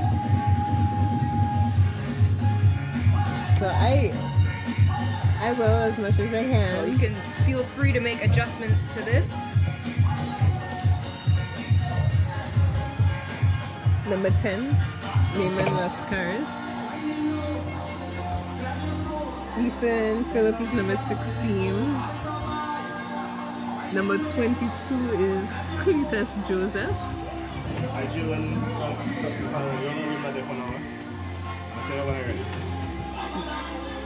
Number 12 would be George Powell. The video. Sorry, which number for forward? 12. Okay, I get it. Channel 8. Okay. Number 3 for Kevin. And I am not familiar with number 16. Number 6 for Nico. So your behind the scenes glance into the commentary booth as the game kicks off and the Jokers start off with possession of the ball. Seeing the patience as they draw the defenders in, looking for support. Rogues, heavy defense. Jokers come away with it not rolling away, I think was the call. Yes, it was. You're quite correct.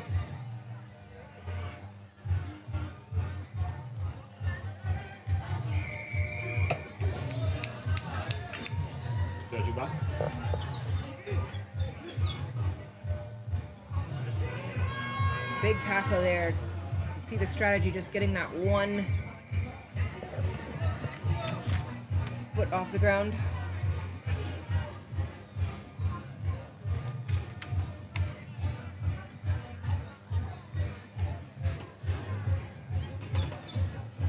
Somebody deep in that. That's me or that's you? All right, you can see Rogues lining up for that run there. Yes, they are. And every game they've seemed to improve on something. So Yeah, get in here. See an effort to draw the players in. yes, and they're quicker at the breakdowns. I do recognition from you a little bit now.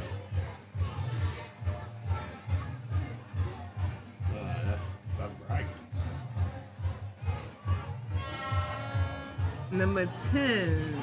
Listen, Lascaris. He's gotten to ground. He's known for pushing his way in. And there was a drop ball. 2 drop balls. Alright, 2 back, 2 on 2 off. The fluster. Right in front of the skylight when you drop that ball. My heart. I would pack, you know the memes on Instagram where you pack your bags and you just go home? You recover. These things happen. That's the whole point. You get to try again. That's why it's a try. You can always try again. I'm not even packing bags. I'm just going home. Otherwise, somebody will call you. You'll be right back out. You wouldn't even reach your door. They'll just call you for a different job, and then you'll show up for that, and then you'll realize you're back on the pitch again. You know me too well, man. I do. And then we'll come as BP. All right, Jokers. Probably my last. Oh, That was a beautiful switch. And the beat. Now, Nico is known for his speed. I mean, he made a great tackle there. Probably a try, save, and tackle.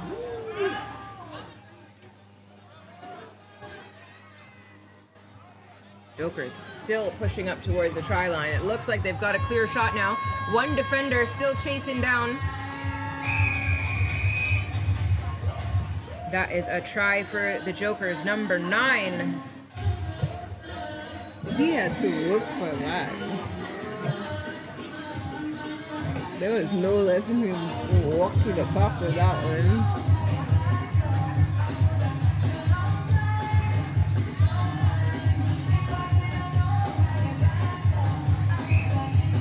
Provision is good? Okay, yeah. 7.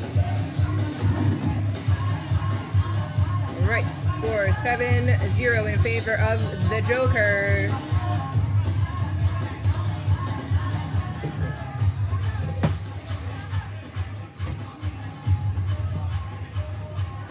Nice high kick. The level of calm that you have to have under that ball. Oh, number 15, Ethan Phillip was very unsure as to what to do.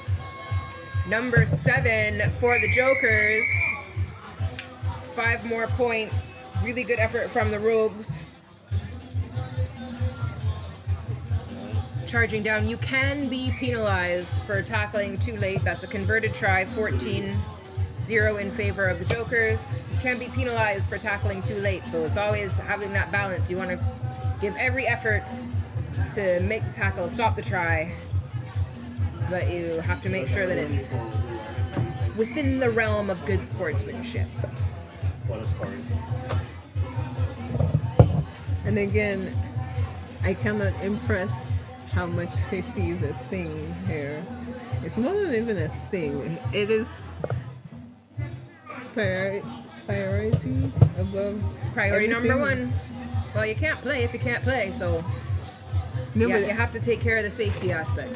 and even within the game, certain things that you'd see called off due to. Ooh, nice catch from number 10. Yes.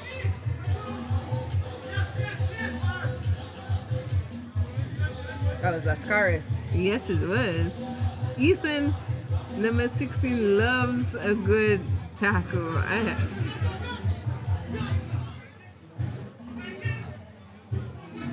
Now, the Scaris is quite an agile forward. Well, he really likes Fiji. He likes how they play with all of That makes sense. that teamwork and how quick and fast paced and how agile they are. So it makes sense that some of that shows. He's also a farmer, and I don't think you'd be a farmer and not be fit. So farming is hard work. I plead the fifth on that one. Well, I don't know what kind of farming you're doing, but you must be like a supervisor or somebody who was sitting in the shade drinking lemonade, not actually doing the work. Still pleading the fifth.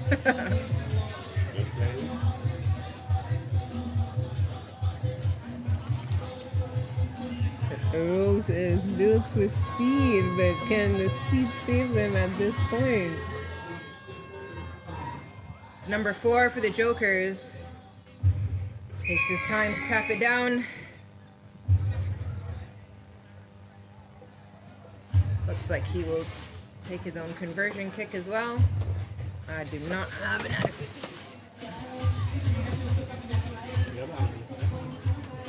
Alright.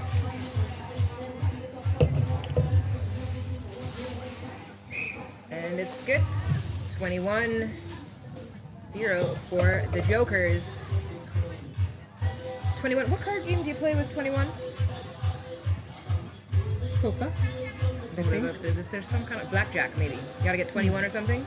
I have no idea. Don't play cards. Yeah, clearly I don't either. Alright, there's Philip dancing up the pitch. He's still on his feet. Quite the challenge to get him to ground, but the Jokers do manage it.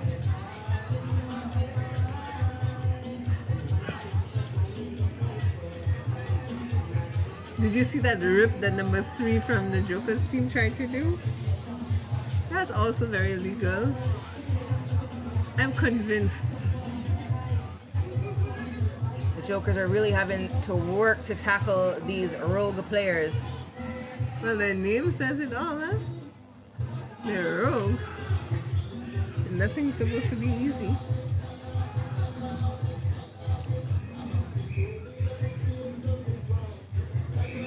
Ethan Phillip does deep sea fishing, and I'm curious as to what his VO2 max is. Me too. I'm working on my VO2 max. That's your oxygen uptake. Yes. So, if you're doing deep sea fishing, Halftime already? fishing or diving, if he's diving, then you gotta have really good VO2 max, I think. Yes, you do, because it's just you. So that's the halftime with a score of 21-0 for the Jokers. If you're placing, well, I guess we're not placing bets, but No. if you were playing a card game and you were just guessing for fun, it might be safe to say that the Jokers will pull this one out of the deck.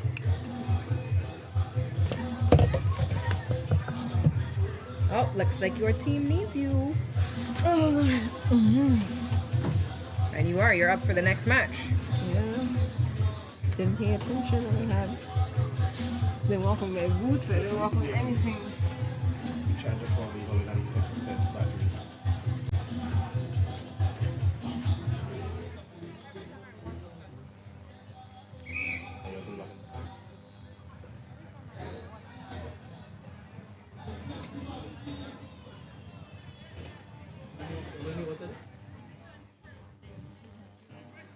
Thank you. Come over there.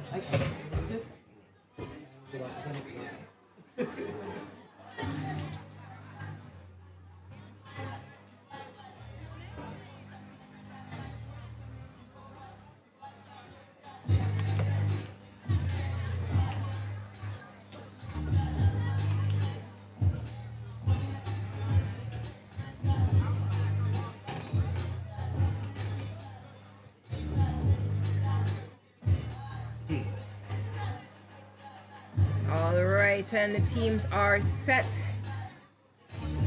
Number 5 for the Jokers, kicking off to the Rogues. Massive kick.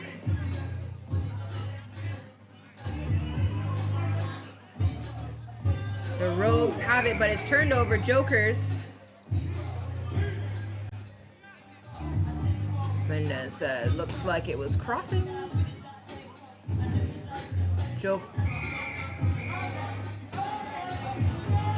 Joker's really eager in that defense. They've realized how difficult it is to tackle the Rogues, but gotta make sure those tackles are clean. It's back 10 for the Jokers, and the Rogues continue up the pitch.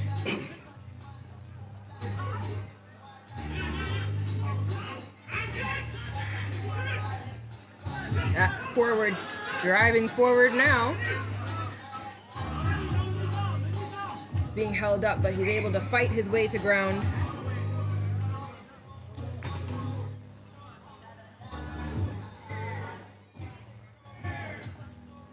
It's going to be a scrum in favor of the Jokers.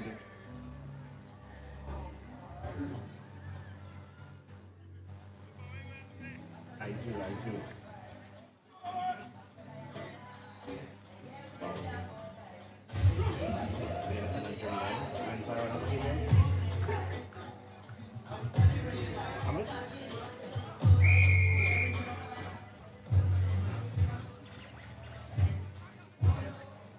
Number 7 dancing up the pitch. He's got support from number 5. Huge run from number 19 from Rogues. Great effort, but Jokers have crossed the line.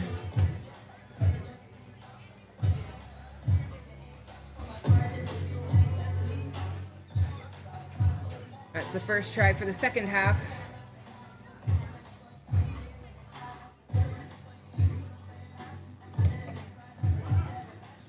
No conversion.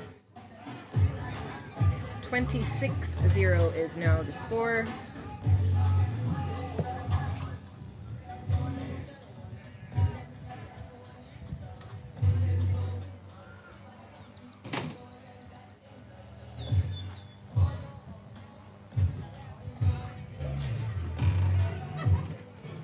Another massive kick. So difficult to catch those kicks, but number 7 from Joker has come away with it. Oh, and a big tackle, but it's too late. He's able to cross the line for another 5 points for the Jokers.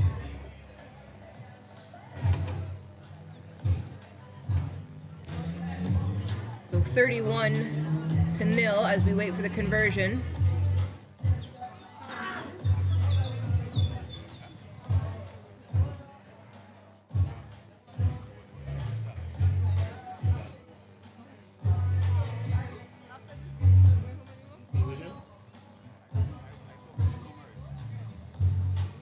So 31-0, no conversion.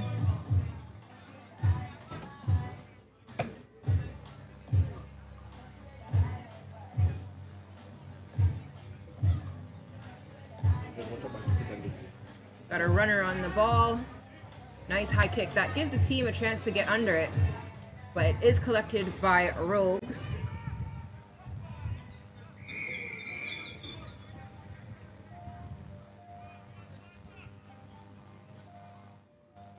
Jokers now trying to make some magic in front of the sticks, but there's no advantage, so it's called back.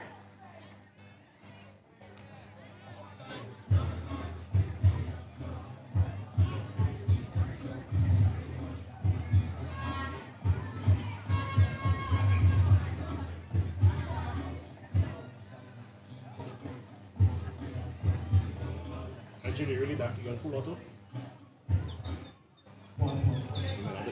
You have the end filter on, turn it off with it on. It's a free ball. Jokers is there to pick it up. That's number 6. He is looking for a path through the traffic. Passes it off, picked up. Ooh, there's a bit of a fight for who's going to get the ball there. 2 of the Jokers players. And a big tackle on Rogues. Jokers come away with it.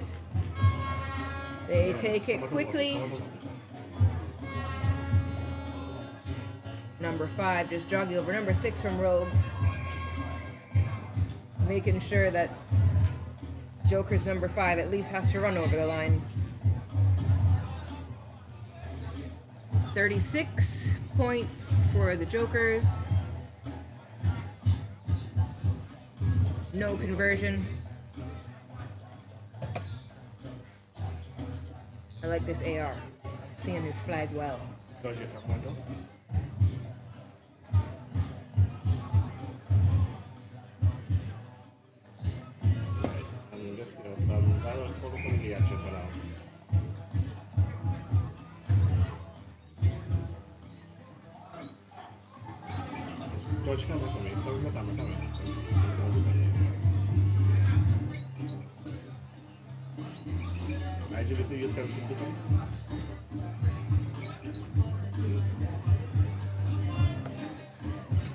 Number 10 for Jokers has it on the wing, but he runs back inside, finds number 6, finds number 5, finds number 12.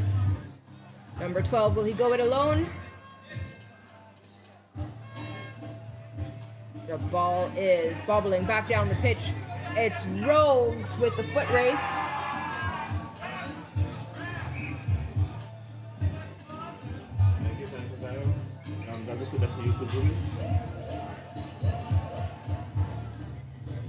Ball's knocked on. We'll have a scrum. Jokers put in.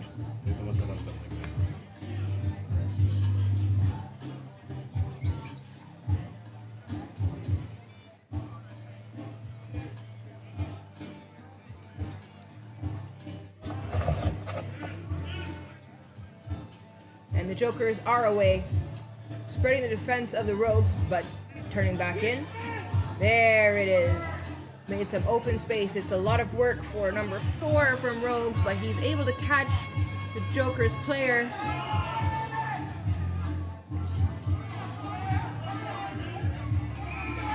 Great effort. It looked wide open, but Rogues were not allowing a free pass. That's a try.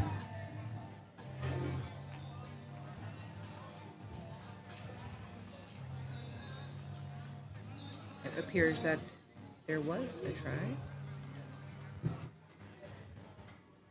but no conversion. 41, and that is the final whistle. 41-0.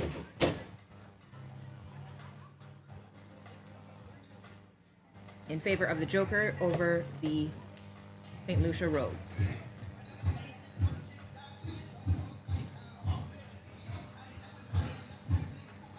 Judge, right. Judge, you back on?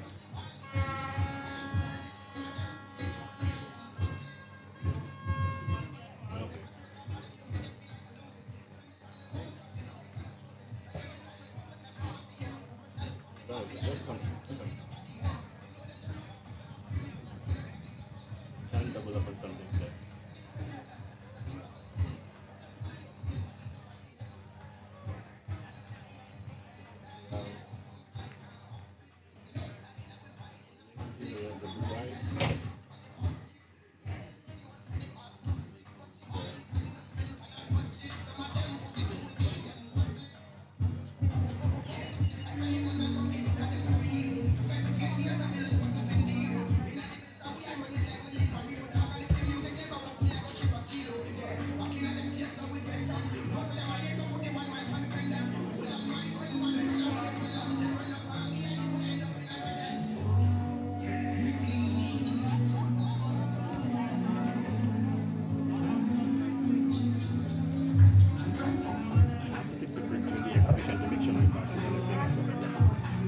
So the exhibition game, because that's the only time you could get a break. So the exhibition game is going off this morning. Okay.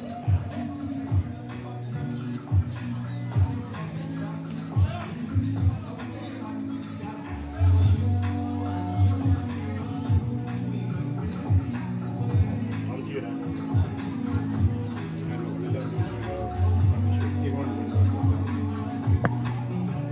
Yeah, it's a big one, the battery side. So we have to charge during the after that last game.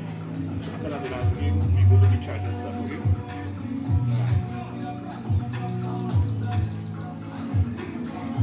Okay, so. The battery will take a little minute for you to shoot the battery back to bandage. So that's it.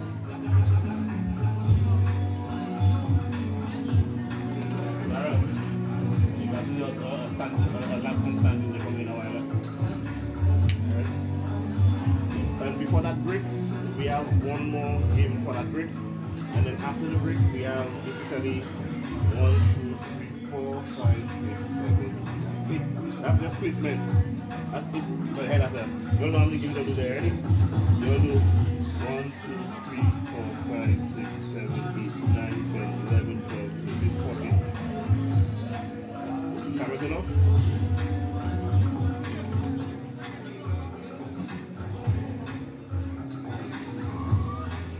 Zara, run your camera on so you see where you do full range? You do full range shot with the same way. You get me? See when you do it the full coverage on the field. You do that for me. So you have to follow the action from the completely.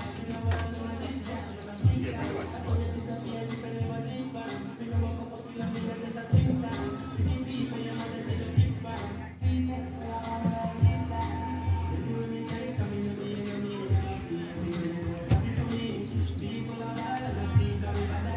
right, thank you to all the viewers who are joining us watching Winners Sports TV from home. We now have the final match, the decider between St. Lucia Blue Ice and St. Lucia Blue Flame. Each of these teams has a win. This is the tiebreaker. The winner takes all of first prize. Second prize goes to the second place team.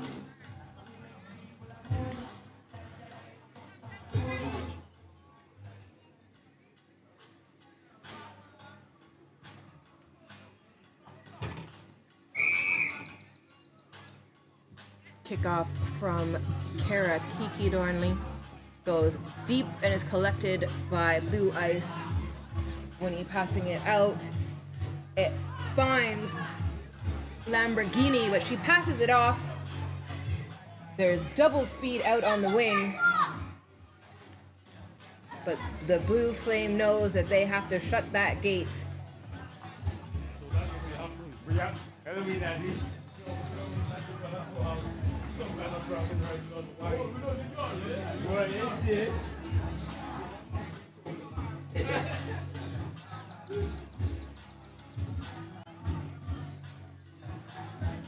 Here we have a scrum out to the right of the pitch.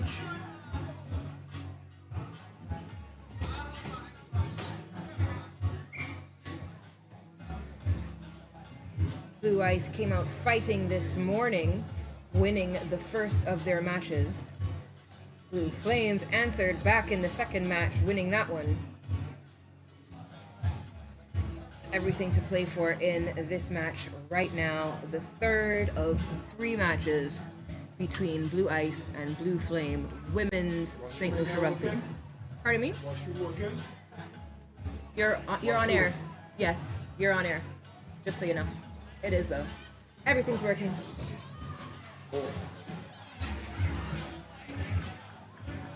Behind the scenes at St. Lucia Carnival 7's.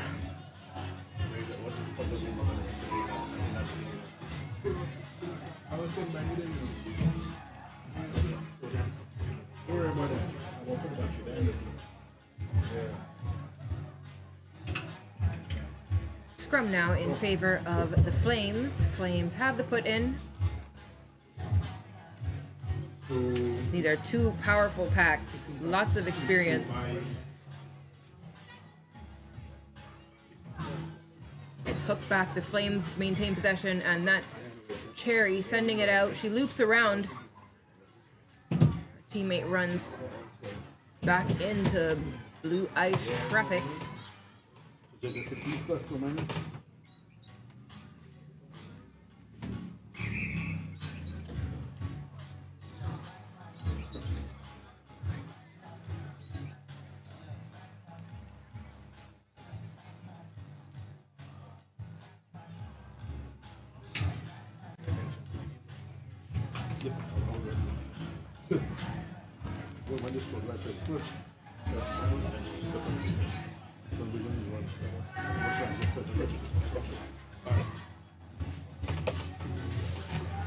All right, and Blue Ice have it coming off the back of the scrum. Dummy pass goes out to the wing. Oh, and it's knocked into touch. It'll be a line out in favor of the Blue Flames.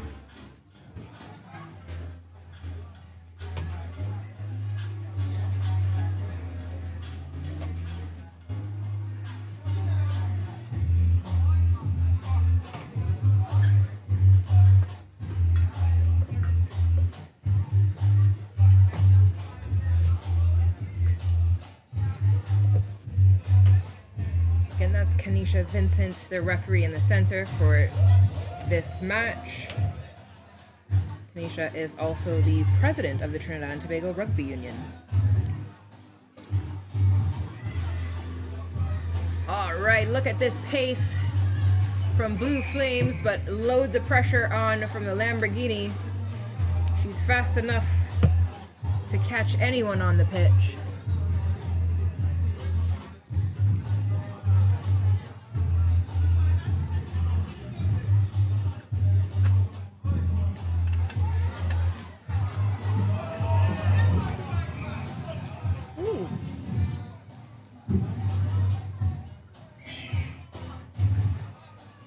gonna have a scrum.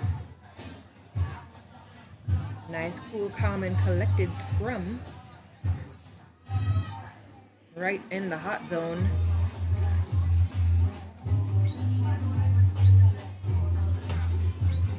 No score as yet in this game.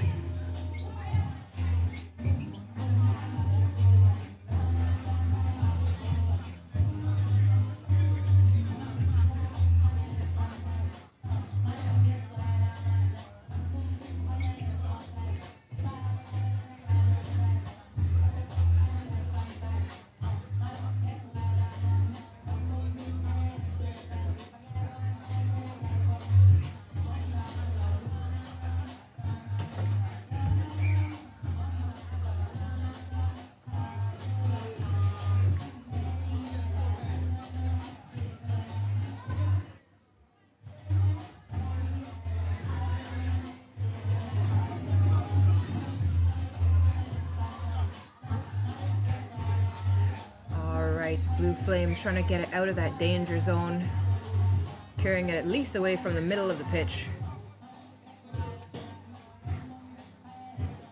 It looks like there was a knock-on somewhere. Scrum now.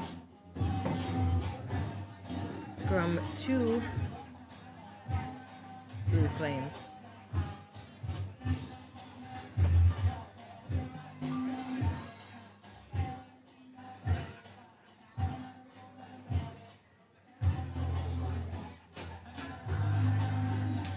Nope, Blue Ice. Blue Ice putting in. Oh, it's a big push from Blue Flames, but Blue Ice come away with it, looking for space on the wing. The Flames trying to bundle the player into touch. Blue Ice ripping the ball.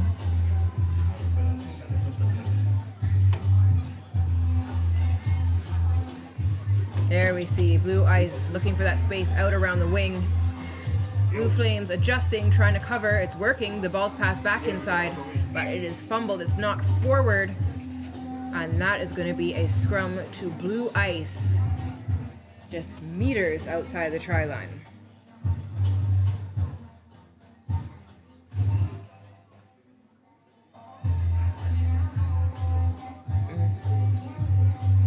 Is there a reason the screen is going up? It's just flickering, I don't know why.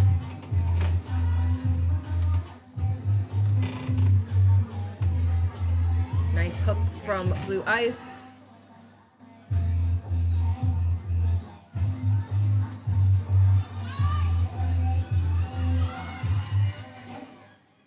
There's Mary Roberts. She's found the corner and tapped it down. Blue Ice score first in this third match in the women's division. 5 points. All the way down the corner. It's going to be a difficult conversion, but we'll wait to see if someone's got a magic boot.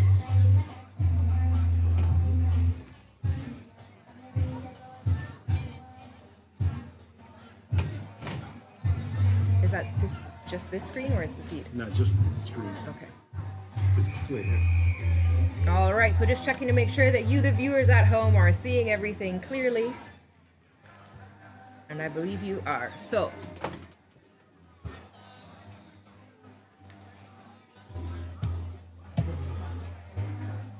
five points to Blue Ice, 0 to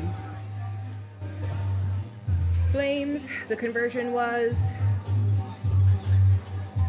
did you get whether the conversion was successful?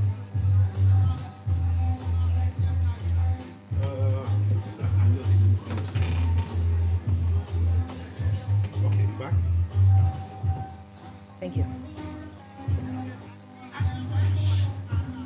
I think that the HDMI cable is bad.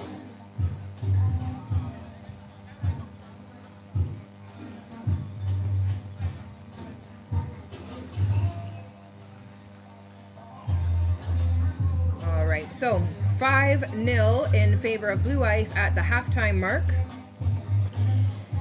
For those of you who have been watching all day, I know that you're excited to hear that in 2022, the Carnival 7's initiative was revived under the leadership of Roger Butcher, Imran Williams, and Wayne Pantor. The same philosophy of come to St. Lucia Carnival and play rugby formed the center theme of the tournament. The focus of the tournament is the development of teams and officials in rugby. Apart from the playing of games on the days prior to the tournament, participants are touring the island, visiting various sites, downtown, mineral falls, waterfalls, beaches, and they venture into the famous nightlight of the Gros Islet Street Party. It's a great opportunity for athletes to tour and get an awesome cultural experience here in St. Lucia. Gros Islet has been an amazing place to visit year after year. It's so exciting. You gotta keep coming every year.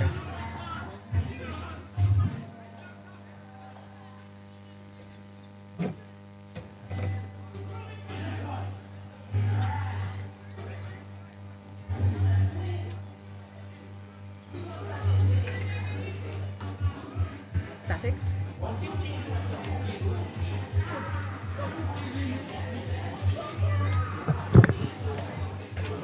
All right, Winnie kicking off for Blue Ice.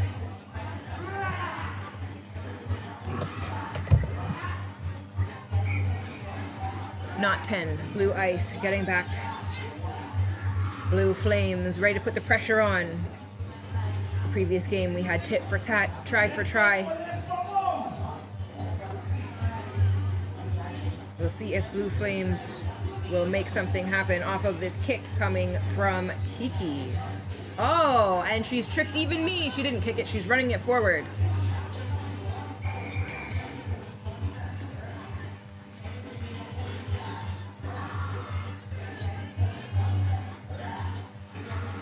Massive tackle there as Marlene Cherry carried the ball forward. Knocked forward in the tackle. Scrum to Blue Ice. The Flames keeping that heat on.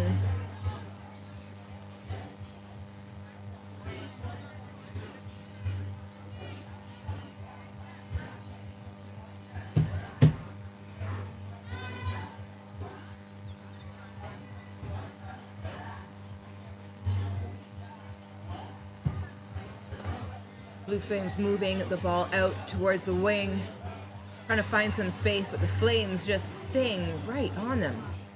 Who knew that Flame could survive so close to Ice and Ice so close to Flame? The Flames have it, running back inside.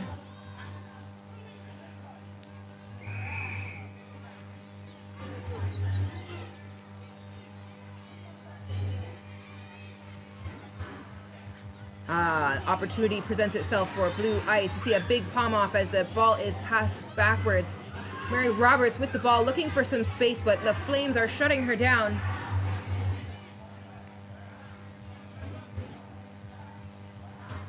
Pressure forces a forward pass.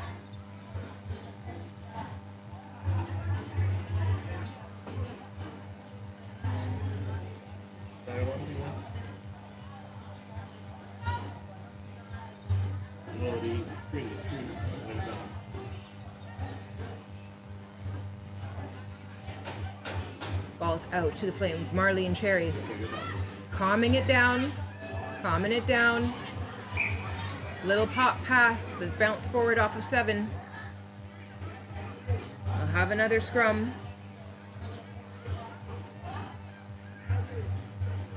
$5-0 right now in favor of Blue Ice. It's still anyone's game.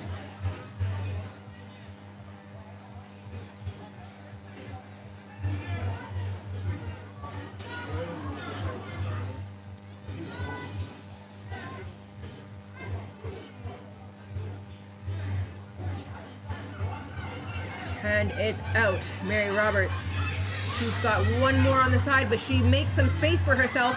She puts on her foot on the gas, and she is through. Try number 2 for Blue Ice. 10 points to 0 for Blue Ice over Blue Flame.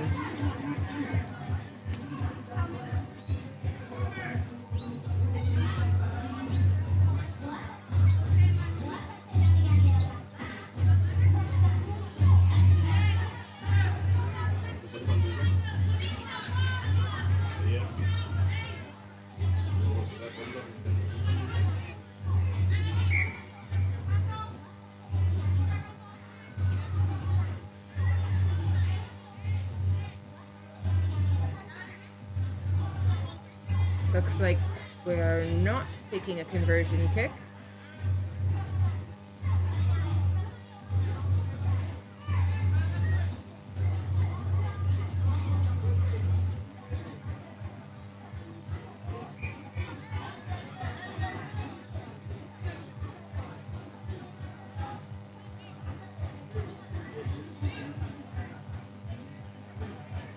All right, big boot, does it go 10?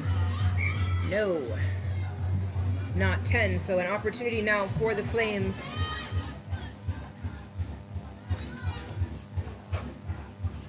They're under pressure.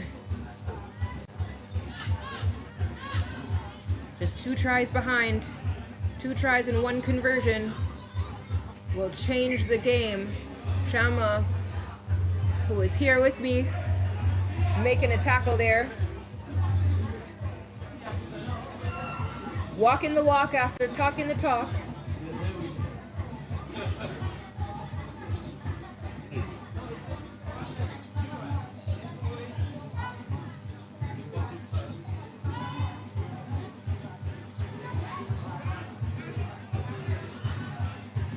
Ball's out. Marlene Cherry. Again, just controlling the pace. Finding number 10, who's speeding up the wing. This looks like the opportunity. It looks like she's through. It's a high tackle. And if that's a high tackle before the try, that might be a penalty try, which will be a guaranteed 7 points if it is. Looks like there was a conversion, so 7 points. 7-10. Flames have 7. Ice have 10. We're getting the excitement that we wanted to see. Each of these teams with a win already, fighting for that first prize.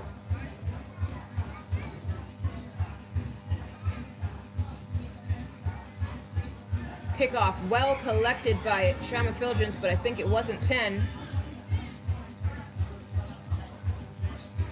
Right idea, just needed a little more distance. So, Blue Ice now in a more comfortable position. They can be cool, calm, collected. They have the lead by 3 points if they can maintain possession of the ball. Mary Roberts has it, and it looks like she'd rather put more points on the board.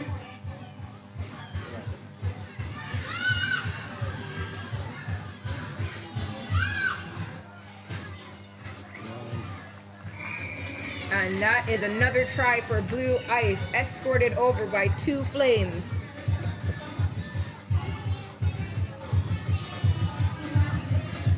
The score now 15-7.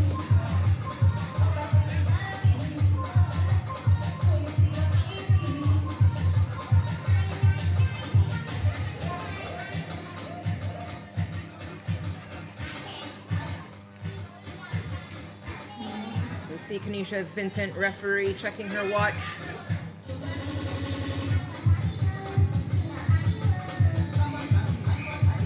And that is the final whistle. Blue Ice, 15 points. Blue Flames, 7 points.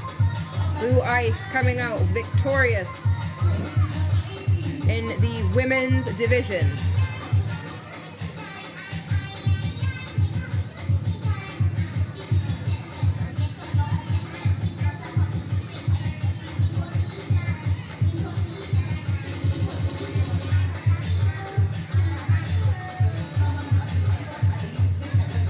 There we see the teams coming together.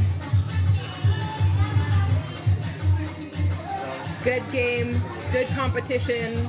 Could have gone either way. Great competition here for the women's division. St. Lucia carrying the division. Blue Ice and Blue Flame.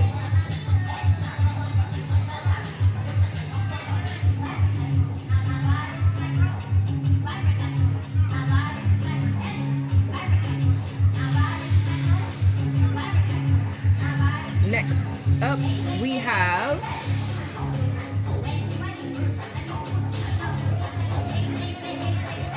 the Academy exhibition game. The St. Lucia Rugby Football Union Vipers Rugby Academy is a youth academy formed in 2022. The aim of the academy is to provide a platform for skill development of players as a pathway for the senior national programs, whilst developing the membership with off-the-field life skills from personal counseling, mentorship, career guidance, and conflict resolution. The program also assists participants in academic preparation for examinations and scholarship and intern opportunities. The pool of players continues to be selected through the grassroots community and school programs.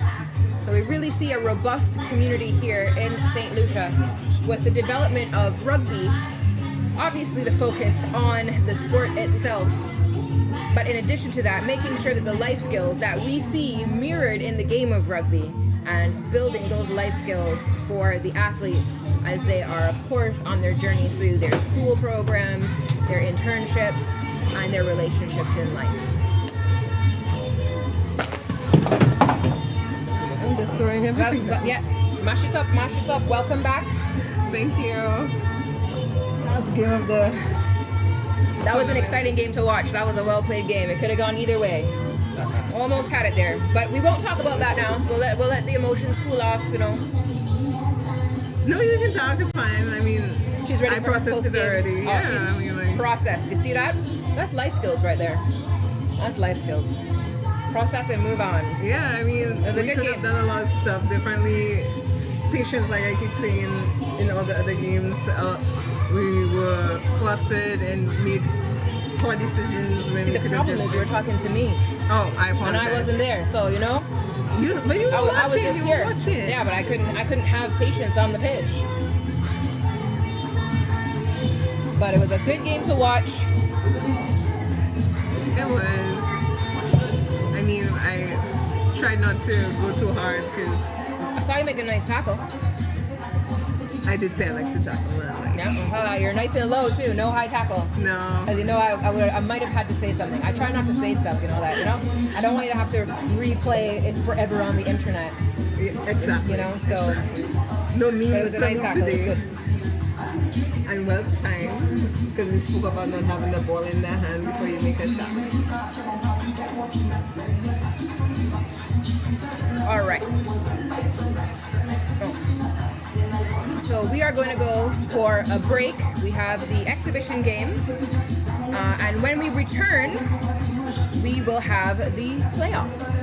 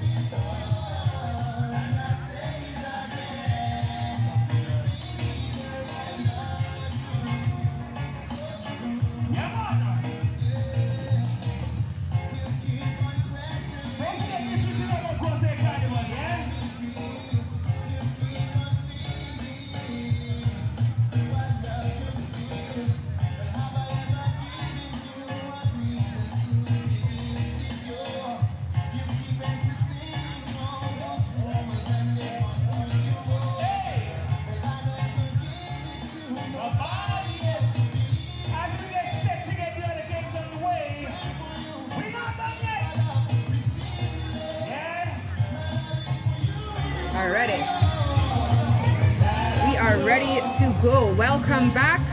That was just a short break. As you can see, the teams are raring to go. Guyana Police and the Pirates from Quebec, Canada in this first semi-final match. Guyana Police, the undefeated champions from last year. They have come to defend their title, and the Pirates have come to steal it away.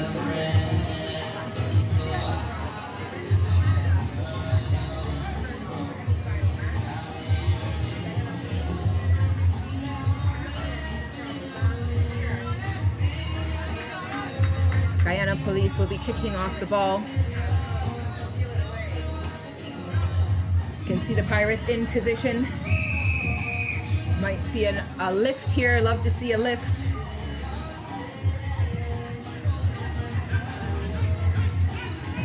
And the Pirates have the ball. They're running across. There it is to Thomas Gortz.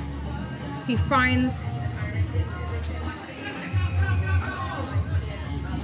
Rahim Mahmoudi on the wing, who goes into contact. Oh, there you have Theodore Henry just barreling through. Elvis Figaro reaching for a card. That is a yellow card for the Pirates. That is not good news. That's number 8. Number 8 for the Pirates is Joe Mabi. That will be a 2-minute timeout in the sin bin for him. He's a hard runner and a hammer hitter, and the team is going to have to be without him for 2 minutes.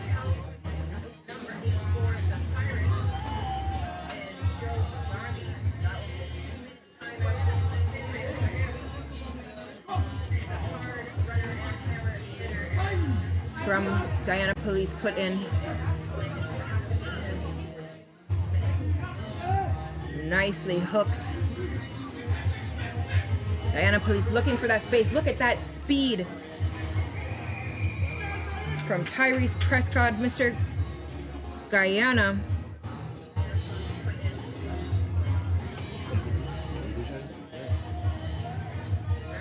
That's a try, right? Good.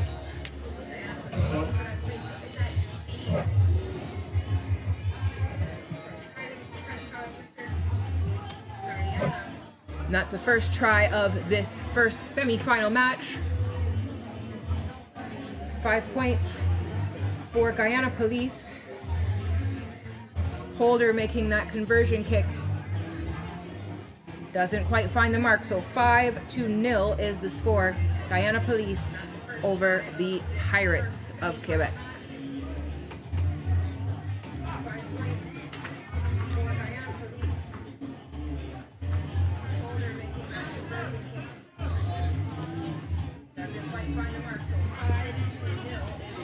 Great catch by Roberto Frascioni.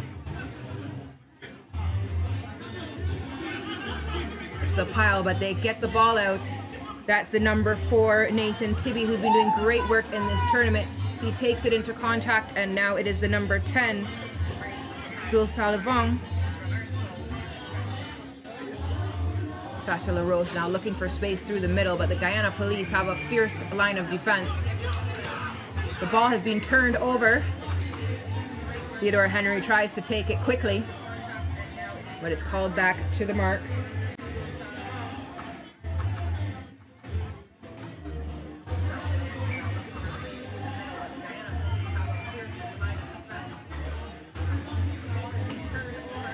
That looks like 2 minutes was up already. It sure did go by quickly.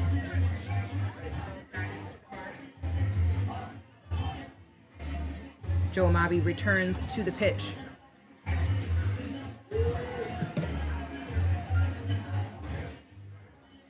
Pirates now at full strength, 7-on-7 in this 7's semifinal.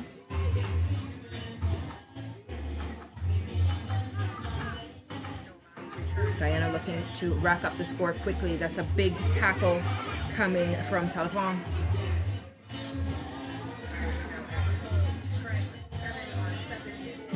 There's a big boot from Theodore Henry.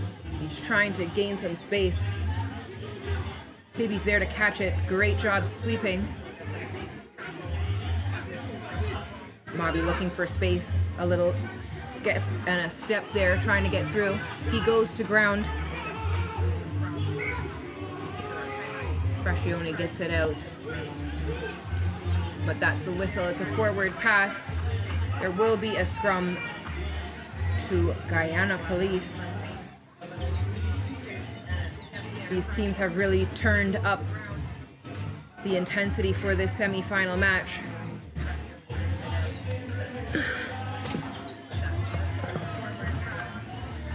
Welcome back, Shama, for the semi-final.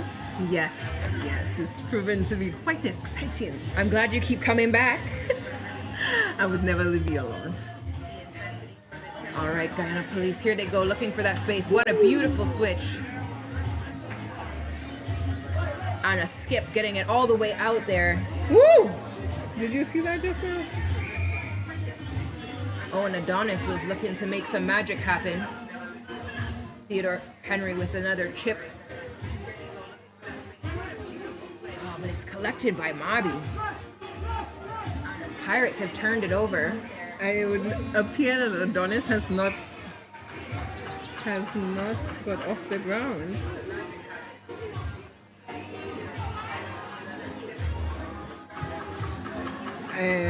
That looks like Mr. Prescott got a yellow card number 10, so he's off for 2 minutes. all right, a card apiece. So no one can say it's not a fair game. And Mr. Adonis just got up, so that, you know, we're even Steven.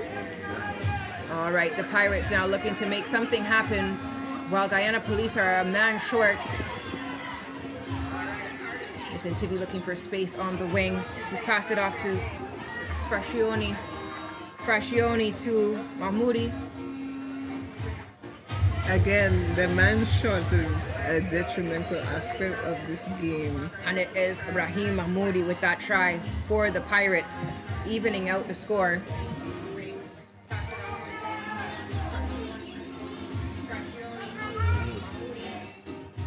And the conversion is good. They are up 2 points. This is going to be a nail-biting. It absolutely is. Mahmoud is actually an AI PhD student. I wonder how AI, if he has found a way to have AI help with strategic planning for the game. That's a rather interesting question. La Roche is going to kick off to the Guyana Police.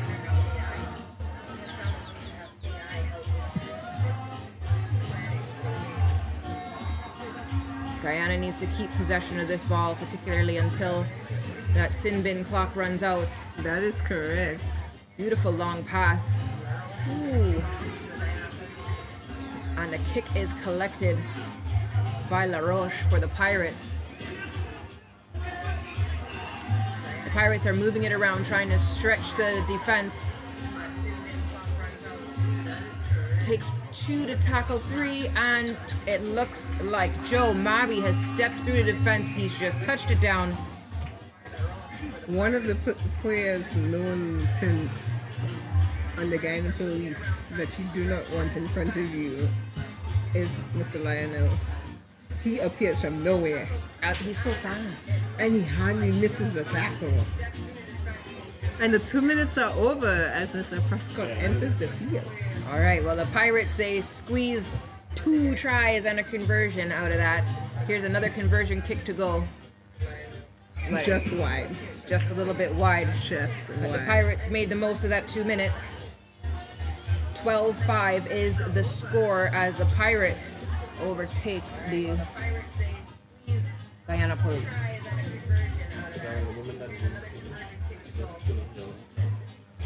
And that is the halftime. It goes by so quickly when the game is intense. 7 points.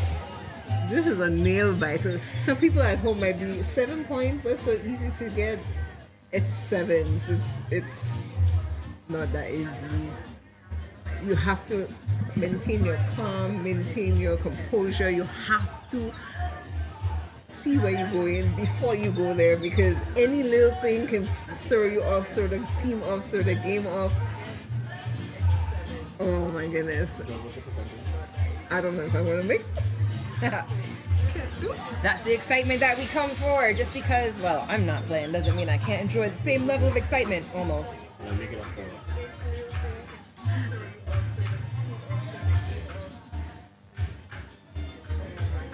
I always wish I could just be like a little bee buzzing around the halftime talks, hearing what's going on, what's the strategy.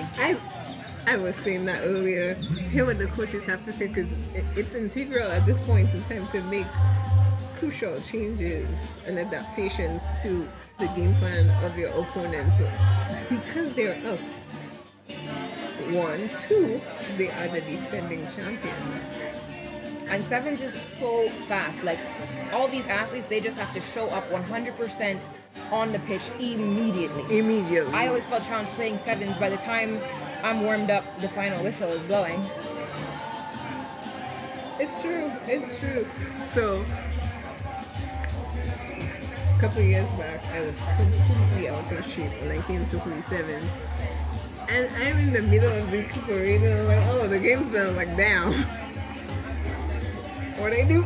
That warm-up is serious, and I find which athlete said, as preparation for the game. Some of the athletes, they have playlists, they have lucky socks, lucky shorts, they have things that they're doing to help their game. And one of them, I was like, yep, I've definitely reached an age where I can appreciate that, having a proper stretch, a proper warm-up, and that is key to having a good game, especially when you have to turn it on immediately. I needed one for the game I just played. 7 scrums back to back. I want legend at the back of my shirt. There's a big kick. The kick is good. The Pirates have collected it. It's gone 10. And they bring it back. So what I notice is that they're trying to do the strategy that is known as stretch the team. So you bring the ball up one way, then you bring it back one way, and then you bring it back the other way, and somebody must falter, and that's where your gap is going to be. Yeah, well, you're stretching the defense, but the Guyana Police doing a great job, and they've turned it over. I always admired the comment under which they... I always admire the comment under which they play. As a knock on, says the referee, it will be a scrum in favor of the Pirates.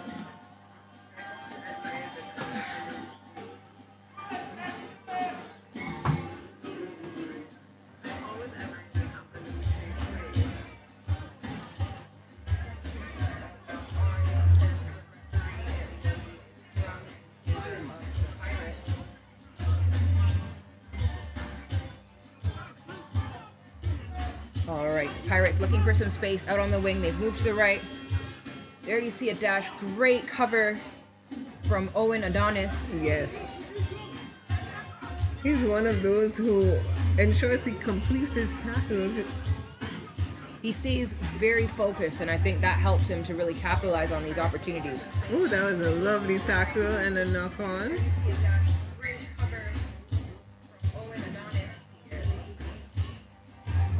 So in the haste, a lot of athletes don't realize that picking up that ball after it's bubbled once and someone's on you is one of the hardest coordinated things to do, because more than likely you're going to end up with a knock on. Yeah, easier just to fall on the ball and cover it. But if you can scoop it up, you're one of those. Excellence right there. I'm not one who can, I can tell you that, but I definitely admire people who do. He looked for the blind just now, but it was not there. Straight enough, straight enough. Ah, high pass, hard luck. Into touch. Yeah, we'll have a line out there. I'm always 50-50 with lineouts. I love a line out. I feel like there's so many options. But for me, it's always 50-50 in the sense that the possibilities of you getting it or not, it's just like 50-50.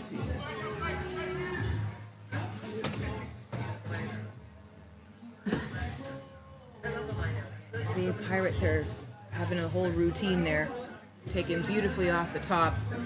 Yes, indeed. Great teamwork. Amazing defense from Holder. As you said, he gets where he needs to go. Great defense, but Pirates have pulled a penalty there, so now they are charging over the line again, and that is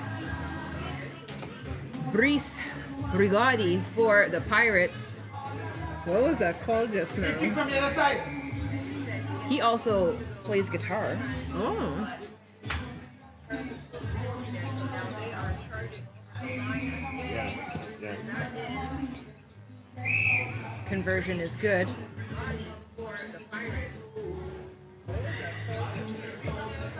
19-5, the Pirates moving further ahead. I would like to be in the huddle at the end of this game. I don't even want to be a fly on the wall. I just want to be in the huddle.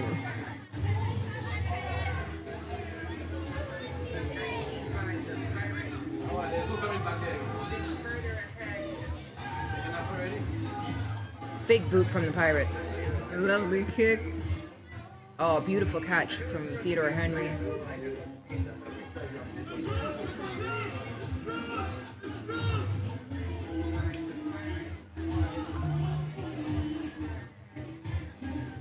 Now, Tyrese has always been one fancy footwork, find a gap and take it and run. He has a good pair of feet on him.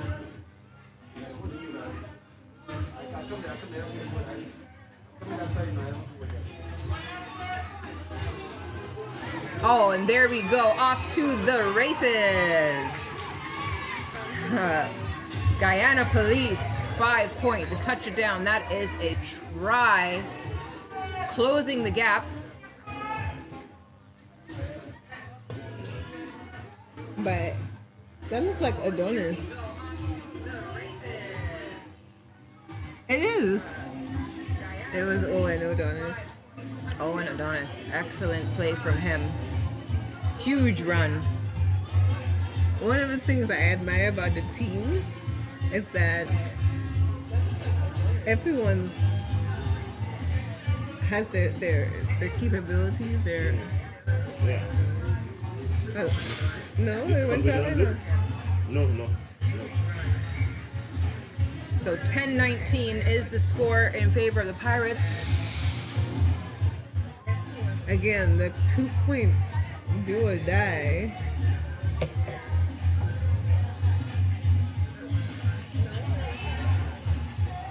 With the 2 points, if they had converted, would mean one try would have tied the game, and then we go to sudden death.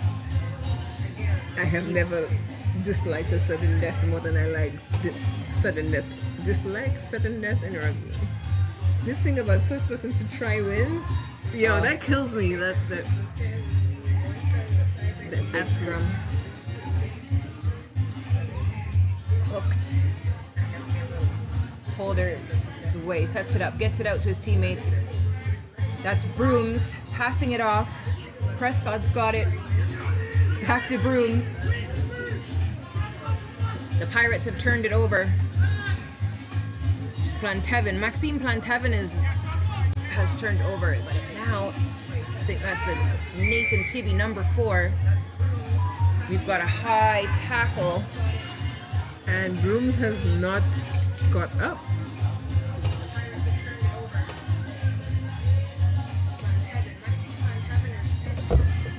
It looks like he's checking for blood. So for people at home, just so that you know, anytime an athlete goes down, the time is held so that the medics can come on and that you have a fair advantage to win your points back. Absolutely, and that's why you always wait on the referee. The referee is the only one who actually knows exactly how much time has elapsed in play. See the lights coming on here in Grosile at the grounds. Absolutely beautiful evening. Getting that golden hour happening now. It's beautiful scenery. You can see. Do you call them hills, mountains? Yes. Yes, it wasn't a yes or no. It was an either or question. Well, they're hills. All right. They don't cross the mountain height yet. Okay. The mountains are further in and taller. Yes. As depicted on your flag, that represents one of the mountains, yes? The Piton. The Piton. So we're one of the only islands with a drive-in volcano. I saw that. Yes. How do you drive in? So you get your pass and then it takes you up to a museum, so you pass the sulfur baths along the way. And is the volcano dormant, or are we just playing roulette? It's dormant. Okay. It's dormant. But still toasty? Yes, yes. And it gets cook you into fried chicken toasty at midday. Oh wow. Yeah. So as we resume, Tapped off and kicked out. That looks like that is the final whistle. what does that mean for The Pirates have upset Guyana Police with a victory of 19-10. what does this mean for Guyana Police?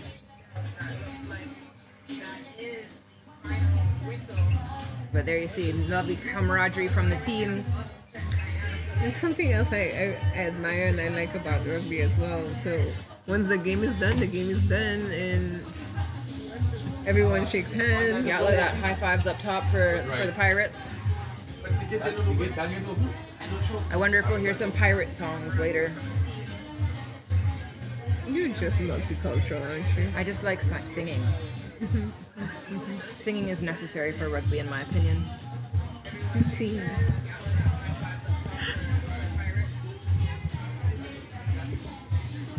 As you see the Guyanese policemen walk across the field, clearly not the outcome that they wanted. But there's still a little prize left to fight for, so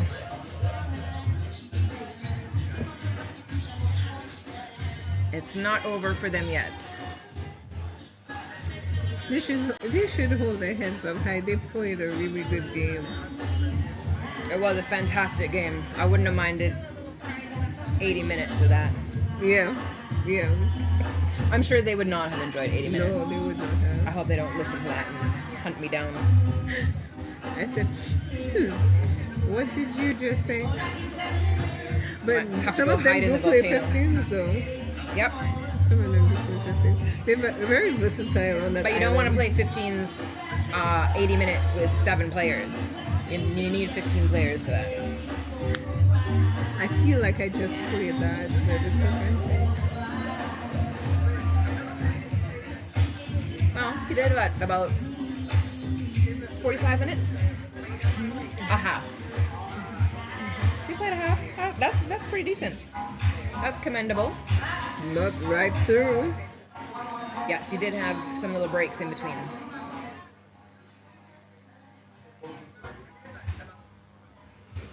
So up next, the second semi-final is Mada and the Jokers. I feel like there are wild cards on both sides of the pitch from these teams. Mada is wearing the black and white stripes.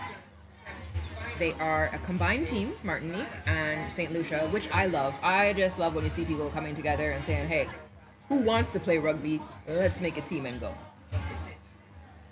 It shows you how much you Yes. get to love the game. Like, it doesn't matter. Once you get to play, that's all that's important. Yeah, let's go, let's play, let's have a time.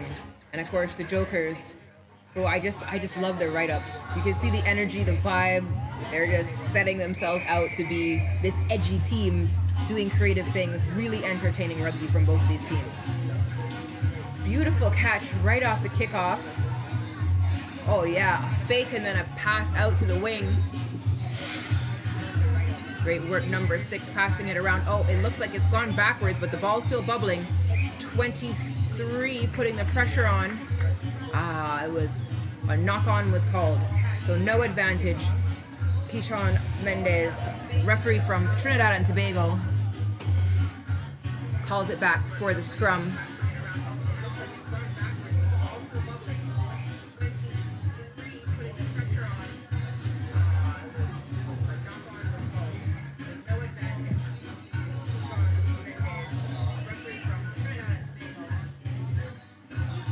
And it's out. That's that number 15 to 20. Really great long passes here. We see reaches number 5 has had a great tournament as well for Mata. That is balance. He's actually a Guyanese player.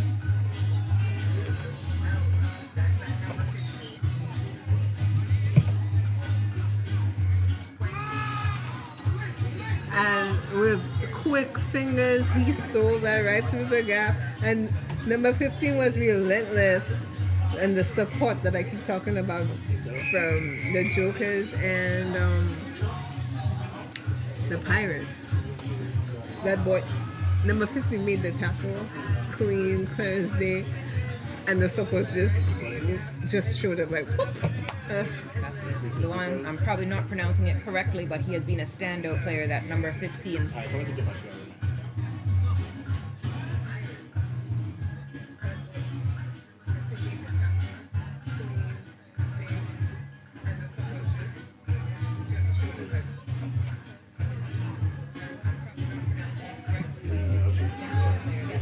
Big kick. There's such a spin on the ball. Difficult to catch, but number 20 has just scooped it up easy like Sunday morning.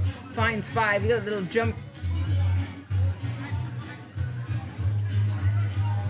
2 Jokers tackle him to take him down. And that ball is out. Free game. So, a rough. For those persons who don't understand what just happened, or throughout the entire day who didn't understand, why are they on the ground? Why is this? Why is that? Just a little rest.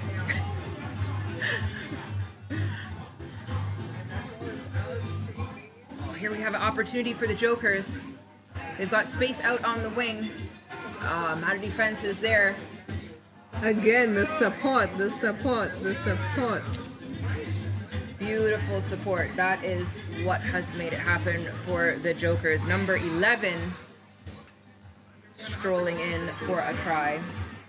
So you were telling me about the ruck for the people at home. Yes. So when a player goes to ground, a lot of things have to happen. The player has to release the ball, which is very hard to do if you don't have support.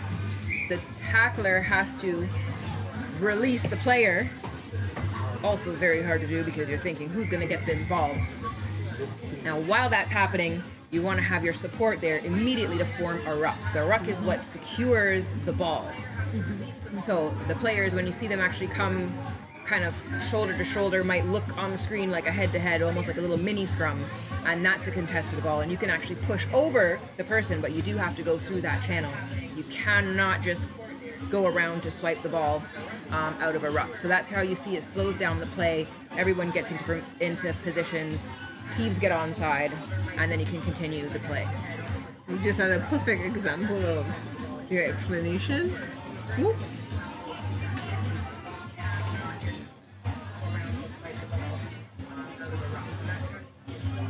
Mata looking for some space. See, there's a ruck. Yep, that was not the space though. It wasn't. It was the ruck.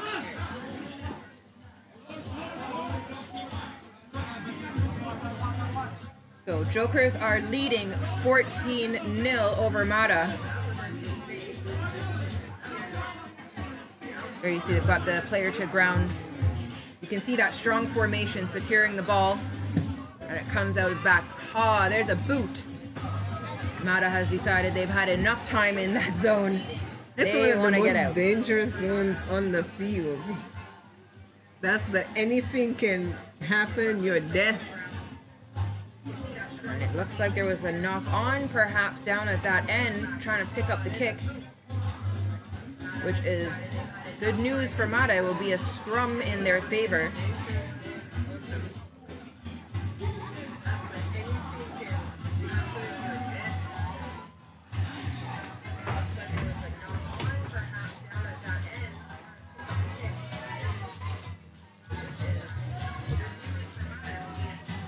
14-0 as we see them crouch, getting into position.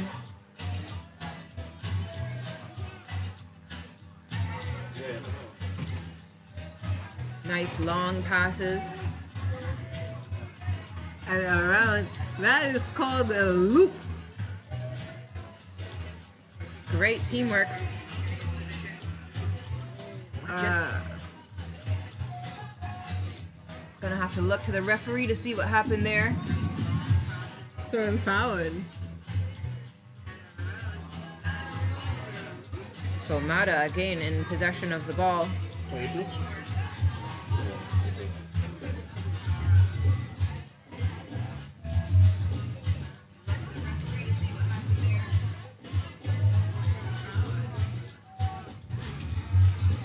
Jokers still with a pretty dominant lead, 14-0. Mata will need to convert 2 tries to draw. Haven't seen any penalty kicks today. Which is good. So a penalty kick is 3 points, which you can either get it from a penalty, obviously, or if you just kick for the post if you make that decision within the game. So when you talk about those points, I think, how do you get ahead in a position like this? After a beautiful steal like that.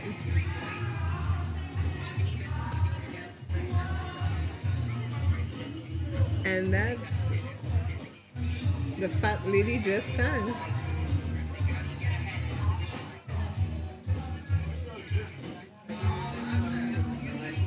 The fat lady sang, the fat lady sang.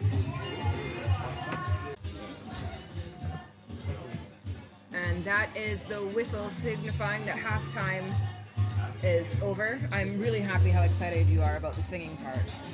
But the singing at the end of this match is not yet. There's still 7 minutes. Sweetie, every time that whistle blows, it sings. That means it's rest stop. It means something. And it's always good. Well, not always. Get Emily whistle? Ah, look at you, look at you. You can just see.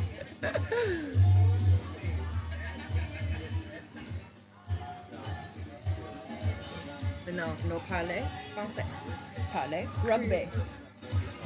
I've been listening to some soca. It's Carnival 7's. Creole. Yes, that's from one of the songs. It's a Creole in the soca songs. Oh, really? Look Yes. at you. You know more But I than me. had to change the words a little bit to make it rugby oriented. Well, it's good. Good job. All right, Jokers up. Ooh. Pushed in to touch. Jokers were getting too close for comfort. Mata has taken it quickly. And it would seem that the player is requesting assistance. Or not. Yo, this do or die. Well, great opportunity right now to shout out the St. Lucia Red Cross. As you can see, we've got 2 ambulances there, and hopefully they stay there and don't go anywhere today.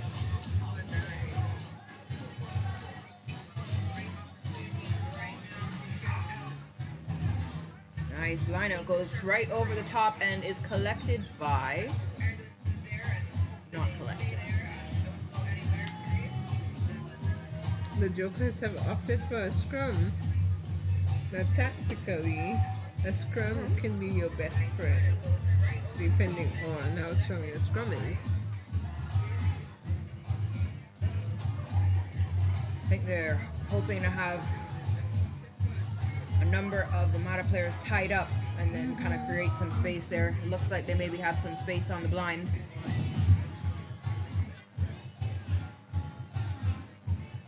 Oh, here comes 21 perhaps to cover that.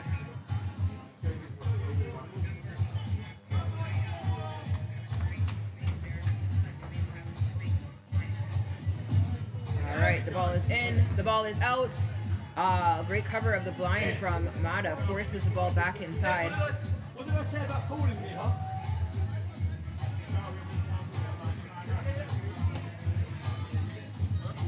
Maybe it came straight out, I think. Straight out seems to have been the call. Not a forward's best friend. So in the scrum, the ball needs to be hooked back. That is why the person in the middle is so named the hooker. They hook the ball with their foot.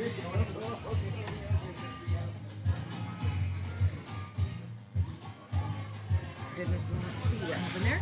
Is that a try? That's a try, yes. Did I miss a try? I'm missing the action. I just right in front of you. Wow. You're so into the game. I love it.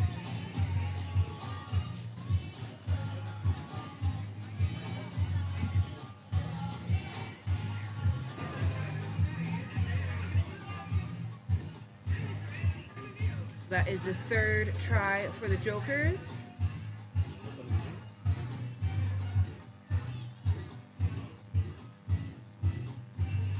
No score? Did you see the conversion? I don't think they took the conversion. It looks like they're just trying to kick it out. But Mata now looking to make some powerful running. Going across the pitch, if they can just straighten up with that same intensity. Big tackle from Joker's number 2. That's back-to-back tackles. Jokers have it number 6, finding number 7 outside. And he speeds around up the wing. He's coming right around between the sticks. 2 quick tries for Jokers just to make their point.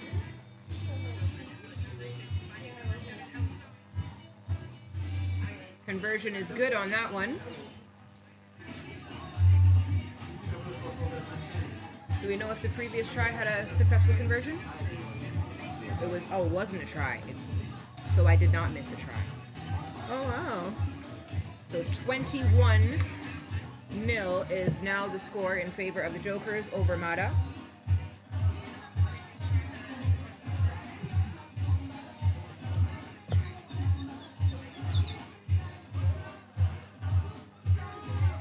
Jokers collecting a ball off the kickoff.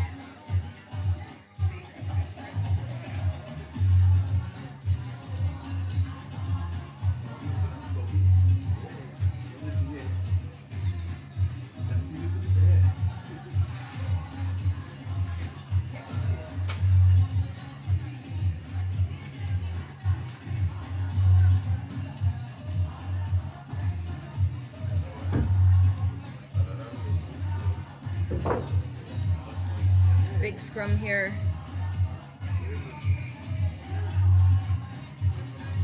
So that's the pulling sign. That means that somebody in the scrum was pulling the opposition. Nice play from Mata, securing the ruck, getting the ball out quickly. A little kick out to the wing. Is he able to collect it? Oh, you never know which way the ball's gonna bounce. Jokers have turned it around, but Mata has picked it up. With a strong run and a handoff over the line. 5 points for Mata. They have scored, getting on the scorecard for this semifinal match versus the Jokers.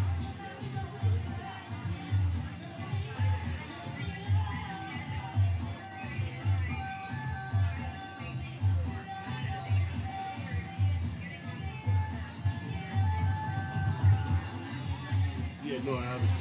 There you can see a beautiful scene with the sunset. No conversion, definitely a difficult spot to kick from. But no shutout either. The score now 21 points to 5 in favor of the Jokers from Martinique.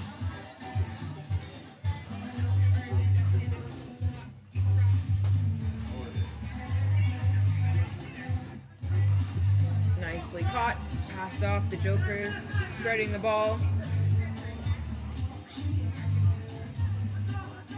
Number 14 looking for some space, but it's not there.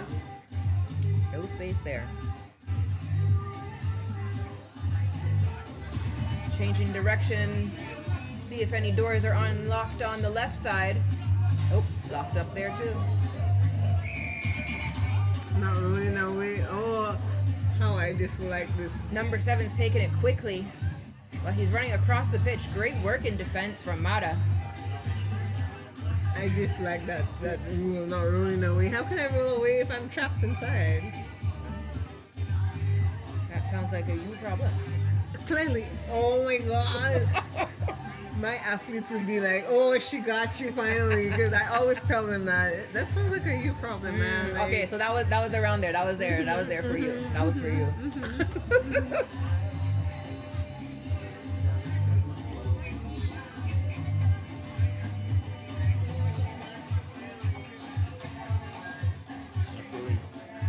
Throw in from Mata, but it's stolen by the Jokers. Number 5 sailing over. He wants another try. Ah, he gives it away. He gives it away. The try goes to number 14 for the Jokers. Love to see it.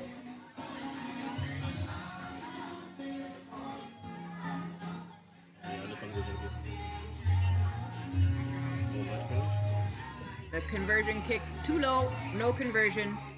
So the score is 26-5. And that is the final score. Because I see, did you hear the whistle? no, I did not actually. But I'm looking forward to hearing it. hands are shaking, so that means that that is all she wrote. 26-5, Jokers win that semifinal. It will be the Jokers moving on to play the Pirates.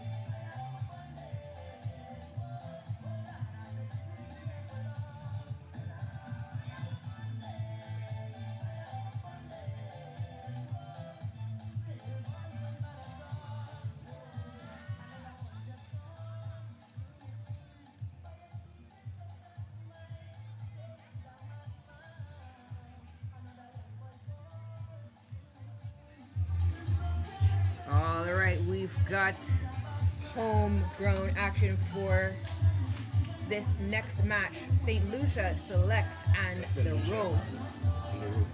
And the Rogue team. Okay. St. Lucia Select and St. Lucia Rogues. We saw an intense battle with these teams earlier. Are you going to be okay for this one? I might need that box of tissue. And that's the whistle kicking off. Big kick, well collected by Rogues.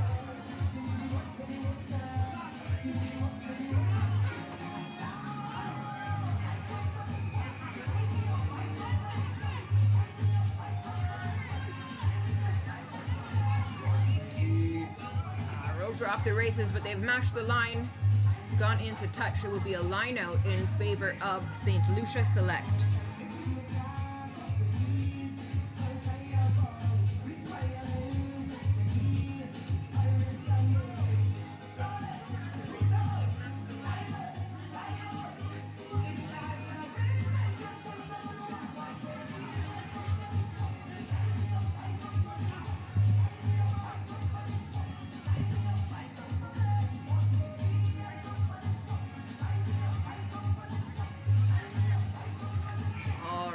So Rogues driving St. Lucia Select back into touch.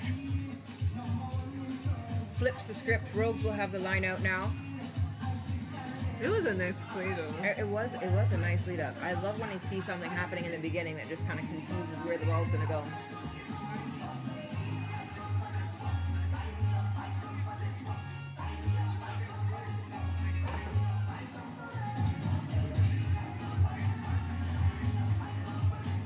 And Rose seems to be up to the market.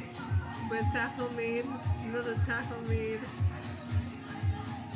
So Lucia Select, they're fighting for that.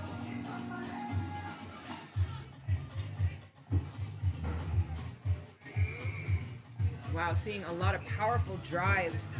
Really making use of the touch line. Yes. So I believe that is no advantage game. The reason No they call advantage it game back? because they're back there and it's tapped off. And that looks like the Rogues over the line. Nope, held up. Well done, St. Lucia Select. So if the ball does not touch down over the line, it is not a try. So it was held on. It was held up. Held up. The other way that it might not work out is if it's knocked on. Yes. Gotta get the prepositions right. So to score a try, I don't think we said this all day. To score a try, you must cross the try line and place the ball down with one or two hands. It cannot drop from your hand. With control. Yes. So you can slide in, Must you control can it. foot in, as long as when it comes to the contact between the ball and the ground. All right, that's number 9 for the Rogues. Trying to take it quickly there.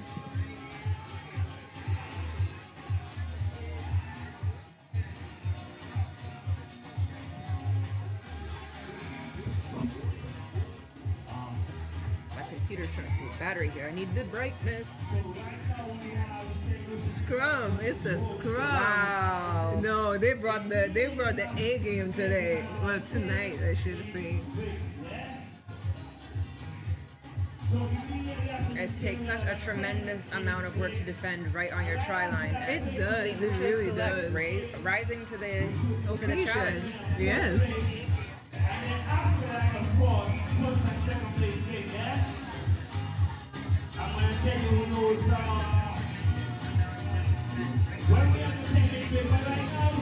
We're just trying to crash it forward.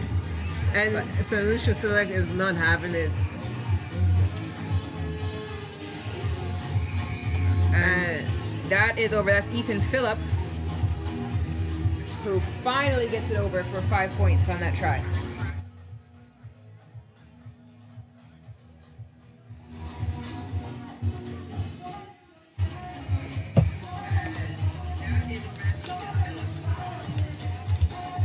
And the conversion is good. Nice high. That's really good. So 7-0, a hard-earned 7 points. I truly do like to see when you have to earn. It says it speaks volumes. It does. St. Lucia Select was saying rock so to the Rogues, but the Rogues got through.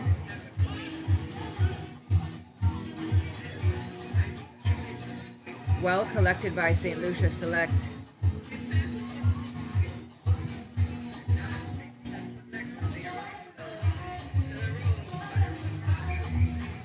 And that would be enough on. He had the space. Again, decision making. He had the space. It's difficult when the pressure is high. He just had to continue through that gap and we go on.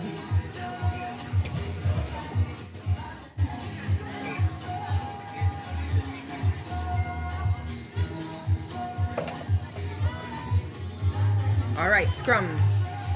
St. Lucia Rogues put in. And it just rolls right on through. No hook required.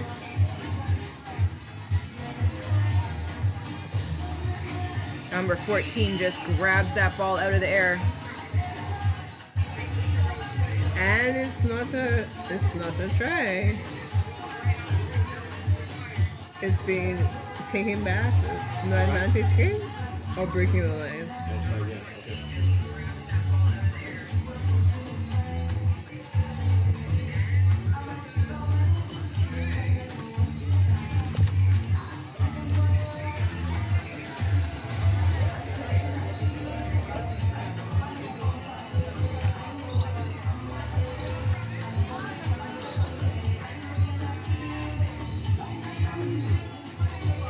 So they have decided to go the easier way in earning that ball by. If that's easy, I don't know what's hard. Well, you tackle the player and you just put your hands on the ball instead of trying to take the ball out. It's the easier way. Now they're in that dangerous area right there. Look at that great angle. St. Lucia Select looking for some support. Ooh, that's quite the run. It looks like hamstring was not having it. Oh no, that was a really good run for him. Absolutely. Lots of change of direction there. Just looking for that support. Just needed a runner to burst onto that ball and carry it the rest of the way. So Team Rogues, many of the players are asking for a sub. So Select just needs to slow it down and play the game. They'll be fine. That pace is so important.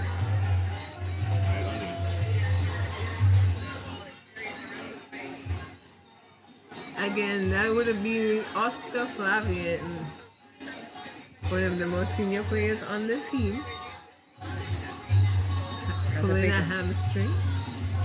I don't know if he was expecting to score his own try. I know sometimes I don't expect to score my own try. Once I get a certain distance, someone else is supposed to come so I can offload. Oh, and then they can score the try. Yep. That feeling, I know, like, I understand it. I've seen it. Ideally, like, you know, I'll leave a little 20 meters. Mm-hmm. After 20 meters, I'm gonna be looking. And I'd like to hand off the ball. I agree, man. Because why? Why should I have the ball for this long? A lot of running. Exactly.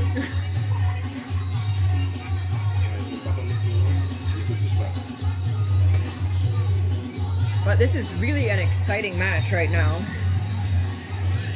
Score 7-0 in favor of the Rogues, but St. Lucia Select, they're definitely putting their stamp on it. They're coming for those national team spots. They're coming up. Really, it's complimentary to the Rogues, you know, showing that they're passing on that knowledge. Great players are coming up. Good work was put in. I mean, you reap the benefits of the fruit of the seeds that are sown when you put in the hard work, so it's showing now. Again, patience is...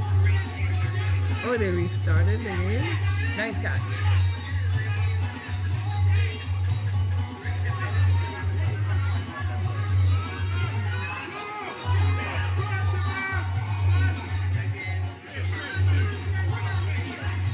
You can hear them calling for the ball. It's so important because when all these things are happening, you really need to have all of your senses honed in on where the ball needs to go.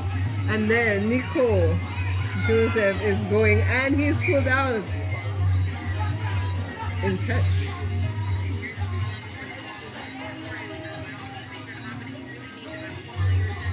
Absolutely a try-saving tackle there. Tanisha Vincent marking the spot. Again, a couple of switches and loops will do them nicely to get them out of this dangerous. I feel like the intensity is there. There's a lot going on. The ball's kind of unpredictable where it's going, but yet it's going to hand. Like, like Rita. Lovely line out. Yes, it was. And there Nico Joseph tried to make the careful.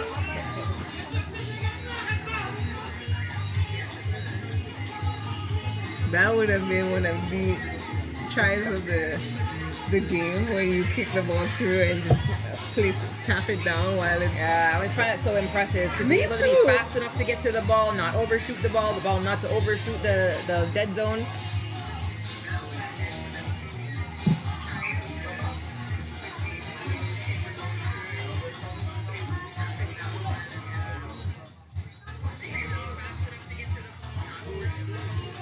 Scrum for the Rogues.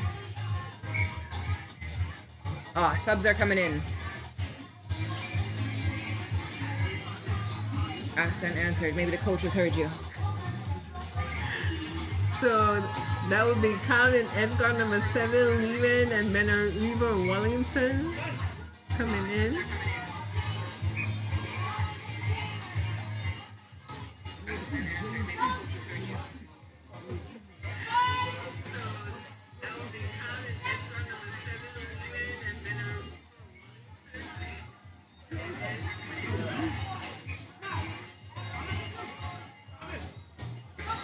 Oh, that was a nice steal just now. Did you see that?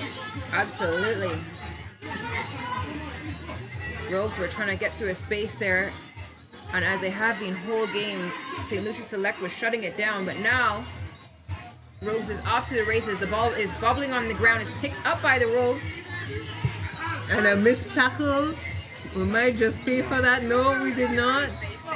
Yeah, man.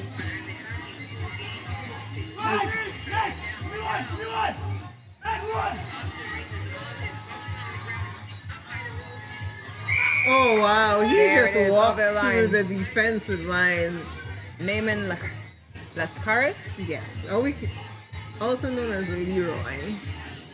All right. Score for Leroy.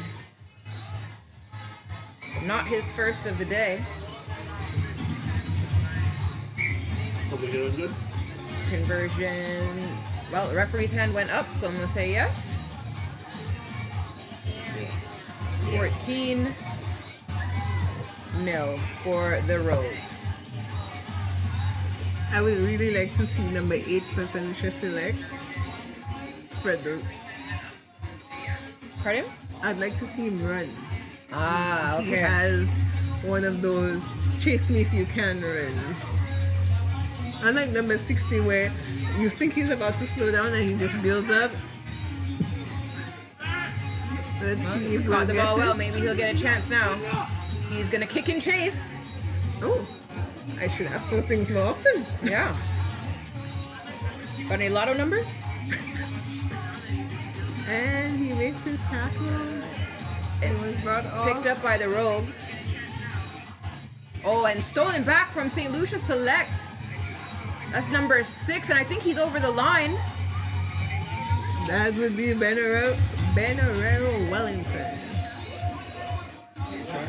Again, a team filled with talent individually and together. Once they find that niche that will get them to gel properly, I believe they'll be one of those more competitive teams at Carnival 7's moving forward. Ben Arrow has returned to rugby. I think he took a break for a little while. He came back last year. Yes, he was playing part of the semi-pro program that we have down here, a semi-pro footballer. He also went out recently for trials to play in Poland. Well, and I've seen that he's also been awarded MVP before, so Yes. great to have him back out. Firefighter and a photographer. Yes, yes. Really good at what he does, actually.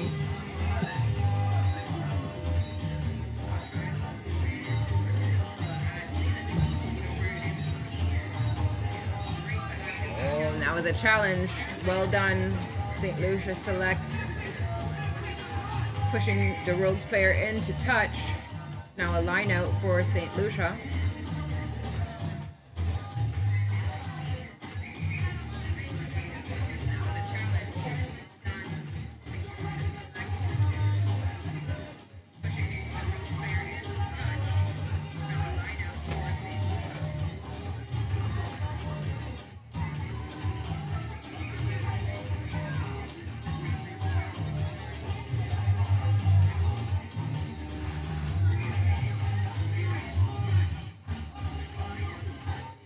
Why did he just catch it? His hand was on it. All he had to do was catch it, put in that tackle, and make the finish. Scrum. Not in straight, I'm assuming. Is that what she called? It looks so as a scrum in favor of St. Lucia Rogues.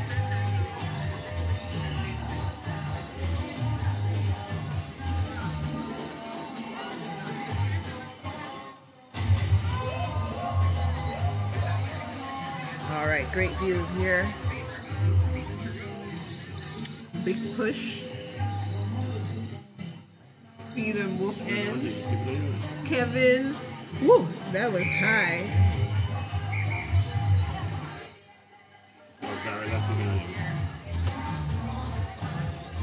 Looks like cards coming out for that one. Yes. So that's 2 minutes off in the sin bin. No high tackles. So you see the hands on the shoulders? Yes. That's a no-no. It's part of our way of protecting players as we continue to play this game. So that was a high tackle made by Yantes and Shabaptiste, one of our younger players going through.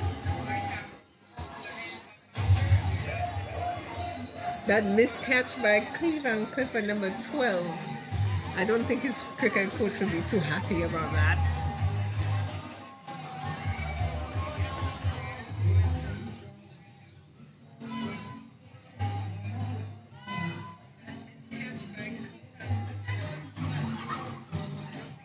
So one of the rules of a scrum is that you cannot start pushing until the ball is in or placed between the two teams, I should say, for those persons who are not too sure what in means. So even though one team has the advantage of putting it in, it's supposed to be a fair contest, similar to a line-out, where the other team does have a chance to steal the ball. St. Lucia here maintaining possession, doing a great job, faking a pass there to get through the space. Oh, beautiful job drawing the defender.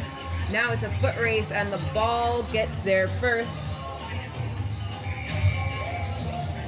That's the final whistle now.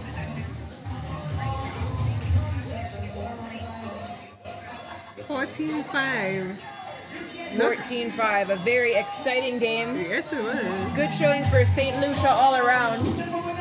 The Rogues victorious over St. Lucia Select. It was not a bad game, to be quite honest. I mean, with the minor areas that needed to be cleaned up, it was a pretty good game. Not the results that I'm sure St. Lucia Select wanted, but All right, so for those of you watching at home, we are going to take a 10-minute break. And when we return, we will be having the third and fourth final, which will be Guyana Police and MADA playing for bronze. And following that, we will have the coveted first and second final, which will be the Pirates and the Jokers.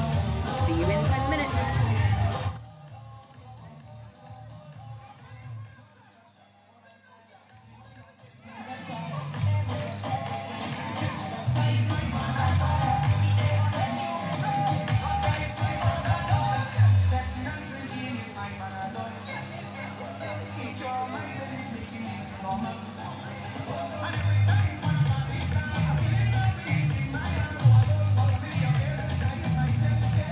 What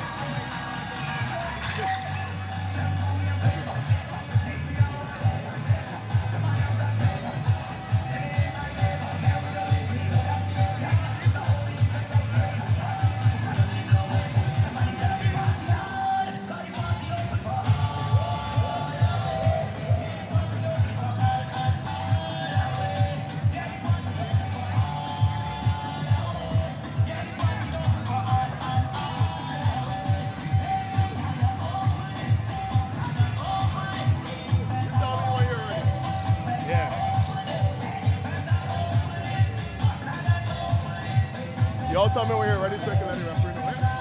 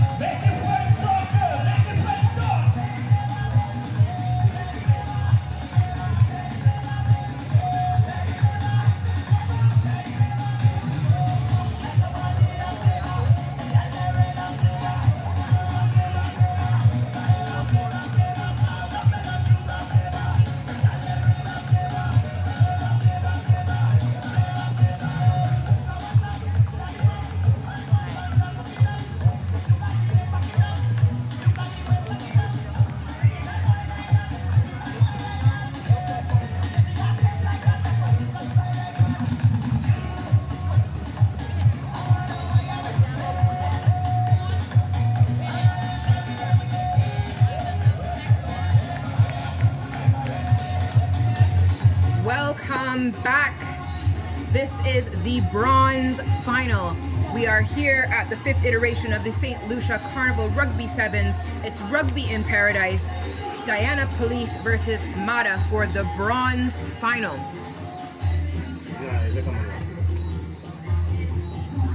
We are here at the Francis Babalastic grounds in Gros-Islet, and we've been watching rugby all day long. the bronze final, playing for $1,500 US as the prize, and of course the bronze medal and the pride in winning it. The Guyana Police undefeated today until their last match in the semi-final. They'll be looking to clean up in this bronze medal match. And of course, Mata, who have been showing some really great talent throughout the day, some standout players and excellent teamwork, are going to try and make it difficult for them and maybe even come away with the bronze themselves. Mata playing in the black and white stripes, Guyana Police in the blue and red. That is the whistle, and the bronze final kicks off. Beautifully caught from Guyana Police. You see them swiftly moving the ball around.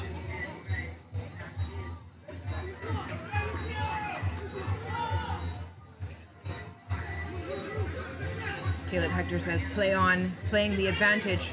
Mata happy to do so. They're looking for some space. They're hoping to score the first try. They've looked for something out on the wing.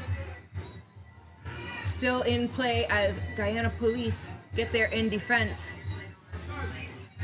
The ball appears to have bobbled forward. It will be a scrum for Guyana Police.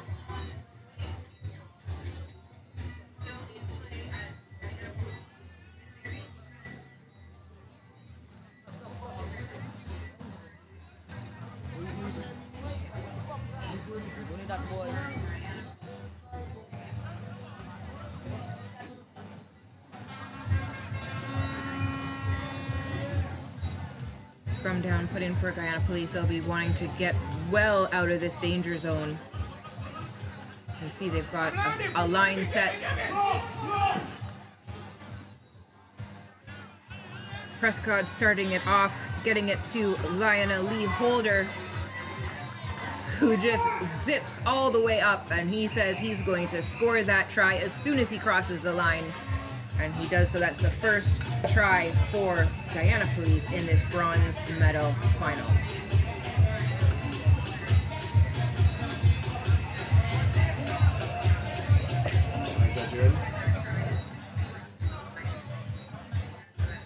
So 5-0 as we look for the conversion kick.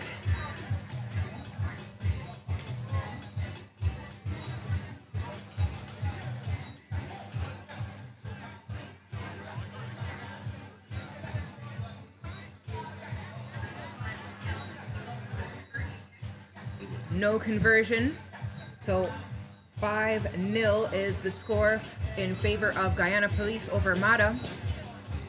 Big shout out to the officiating team. They've been doing incredible work here today. Easily identifiable in their bright shirts. You can see the referee in the center, Caleb Hector, for this game. The ARs on either side.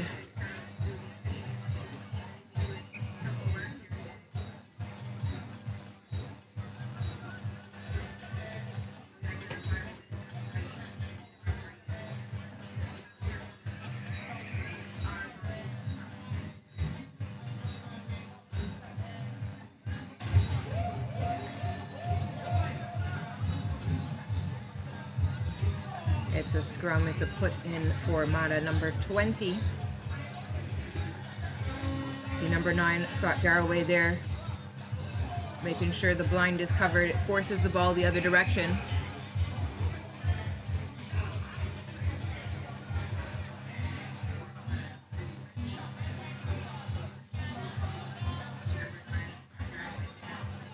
Theodore Henry was looking to take it quickly, but Caleb Hector slows down the pace.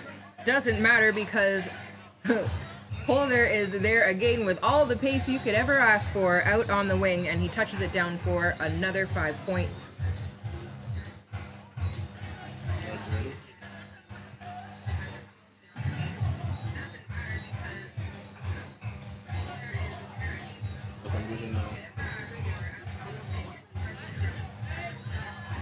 Great shot as we look for this conversion kick. Tyrese Prescott with a huge kick, overshoots it just a little bit. 10-0 is the score presently in favor of Guyana Police.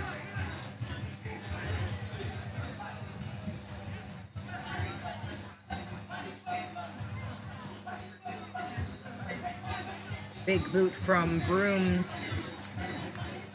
Go to sleep, buddy. You just know one thing, but just pay attention, right? Once you come, There we see some pace from Prescott.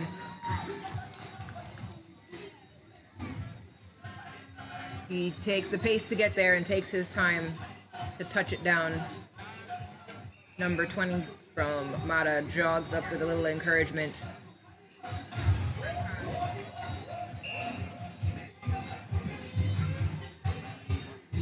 Again, no conversion. Score 15-0 in favor of Guyana Police. Conversion was good. Not seeing the signal from the referee. We can just confirm. Yes, the conversion was good. So 17-0 is the score for Guyana Police.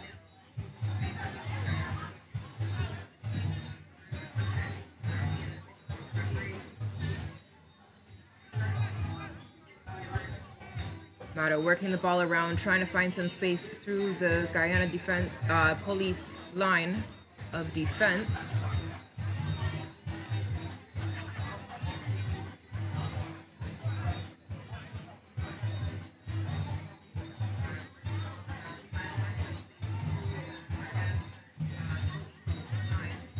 On the mark. Scrum time.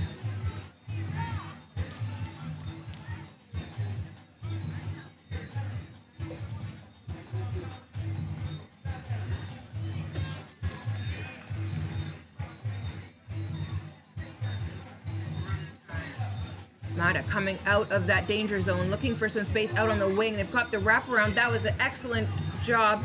It looked like the ball wanted to escape the player, but they've kept it in hand.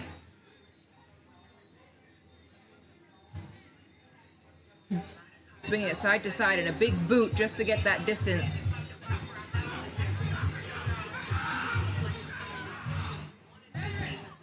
Sean David collecting that ball.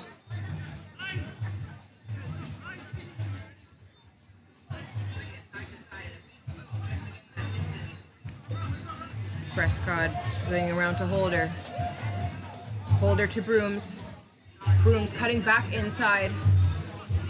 Taking in two defenders with him. Not rolling away. That's an advantage, and Brooms takes it quickly. Mata is offside, so they're still playing the advantage.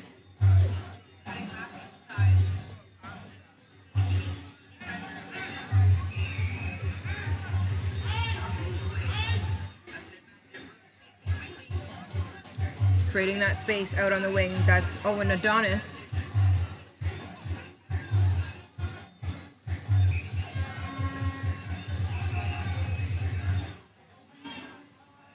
Adonis bundled into touch. There'll be a line out.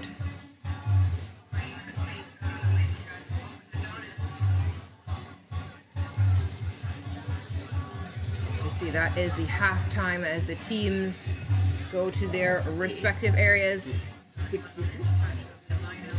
The score 17-0.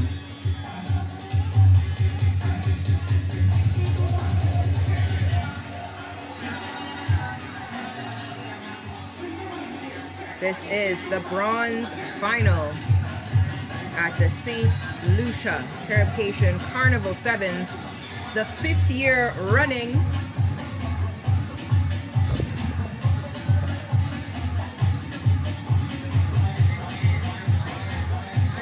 Here we have teams from Martinique, Guyana, St. Vincent and the Grenadines, and Trinidad and Tobago, as well as from Quebec, Canada.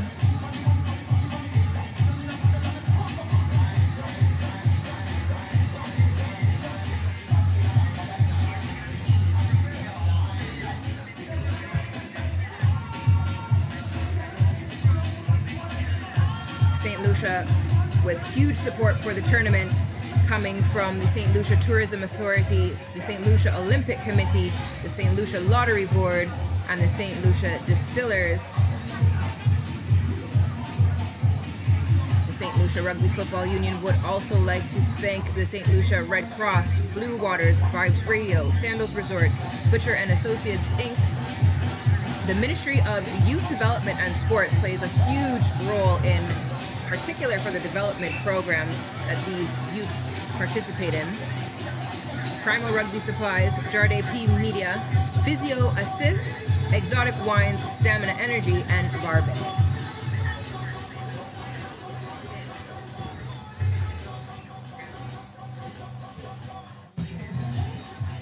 Here we see the teams coming back onto the pitch.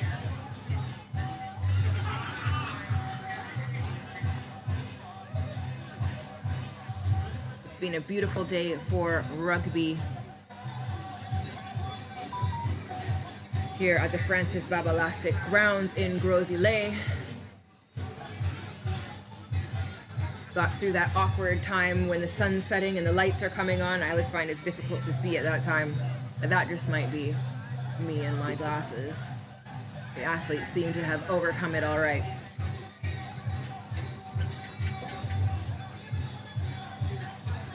Looks like Broom's kicking off.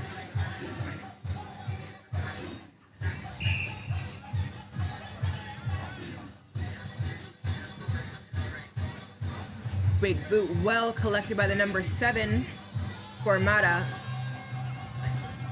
He gets through 2 defenders and the ball bobbles backwards, so it stays in play.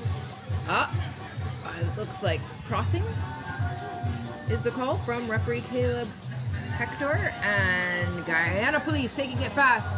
That's that experience from Theodore Henry to know to capitalize on those situations. Guyana passing it out down the line. They've got lots of space. Brooms loops around, adding an extra and just clearing the way for Holder to dot down for another 5 points.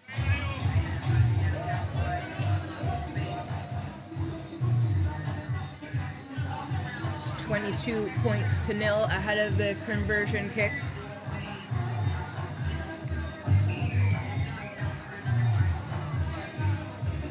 Lionel Lee Holder responsible for those 5 points.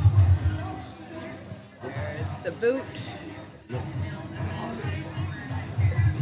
No additional points for that one. 22-0.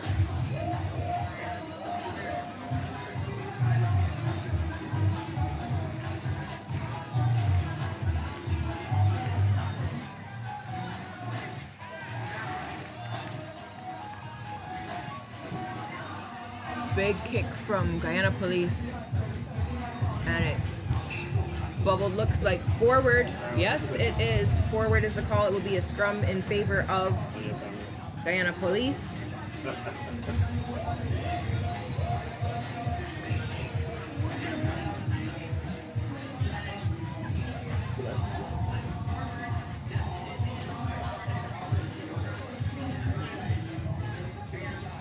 Michael Barrow putting it into the scrum.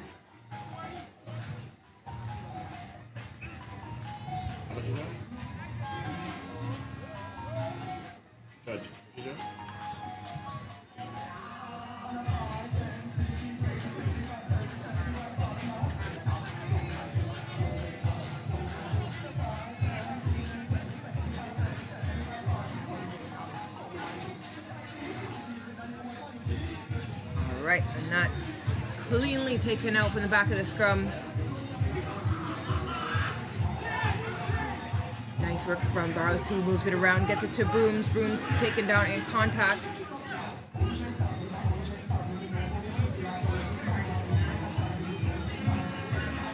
Oh, the ball's turned over. Mata now, that's the number 15, chips it forward. Ball going back and forth. It's Guyana Police who have picked it up.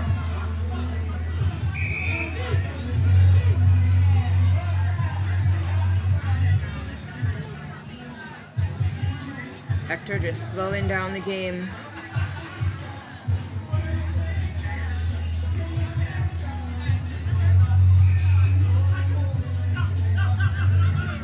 From McLennan carrying it forward.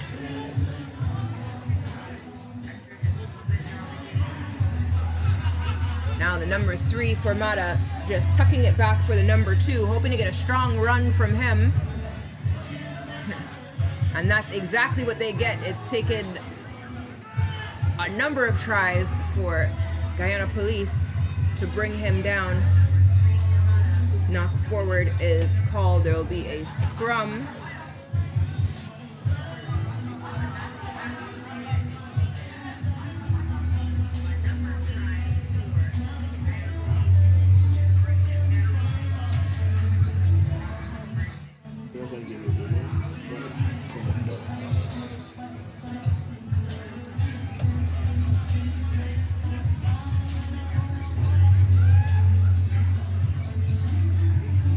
See a big push in this scrum.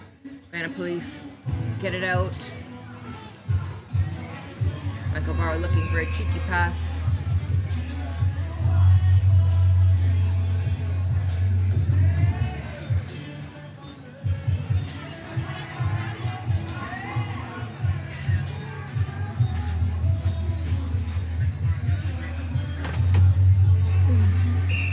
Osborne getting there to the ruck.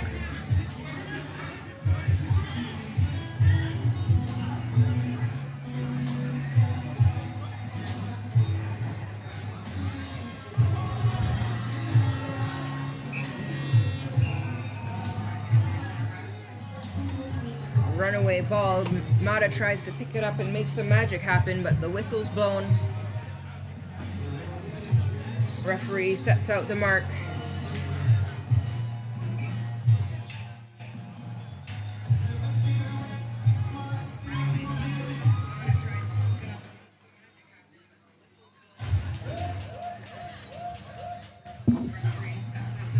Welcome back. I like my welcome back. I see how you came back so quietly. I just flicked them in there. Oh, Mata just trying to get through right in front of the sticks. A quick whistle from the referee. Forward pass. That was a forward pass. It was a lovely switch, but execution was not key.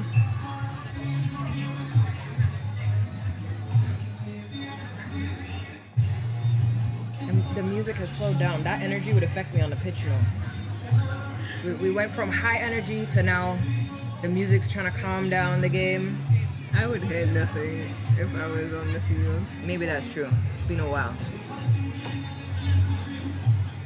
All right, Guyana Police, great hands. Look at that, powerful running straight up the middle. Big palm off. Excellent support. That run was from Kelvin Grant, and he popped it off to Brooms, who finishes it off. Beautiful try, great teamwork, powerful running. Guyana Police, 5 more points for them.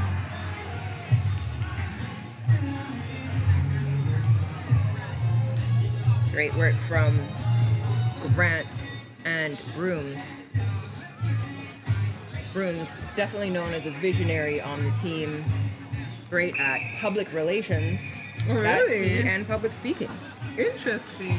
We should interview him after.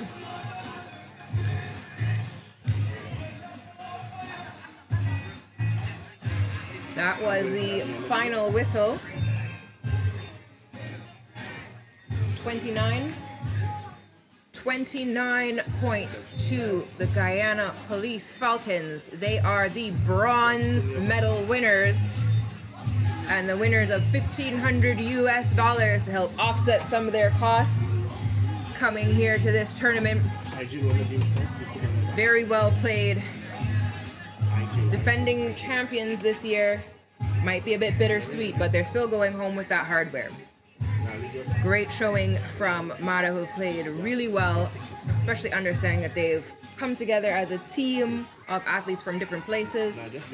Really great how they were able to gel as a team and work together.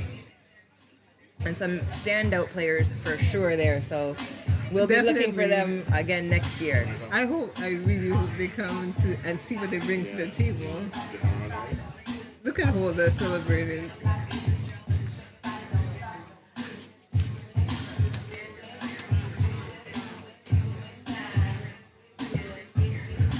All right.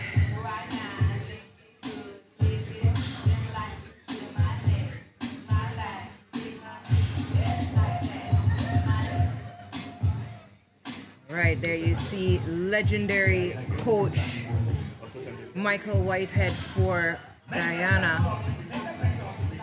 Incredible to see the retention. You know, there's certain people who are there for the game, they're there for the ups, they're there for the downs. They are really a binding factor. They hold together the players, they help the players transition, of course, as you know, you spoke about the longevity of how long athletes can play the sport in rugby, and you see how veteran players really add value on the pitch. And then you find out, hey, they're adding value in communities, they're coaching, they're refereeing, they're doing all these things, all these ways that they give back to the game. And it's really beneficial when you can see people who have been there, who saw you come up through every stage. Yes. And it really builds that community. And when you talk about that confidence and that security, you can on see, the pitch. yeah, that you've got that legacy piece for the game.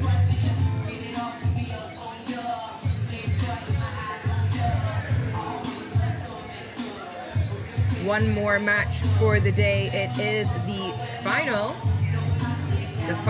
between the Pirates, coached by Alex Gillot, and the Jokers from Martinique. The Pirates came down on Tuesday. Yes, they did. So they would have had a wonderful time to be here and acclimatize. I think it paid off. It did. They seemed very comfortable. Now in the running for the final. Bronze and silver on the line. Pirates and Jokers. Gold and silver. Oh, gold and silver, thank you. That's why I needed someone else here to catch all my slip-ups. Gold and silver. Bronze is already gone.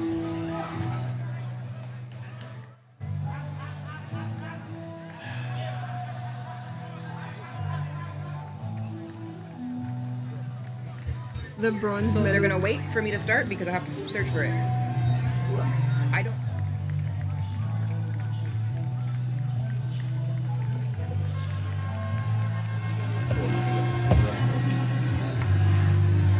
All right, and here they come onto the pitch. The Jokers, the Pirates, the characters of this St. Lucia Carnival Rugby Sevens.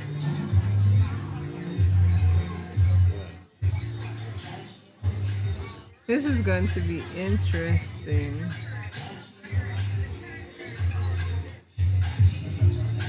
I can't wait to see this unfold. This is definitely going to be an exciting match to watch. Clifton Garrett in the center as the referee. There you see him getting the okay, both teams. Everyone ready?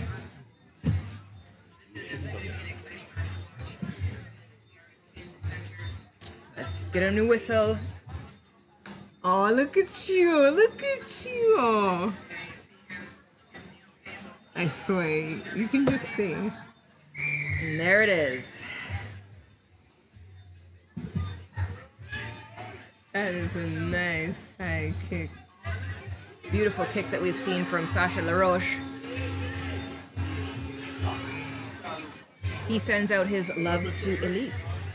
That is his message. Oh. So Elise, I hope you're watching. And the Jokers are not giving up. They are relentless. And held up was the call.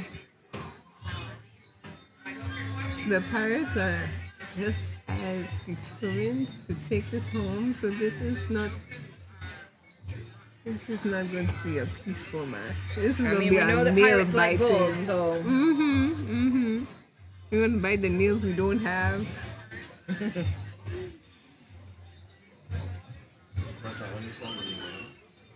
All right, here we go. A scrum in favor of the Jokers. The Jokers.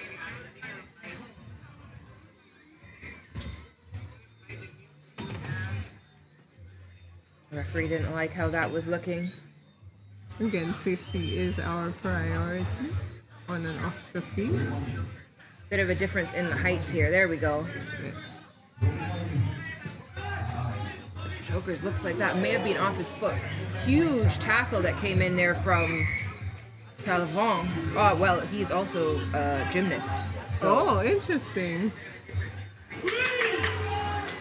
And the first try has been made. Jokers are over the line.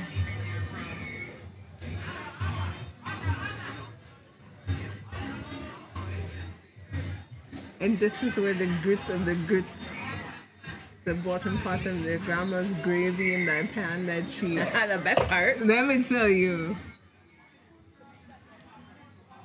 So 5-0 as we look for the conversion kick. It happened. Kick happened. The kick was not converted. 5-0 is the score in favor of the Jokers. With a massive kickoff.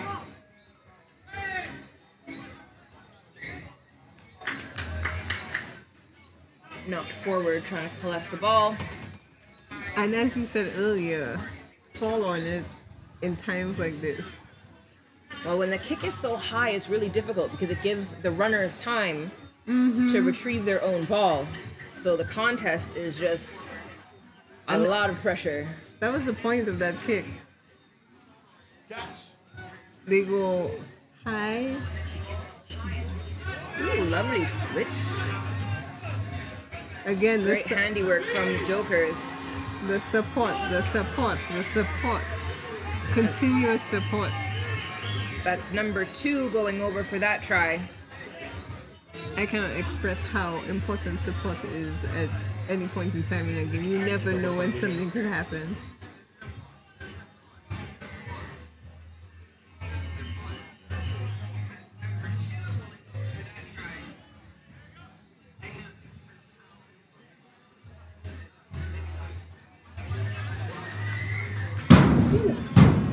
Oh, well, that was the kick.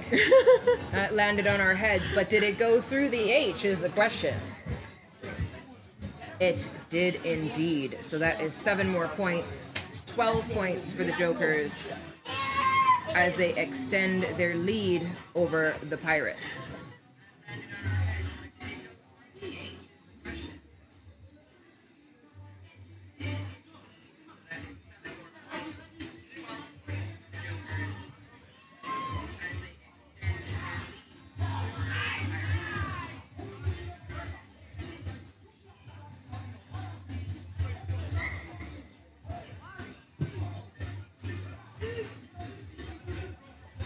Huge kick this time, well collected by nice. Thomas Gortz for the Pirates.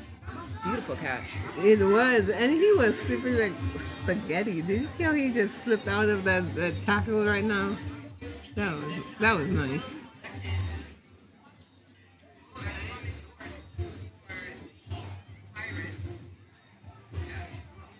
See a step from Frascioni. Again, like we said earlier in the day when they played each other, this That game was is today. about. I do apologize. It's the heat. I blame the heat.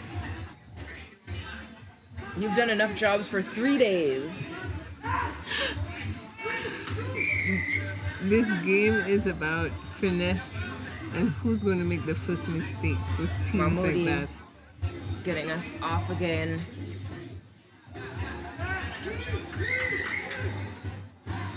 And a high tackle was called. I think that the Captain Marty, number 97, is that? 97, Thomas Gortz.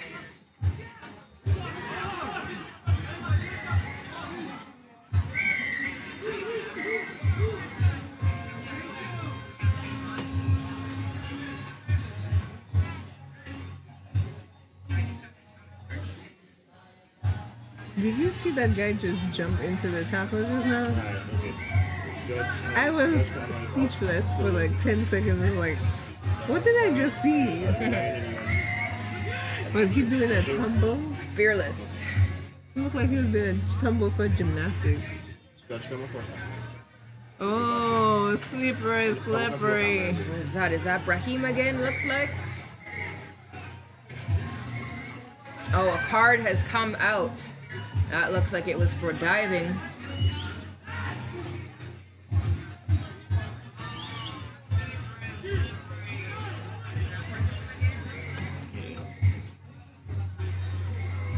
card goes to Jokers. Jokers are short a player for the next 2 minutes. Very crucial 2 minutes, as we saw. Absolutely. There's Joe Mabi, who's carrying it forward, the number 8. He's scored a few tries already in this tournament. Again, the finesse of every moment, ensuring that the passes are on point. As you saw a while ago, he had a high pass and the defense was about to slaughter him. That looks like Roberto Frascioni again. Really quick feet. Make sure I'm not catching the number on the back of his shirt. It was passed off while I was looking it up.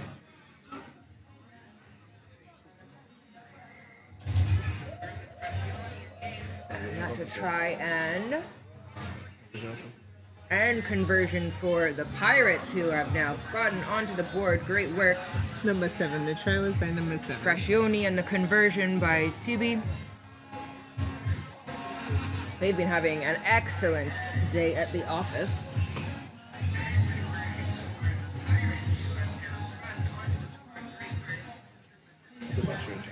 Well, that looks like it's going to go out. It did. Times like this, a kick straight out is not the best thing for you. And they're trying to gain a little bit of ground to make the most of the rest of the sin bin time while the Jokers are short a player. That makes sense. The Pirates Again, score another try, it'll even up the score. execution is key. So the Jokers choose not to kick. They don't want to give it away, but there's a little chip and a chase now. And he does collect his... There was no release on that. Wow. Did you see that? Really good work on the chip and chase, but yeah.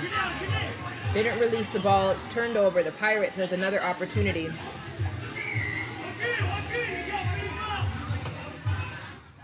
Not 10 was the call,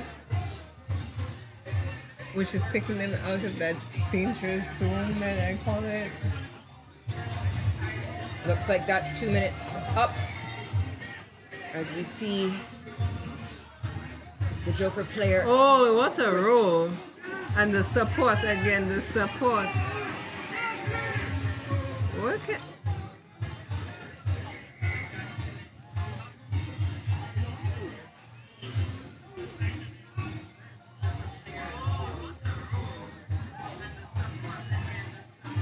Not sure what just happened. And that's why we are not the referee. Yes.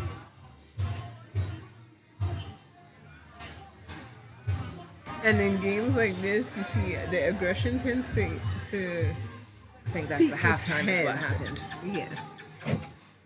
Woo! The intensity is through the roof. 12 points to 7. The Jokers lead. The Jokers from Martinique leading over the Pirates from Quebec. Two French territories. Two French territories. That's right.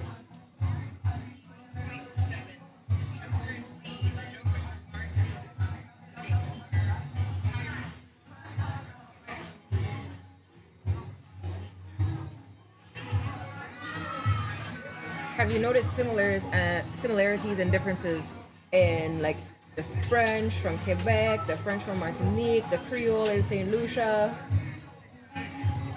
There's a lot of the similarities, I should say. However, fun fact, I speak in Creole. So I can't even help myself. I have some words that I've put up here. What did I have? I was supposed to start with, when you arrive, I should say, ça que fait. C'est bonjour. Ça que fait, what's up? Bonjour? Bonjour. I guess everyone will understand bonjour. And you always have to remember that it's bonsoir until you're actually going to bed. I said bonne nuit to someone on the train once, and it was not the appropriate thing to say. learning something new every day. My mom always asks me to learn the French. You serious? Yeah, well, the Caribbean region is so rich in cultures and Yes. languages, and languages that sometimes people don't think about. They might think, okay, English, they think Spanish, or there's so much French, there's Dutch, there's Papiamento. I was just coming to tell you, the Papiamento is something next level. Yeah, the Creole.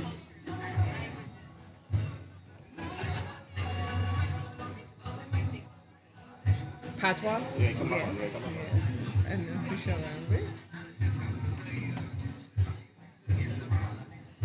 All right, here we are, underway again. The Jokers, number 5, kicking off.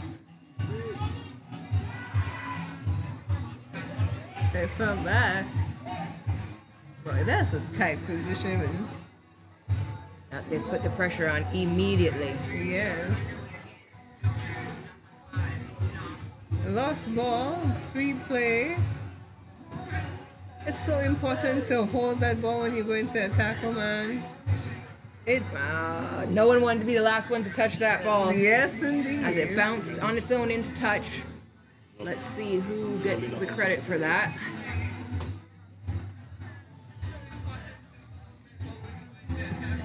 A lineup here. I think subs are being called in. Some fresh legs are definitely needed as the intensity of this game has increased and everyone wants the best results. Who will take this home? 5-point difference.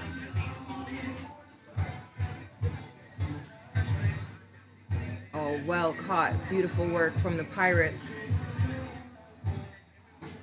The ball Beautiful flew back back pass. dangerously and is picked up by the Jokers. It's back on the ground. Jokers looks like they're playing an advantage right now. Looking for some space out there and it is not available. Lovely tackle just now.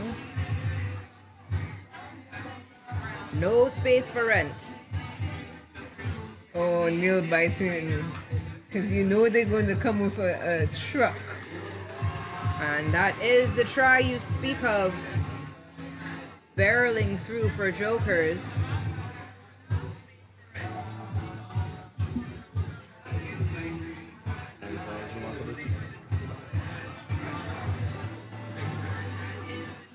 Could this be a case that Jokers were in the previous game were feeling them out and held back some critical information that the coach was not able to assess?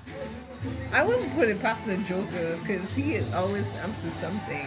Always up to something. It's interesting to see within these tournaments how the downtime is used. Because, okay, rest and recovery, warm-up time, but also it's a great opportunity to see how the teams are playing. And take that time and say, all right, what adjustments do we want to make? Are we happy? Oh, wow. Excellent conversion. 19-7 after that successful conversion kick.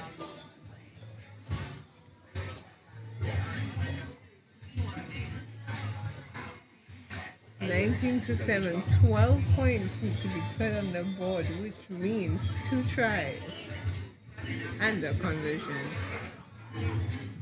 Can they do it?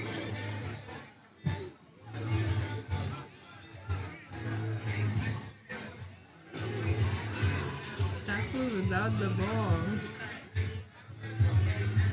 A knock on.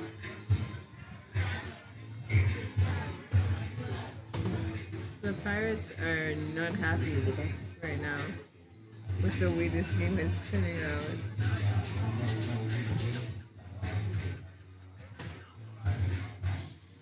That's why so serious.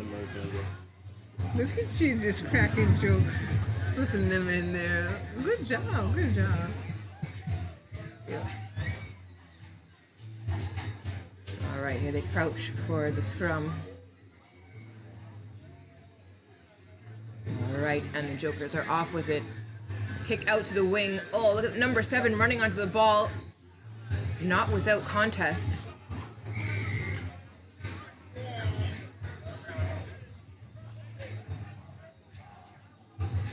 The Pirates come away with it. I would love to see how much. I would love to know how much time.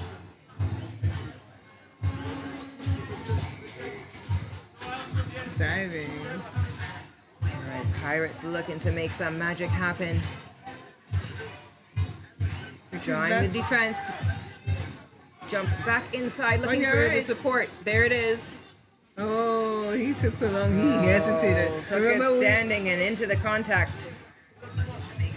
Remember we spoke about the hesitation on the field?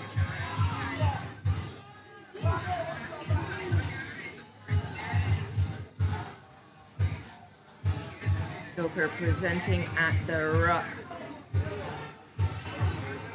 Slow it down a little bit. Yes. Number 3 for the Joker, looking for options. Oh, number 10 is not letting go.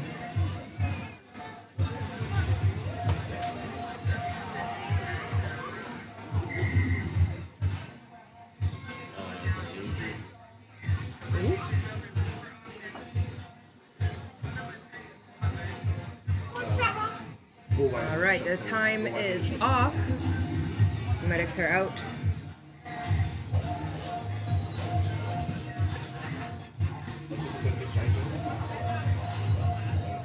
What is one thing new that you learned since being here? One thing I've learned, I don't know, I think I've learned a lot. I've learned that we definitely need to change the format of the player information sheets and get them with jersey numbers a lot earlier. That's what I'm definitely going to be working on for next tournament. But also we had a great response, which I'm really grateful for. We had 70 players fill out the forms. That's good. Which is amazing, and there's just tons of interesting information that you learn about the players and the kind of things that they do, their jobs, their passions, the things that they do outside of rugby, and it's really cool to see what an eclectic mix of people come together to play this sport.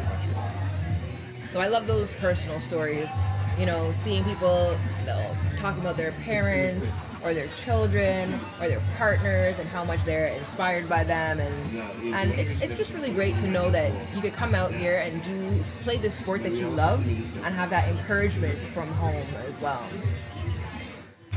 I was thinking about the questions on the questionnaire. I drew a blank. I was like, yeah. Sometimes, well, especially right before the competition, you're kind of like, I'm not thinking about this right now. But then you see athletes who say who the athletes that they look up to are, right? And I love to see a lot of times it's their own teammates, or it's seniors who maybe don't play anymore, but people that they looked up to when they came into the game, and how important it is for that representation and that local vibe to be there to inspire these players. And then when you see it's international superstars, but you can actually see in their play when they're emulating certain skill sets and certain talents and are, you know, superstars for it in their own right. That's very true. And it's our job to make sure that they get as much coverage as possible so that other athletes from all around the world can look up to the talent that we have here in the Caribbean. Oh, he wasn't ready for that just now. Oh, look at the palm off. He's trying. He's trying. Oh, the roll. He's high. He's high. No hands. Oh. Pirates are moving it around. They're over the line, and yes, that is a try.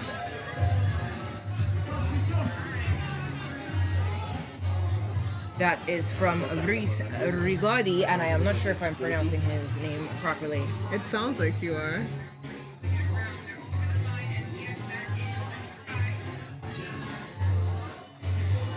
He's been an instrumental player that brings up to 12 points for the Pirates, 12 to 19. Now we have had some stoppage time, so only the referee knows how much time is actually on the clock. Is it enough to give them the tiebreaker that they desperately need? Or will the Jokers take it home and become 2026 champions? I feel like, you know that ad, how many licks does it take to get to the center of a Tootsie Roll? I feel like we're here right now. That was beautifully caught from the kickoff. Yes. You can see the Joker's number 1 doing a dance and a spin around, but he's taken to ground. Joker's get it out again. Number 9 looking for space. Finds number 7 on the wing. It bounces once, but great hands from number 7 who's able to pick it up. The referee has seen forward pass. The ball went forward. It did. Another opportunity here for the Pirates right in front of the try line. Is it the 5 points knocking at the door? Or will the Jokers take it? I feel the intensity.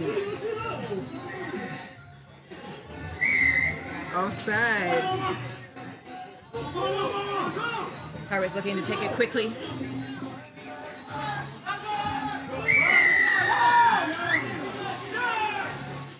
I think that was Joe Mabi over the line, number 8. Yes, yes it was. Joe Mabi under the line, right in front of the stick, so they have the 5 points and the conversion kick.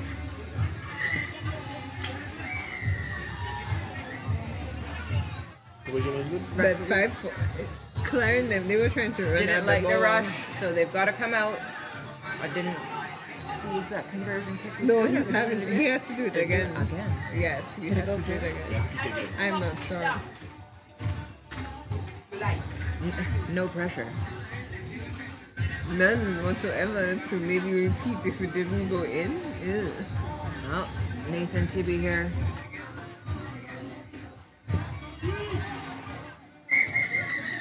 Oh, That is the my match. goodness. The 2 points that we've been talking about all day long. 1917, the Jokers are your 2026 St. Lucia Carnival 7's champions. Just follow them. Victory. I just Can you believe it? The Silver goes to the Pirates compliment to the presentation. and bronze to Guyana Police. Yeah. In the women's division, Blue Ice came out triumphant, They did. They did. and we all got to see the great development work that is going on with the exhibition matches that we had that provided us a little bit of respite. Also with in the Blue Ice and Blue Flames teams, there were a lot of new players from Guyana and St. Vincent. Well, I shouldn't say new, some were still developing. So it was really nice to be able to play with them. And they were there, their heart was in it. So it was good. It was Amazing. a breath of fresh air. It provides such a good opportunity, especially where some programs don't have enough people to actually field a traveling or a touring team, but they do have athletes that benefit from it and that experience. And then, of course, when they're going back to their teams, their clubs locally, sort of taking that experience with them. And I do think that it's vital that should happen more often because you get to see different techniques, different ways of doing the same thing that you thought were not possible. So, and there the celebration has begun. It has As the Jokers have taken to the field and started celebrating their long-deserved win. They've been to Carnival 7 multiple times. And finally, they are victorious. 2026 champions of the St. Lucia Carnival 7s. There's the celebration. Congratulations, gentlemen. The coach, the preparation put behind this. I mean,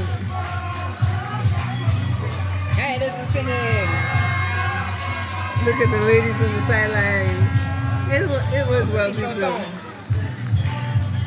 That was a well-deserved win. They put their hearts out in every pass and every decision made. And they've been true to their mission. They've been entertaining, they've been exciting, they've tried new things, they've caused a little chaos. And then when they were done, they went back to being calm, just like the Joker does. I mean, I could not have found a better character than they did for their team.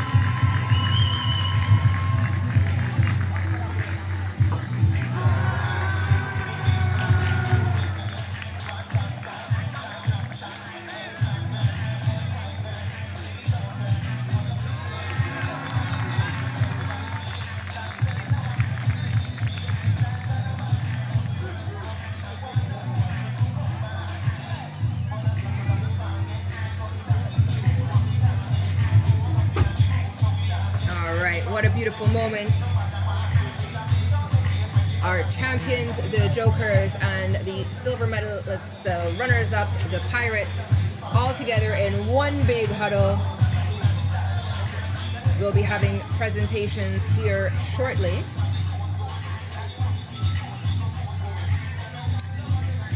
History was made today. It was indeed. Looking forward to hear what's being said in that huddle, what the coaches have to say. And persons may think that development only happens with new teams, but imagine coming to a competition for multiple years and tracking your way to the top. And a big moment for Martinique with the Jokers at 1 and Mada at 2. Both teams. Mada, of course, a bit of a Barbarians team, having some players from St. Lucia, but definitely a big win, 1 and 2 for teams from Martinique.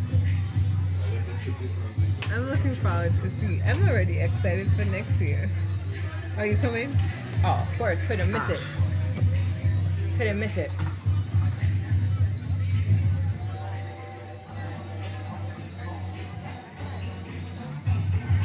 I don't know, I feel happy for them. Oh, I'm excited, I'm happy for them.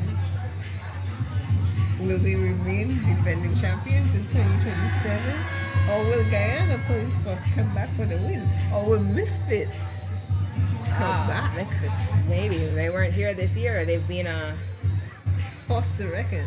They have indeed. So we'll see what next year brings. Yes.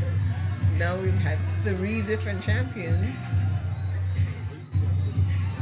Things get more interesting. It does indeed. That outcome uncertainty. Oh, I love a good mystery. Keeps us at the edge of our seats. I was this entire match because I'm like, I even thought he would get the conversion to tie the game and then sudden death. It was looking that way. Well, now I'm wondering if that first kick, because... Me too. But we won't wonder. All right, you can hear the celebration starting. We are going to let you take in the scenes as we set up for the presentations at the conclusion of this incredible day of rugby. St. Lucia Carnival 7's. A massive thank you for all the support from the sponsors, the government, tourism, parents. Big up yourselves. Yes, indeed. We definitely would not have been able to have the novelty exhibition matches, the U23 or the academy. So parents, you play an important part to them becoming future champions. Credit goes out to the St. Lucia Rugby Football Union for reviving this tournament and building it with the momentum for it to continue. It has been a much desired fixture and really establishing itself as one of the absolute necessary tournaments that you attend every year. Soon it'll be a staple in the Caribbean. You know, you have a staple in your food. This tournament will become a staple in rugby.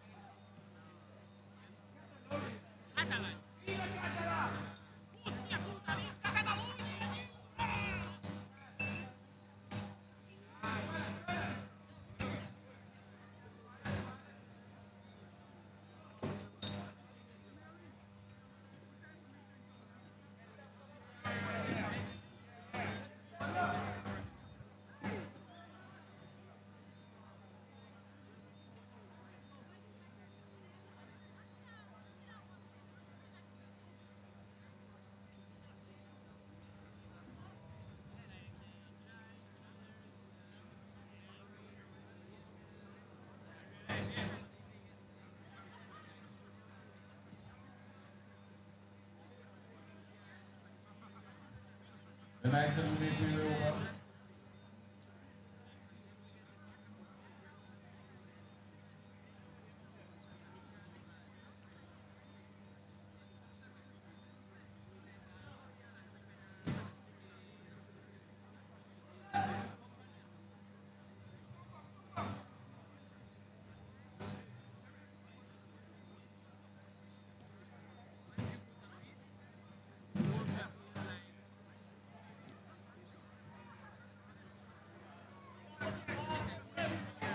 Teams can make me over, please.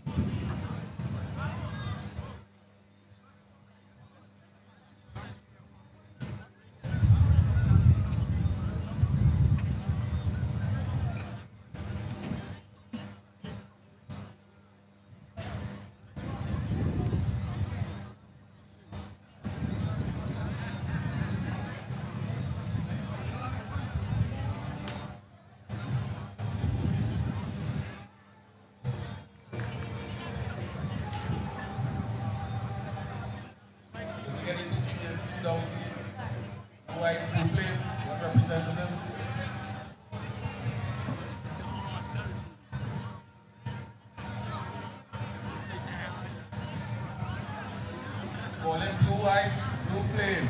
Representatives.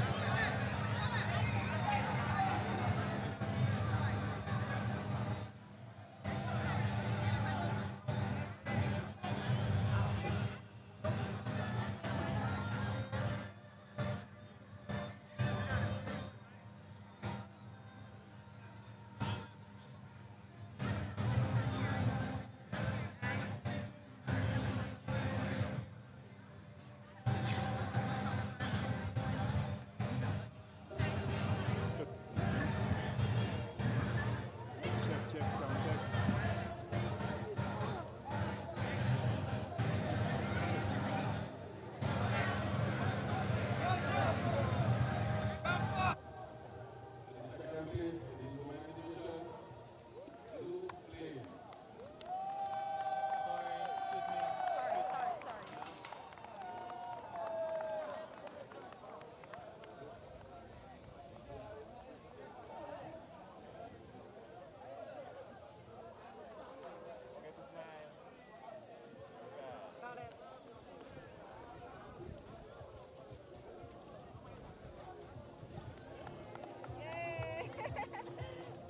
Congratulations.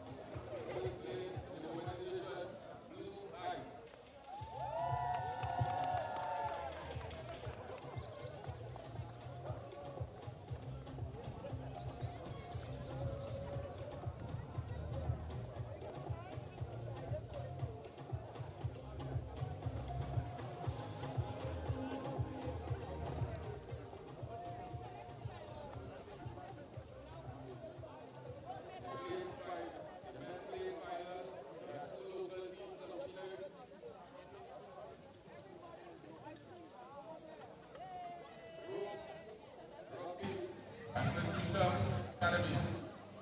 Sorry, Slrfu Elect. Representatives, please.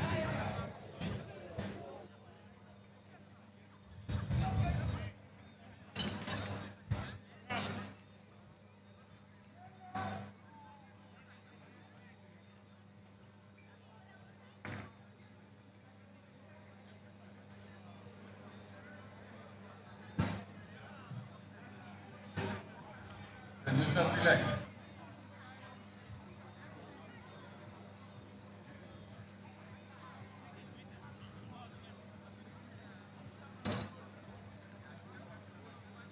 Final winner, RUGBY.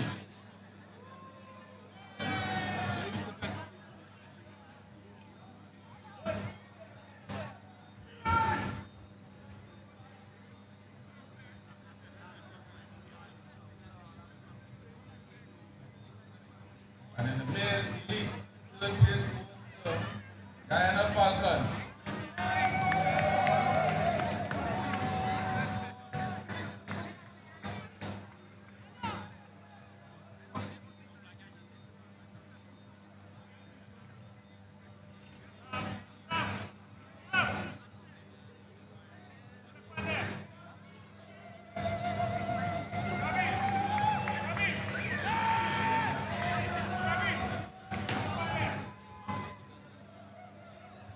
And for the final two, second place goes to Pirate Rugby.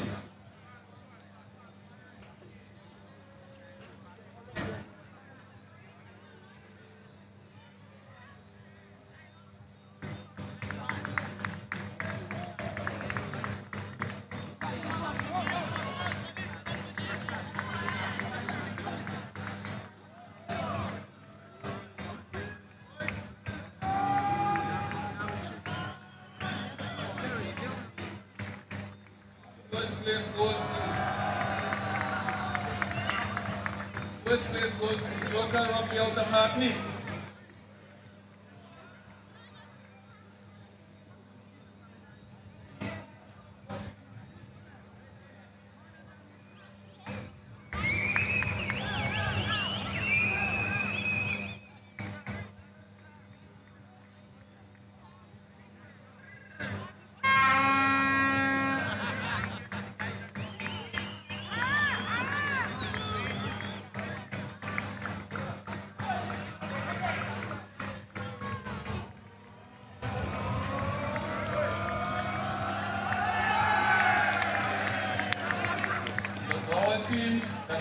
participating this year. We'd like to thank you all again for the support. Next year we plan to increase the prize money with some surprises. So it's 3 MVPs. The MVPs, we're going into the MVPs. So the male MVP.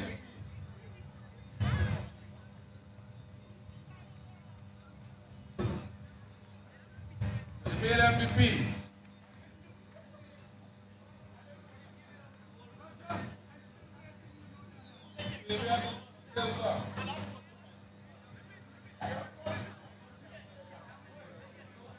Fabian De Silva.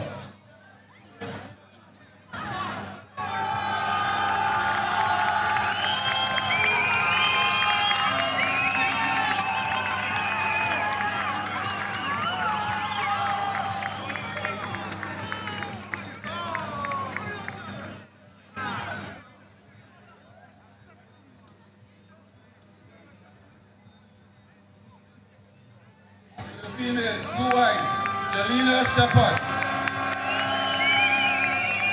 Jelena Shepard.